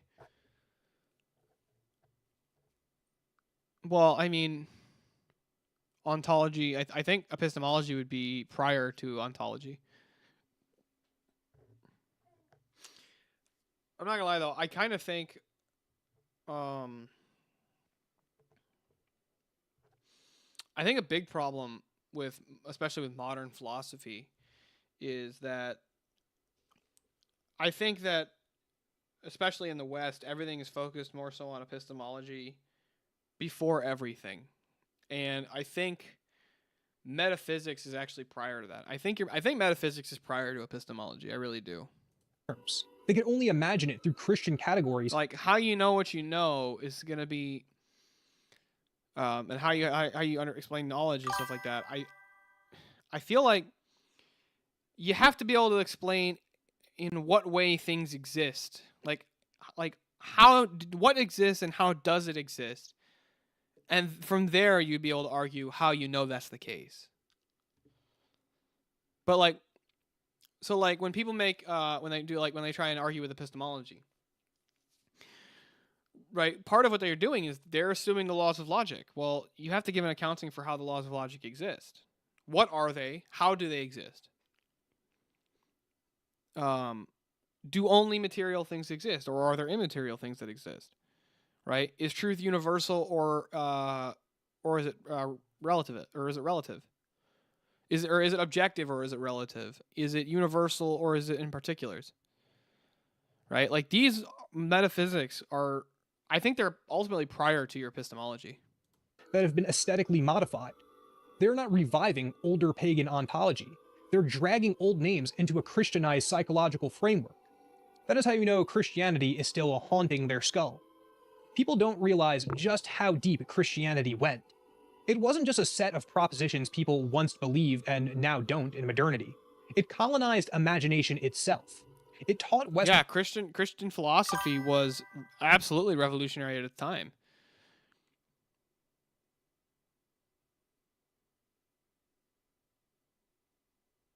I agree that you how would you do? No, I wasn't arguing with you about the ontology before yeah, well, they would both require metaphysics a priori. I would agree with you.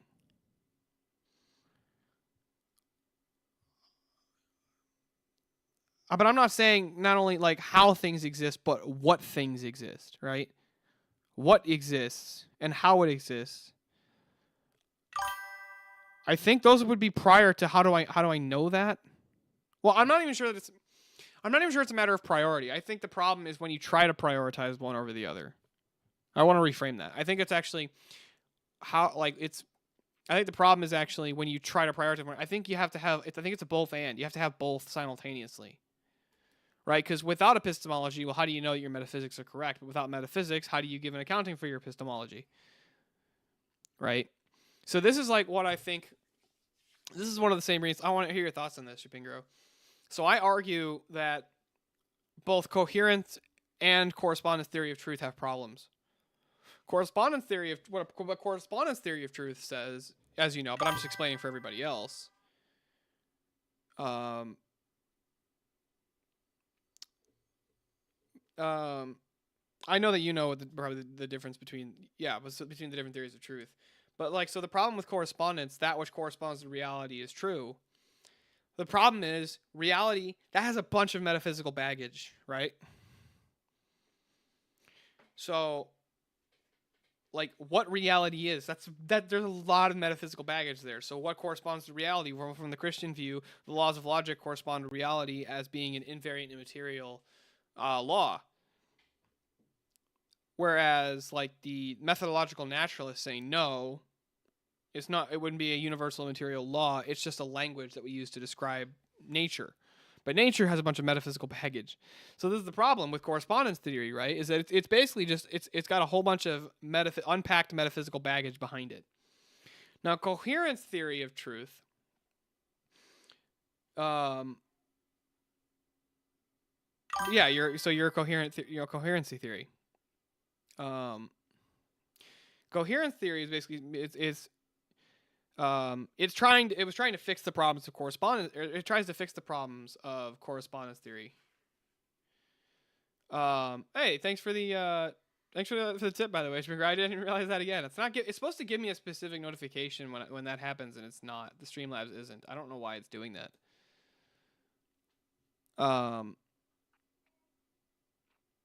So coherence theory was like, well, hold on. First, we have to give an accounting for all these metaphysics and the epistemology, and that's how we determine what's true. But the problem with coherence theory is that you can build an entirely coherent system that's internally consistent, but doesn't correspond to reality, so it's not true. That's why I think in order to have an actual sense of truth, you need to have both. Yeah, I think the problem is one's accounting for the problems of the other. I think it's actually a both and, again, with both systems. I think that the best worldview you could compile would be a system that both corresponds to reality and can give it a coherent accounting for reality. Right? Like, I seriously think it's a both and. People to expect the sacred to bend downwards towards the individual in a loving, legible, and emotionally satisfying way. That is. Now, you see, this is why I love philosophy. It's just like talking about stuff like this. Dude, this is so hard to find people to talk to. Not how a lot of older pagan religions worked. The old gods could favor you, they could protect you and elevate you, sure, but you had to earn it. It was not self-evident in the way Christ just loves everyone. You had to bargain with them and petition them to win their favor.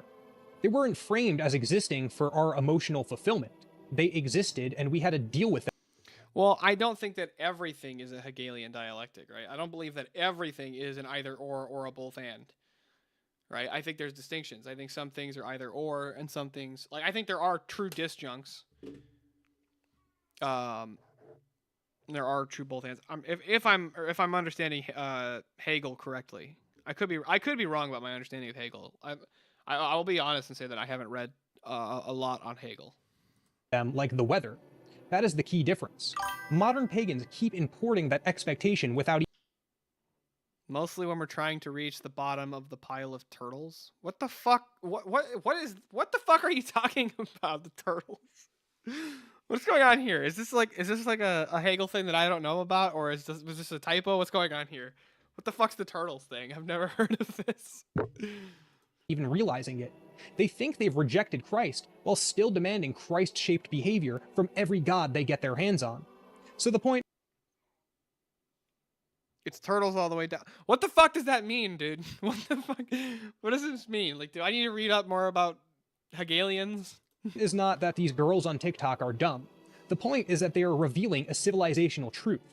The Western psyche is so saturated in Christian assumptions that even its rebellion. Why is Christ drawn as like Aragorn from Lord of the Rings here? Can we just address that real quick? Why does this drawing of Christ just put Aragorn in a Catholic church? Like, that's what this is. This is just Aragorn in a Catholic Gothic church. Happens in Christian form. These people are not escaping Christianity nearly as much as they think they are. Modern pagans say they want the old gods back, but most of them don't seem to want the old gods at all. They seem to so desperately want Jesus Christ. I mean, they want a God that loves them and sacrifices for them, and unfortunately for them, there's only really one God in all of human theology that actually provides that, and it's Jesus Christ. And I say that as someone who's not even a practicing Christian. I'm just interested in metaphysics and theology. I actually read the stuff that people wrote down thousands of years ago. The old gods were often anything but loving and sacrificial. They were alien powers. They could be beautiful, radiant, ecstatic, seductive, terrifying, absurd. It's all about the Chaos Dragon! but they were not arranged around the little sovereign ego of the modern individual. And in that one very strange, very funny respect, Skyrim and Bethesda actually got closer to the real texture of pagan divinity. Turtles and Hegel were different ideas. Just saying we get to these seemingly in conflict, but both and understandings when we are digging at the foundations of our understandings.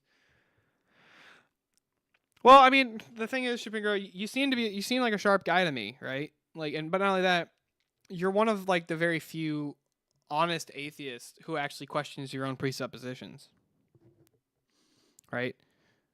Now, that's ultimately what the transcendental argument, which is my favorite argument, is basically doing. It's like, well, let's question your presuppositions here, right? Let's question your presuppositions about reality.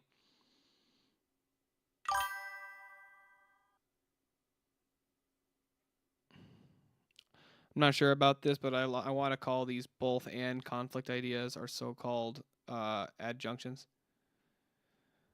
Yeah, like, see, that's why you're honestly, like, there are very few atheists that I actually like to like talk to. If it's like, well, what I mean by that is like, very few atheists who I'm like just willing to just sit down and talk with. That's not instantly just set up as a debate. Most atheists I want to debate because they have a bunch of metaphysical presuppositions that make no fucking sense and are incoherent, like methodological naturalism or empiricism. Empiricism is my favorite of the atheist dogmas, right? And I bet you honestly you would be fully in agreement with my argument against empiricism, which is if the proposition of empiricism is that all knowledge is derived through sense data, where in the sense data do I find the proposition? Is it under the rock? Yeah, it's super retarded as a foundation. Now, that doesn't mean, from my view, that I reject, like, empirical evidence. There are empirical evidences. But I am curious, Shapingro, what are your thoughts on the cracker? It is the rock, yeah. What are your thoughts on the cracker and the pantry fallacy? Like, do you think it's a legit fallacy? And if you're not familiar, I can explain. Okay, so the cracker and the pantry fallacy was first described by Greg Bahnsen as basically saying it's when a person either assumes or demands a different standard of evidence than or different type of proof than the claim being made by the person, right? So it's basically saying is like you wouldn't use the same type of evidence to prove that you have crackers in your pantry as you would to prove God exists. Right? Those would be different types of evidences given. So like if the empiricist says, give me evidence for God, and I go, okay, do you want what kind of evidence would be sufficient? And they're like, I want empirical proof for God's existence. And it's like, but I never claimed that you could make empirical demonstrations or empirically prove God's existence. But they hold me to that standard of they want empirical evidence for something that I'm claiming is not proven within the empirical. That's the cracker in the pantry fallacy. Because you're not actually engaging with the argument at that point.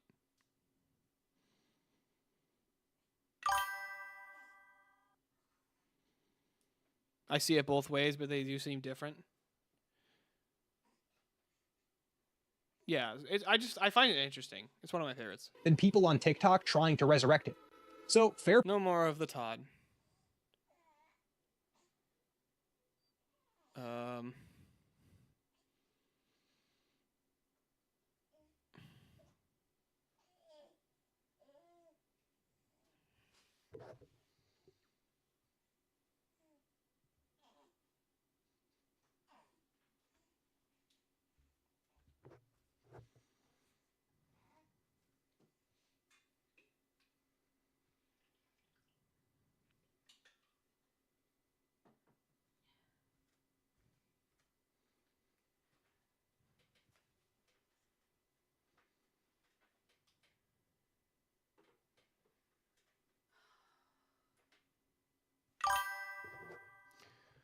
Goes the other way for me. Why are you using logic to argue for God? How can you use non-transcendentals to show transcendentals?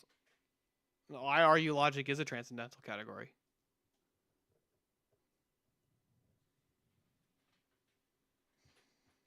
Like I do put logic in a transcendental category.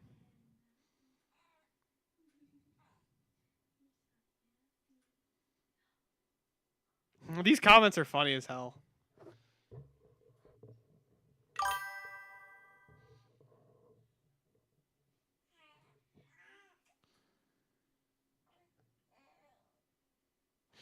No, so I would argue that logic is ultimately grounded in the nature of God. Same with all the transcendentals.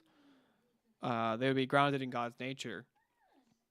And then the reason that we would have access to the laws of logic is because we are made in the divine image of God, and so we are capable of rationality and reason, but we're also capable of... So this is very important for Orthodox metaphysics, is that we have what's called the essence-energy distinction. So logic, so some of the transcendentals would be, or the transcendentals will also ultimately be the energies of God, right? God's actions, or like it's distinct from God's essence in and of themselves.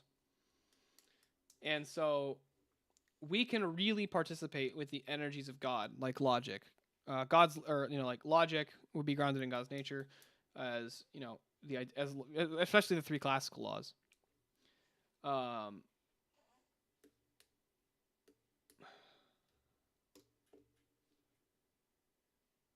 trying to think of what I was just saying. Like I go on a tangent like that, and then I see something like I ADHD it, and I just get distracted.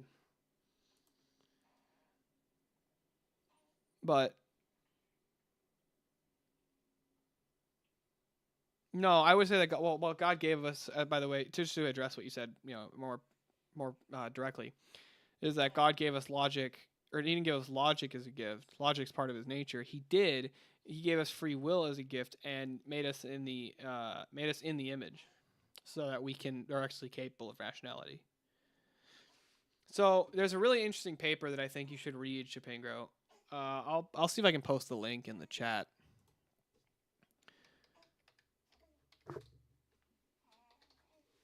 Hold on. You don't read? Do you listen to videos? Like, would you listen to a lecture on it? Because it's a paper written by an Orthodox deacon who's also he's a logician and a professor. He's like a logic professor. Fuck you! You're not illiterate. You're typing. But I'll pull up the video real quick. I can't remember. You're not in the Discord, are you? You're not in any of the Discords.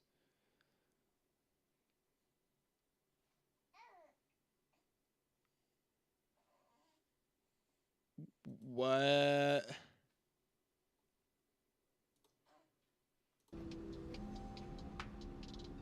What she's doing here isn't actually an injury, it's muscle control. She's got skills. I bet you can't do this. She's lifting a muscle on one side of her mouth called the zygomaticus major, controlled by the facial nerve, the same nerve that helps you smile, blink, and make funny faces. But most people's brains send signals to both sides of their face at the same time, so both sides move together. But some people have more independent control. It's like having separate switches for each half of the face instead of one shared one. Only about 10 to 20% of people can move one side of their face independently like this. So if you can raise one eyebrow, blink one eye, or raise half of your face just like hers, congratulations, you're... That was okay. I'm sorry, that just like totally clickbaited me. What the fuck? There are 38 states that have anti-BDS laws. Are you kidding me? I thought this was the country of free speech. I thought this is the country of free association. They make it so that if you work in the government, you cannot protest Israel. You can't boycott them. You can't just be like, oh, people are just crazy. No, they are, though. You can't just be like, oh, they're just... Real quick, Chipengro, if I drop the link to my Discord in the chat, would you want to join? Just so I can send you DMs and shit.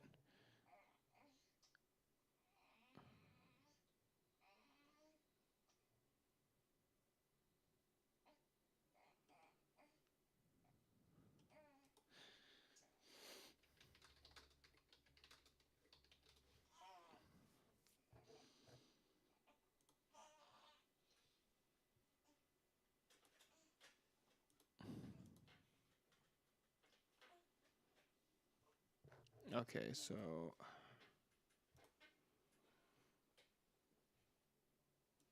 all right, now I'm gonna pull up my Discord real quick.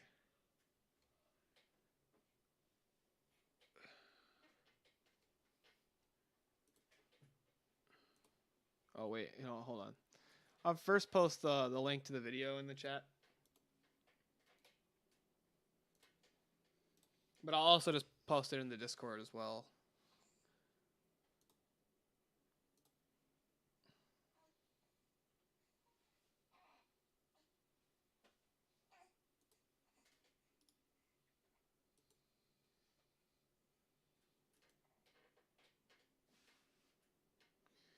Yeah, there's the Discord link if you want to join.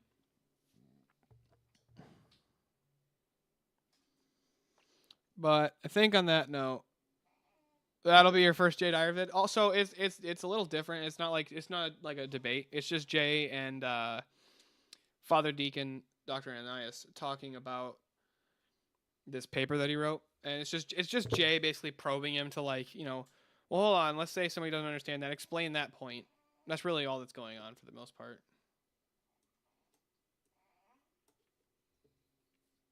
But it's a very interesting paper. Which name? Jay Dyer? Or FDA?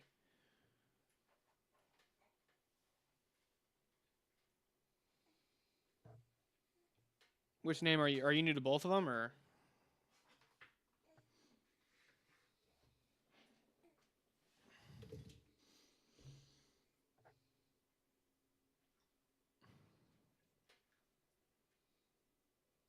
Oh, yeah, Dyer. So Jay Dyer is an Orthodox apologist. And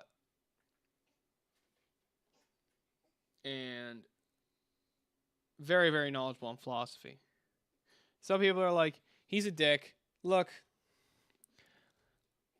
I'm not going to tell you you're wrong if you think Jay is a bit of a dick, but I think he's also a really fucking funny guy. Like, even when he's not debating, he's really funny. Like, you know what? Yeah, dicks can be smart. You're right. So real quick, we're gonna pull up some Jay Dyer stuff real quick. That's funny. Like one of my favorites. Is that The Witcher 3. Great game. Another Rex versus Shiva. Let me see if I can hold on. What was that? It's called Black Kangs. It's called We Was Kangs.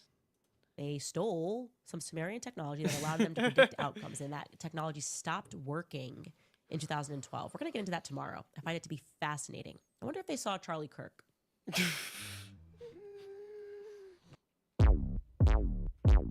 Black kings, black bishops, black players, people of the chocolate persuasion. By the way, this whole thing is making fun of the Black Hebrew Israelites. I don't know if you know who that group is, Shapingo. But... Kings, black bishops, black players, people of the chocolate persuasion. Black kings, black bishops, black players, people of the chocolate persuasion. Black kings, black bishops, black players, people of the chocolate persuasion. But the Dark Ages was a time when black people ruled Europe. So when you go into the real history, you'll see King James was... That's King James right there. That's James LeBron. That's King LeBron right there. Black, he was not a white guy.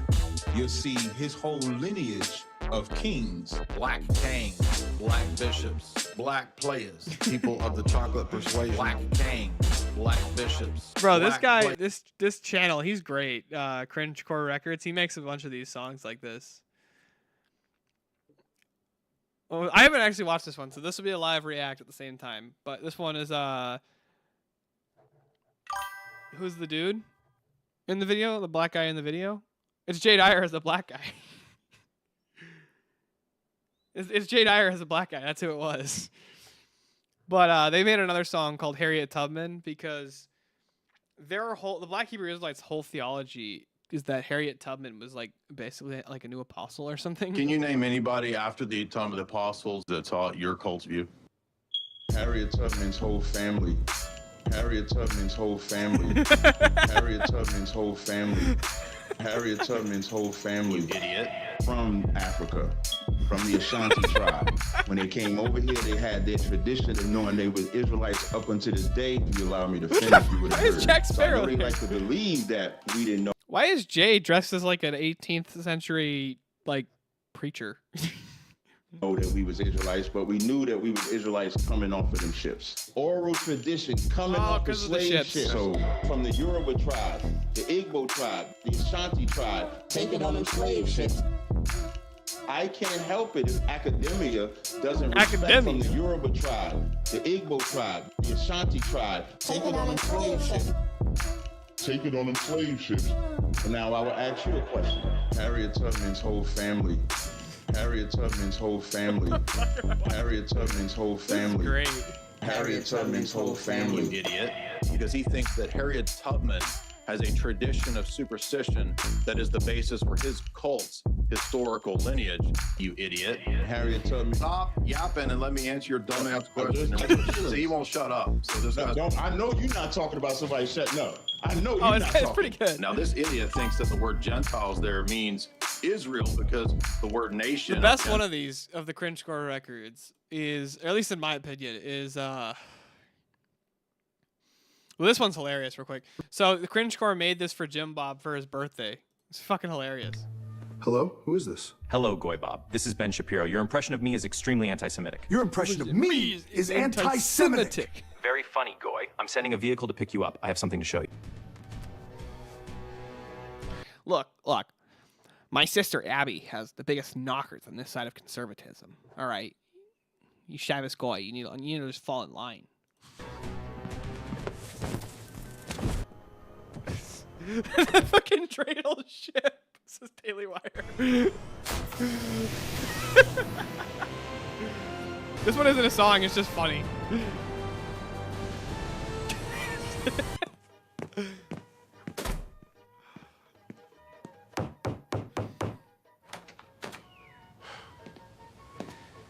Good to see you, Goy Bob. You'll have to excuse me. I'm not used to answering the door. My Chabos Negro Brandon Tatum is out of town this weekend, and we all have to make sacrifices. How very Judo-Christian of you. Very Judo-Christian of you. Follow me. You're going to want to see this.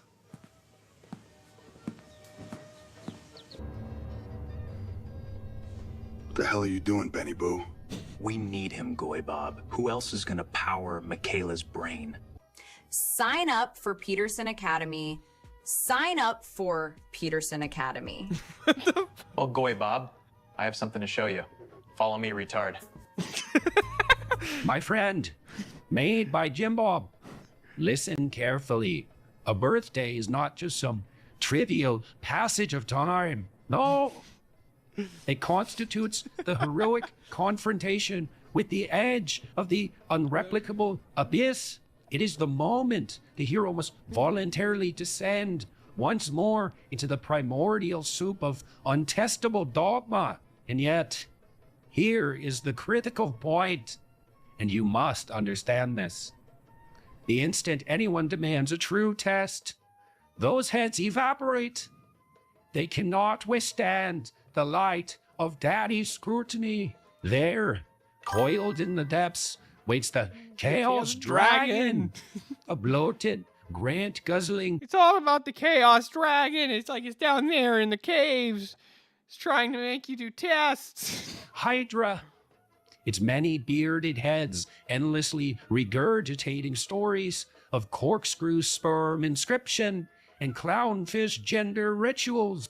You have exposed with ruthless precision that this creature is not science. It is unfalsifiable narrative pretending to be a theory. And from its absurd, collapsing form, you've extracted the gold of honest inquiry for the rest of us. Now you must ascend, individuated and upright, bearing that treasure. Happy birthday, my friend. The Hydra trembles before your blade. Yo, listen up, Jim Bob. Happy birthday, bro. You already know what time it is, King. Motherfucker! Wes Watson! Shave your arms! Lift up your shirt, Andrew! But, no, the best one of these, I gotta find it. It's called, it's Pantycoastal. It's making fun of Pentecostal, like, Protestants. Where is it?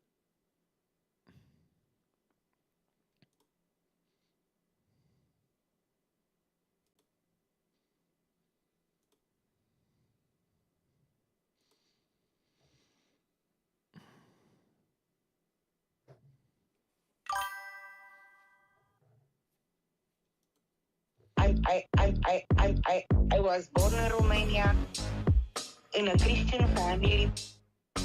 Pentecostal. Pentecostal. I was born in Romania in a Christian family. No, this is not the right version. Hold on.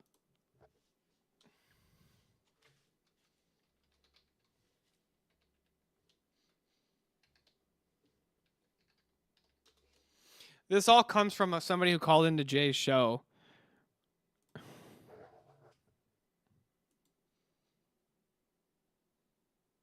Why isn't this working? I was born in Romania in a Christian family. Pentecostal. Pentecostal. I was born in Romania in a Christian family. Pentecostal. Pentecostal. That's a damn church right there. That's time for the church, son. We about to have an eyes wide shut church party in the basement. That's what they call an after party. Y'all ever heard of the after party? You know what I'm saying? I was born in Romania in a Christian family. Pentecostal. Pentecostal. I was born in Romania in a Christian family. I just love this shit. It's fucking hilarious. But not only that, it's like it's got a good beat to it. Pentecostal. I put my key in the ignition. I'm fresh out the kitchen. I put my key in the ignition. I'm fresh out the kitchen. Sipping on coke and rum. I'm like, so what? I'm drunk. It's a freaking weekend, baby. We about to have some church. Some church. I was born in Romania in a Christian family. Pentecostal. Pentecostal. I was born in Romania in a Christian family. What is this? Why did 109 countries kick them out? Oh no. 109 times they were invited. Oh, no. 109 times they were kicked out. But why does this keep Look at them happening, often in trying. violent ways? History is stuck in a cycle of misery, and to understand it, we must understand the competing incentives between host and guest populations. When a foreign population enters a land of a native population, there are three broad outcomes. Outcome 1. Assimilation. The foreigners integrate with the natives, slowly becoming a part of them, adopting their customs and following their laws. Outcome 2. Conquest. The foreign population does not assimilate and instead takes control over territory that used to belong to the native population. Now it is the natives that are either forced to assimilate, if possible, or abandon their homes. But what if the foreign population refuses to assimilate, but also... You're comfortable in... yeah, I understand the high church stuff, but look, just go to your local Orthodox church and attend a divine liturgy. lacks the ability to take You'll see the way that worship is actually supposed to be done. territory for themselves by force. Outcome 3. Limbo. The guest population does not join their host's people, but they're still technically on their land.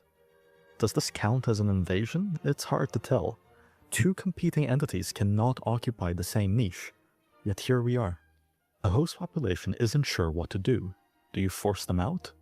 Seems extreme as they're not armed invaders, and No, Orthodoxy is not rigid and impersonal. It's entirely personal. You're engaging in the liturgy the entire time. yet, now land that used to be theirs is de facto under foreign control. So maybe then we just hope that at some point in the future the guest population will assimilate? Hope is not a sound strategy. Assimilation can be difficult even with cooperative groups. But what are the consequences of having two de facto nations within the same territory? Exploitation. Often one or both populations see the other as outsiders, and discriminate against them. If the guest population manages to get into positions of power, they will enact policies that benefit their own people, even at the expense of the host population. No white We star, see you need diversity. this today in hiring practices. There are many cases of a company giving a member of a guest population a chance to oversee human resources, only for that company to then start.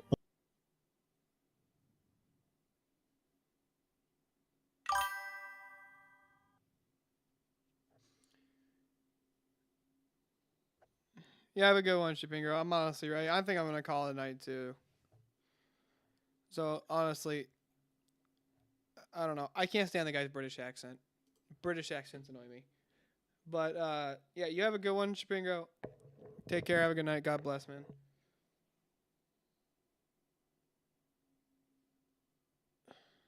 And with that, I think we're just going to call it a night. No sevens, man.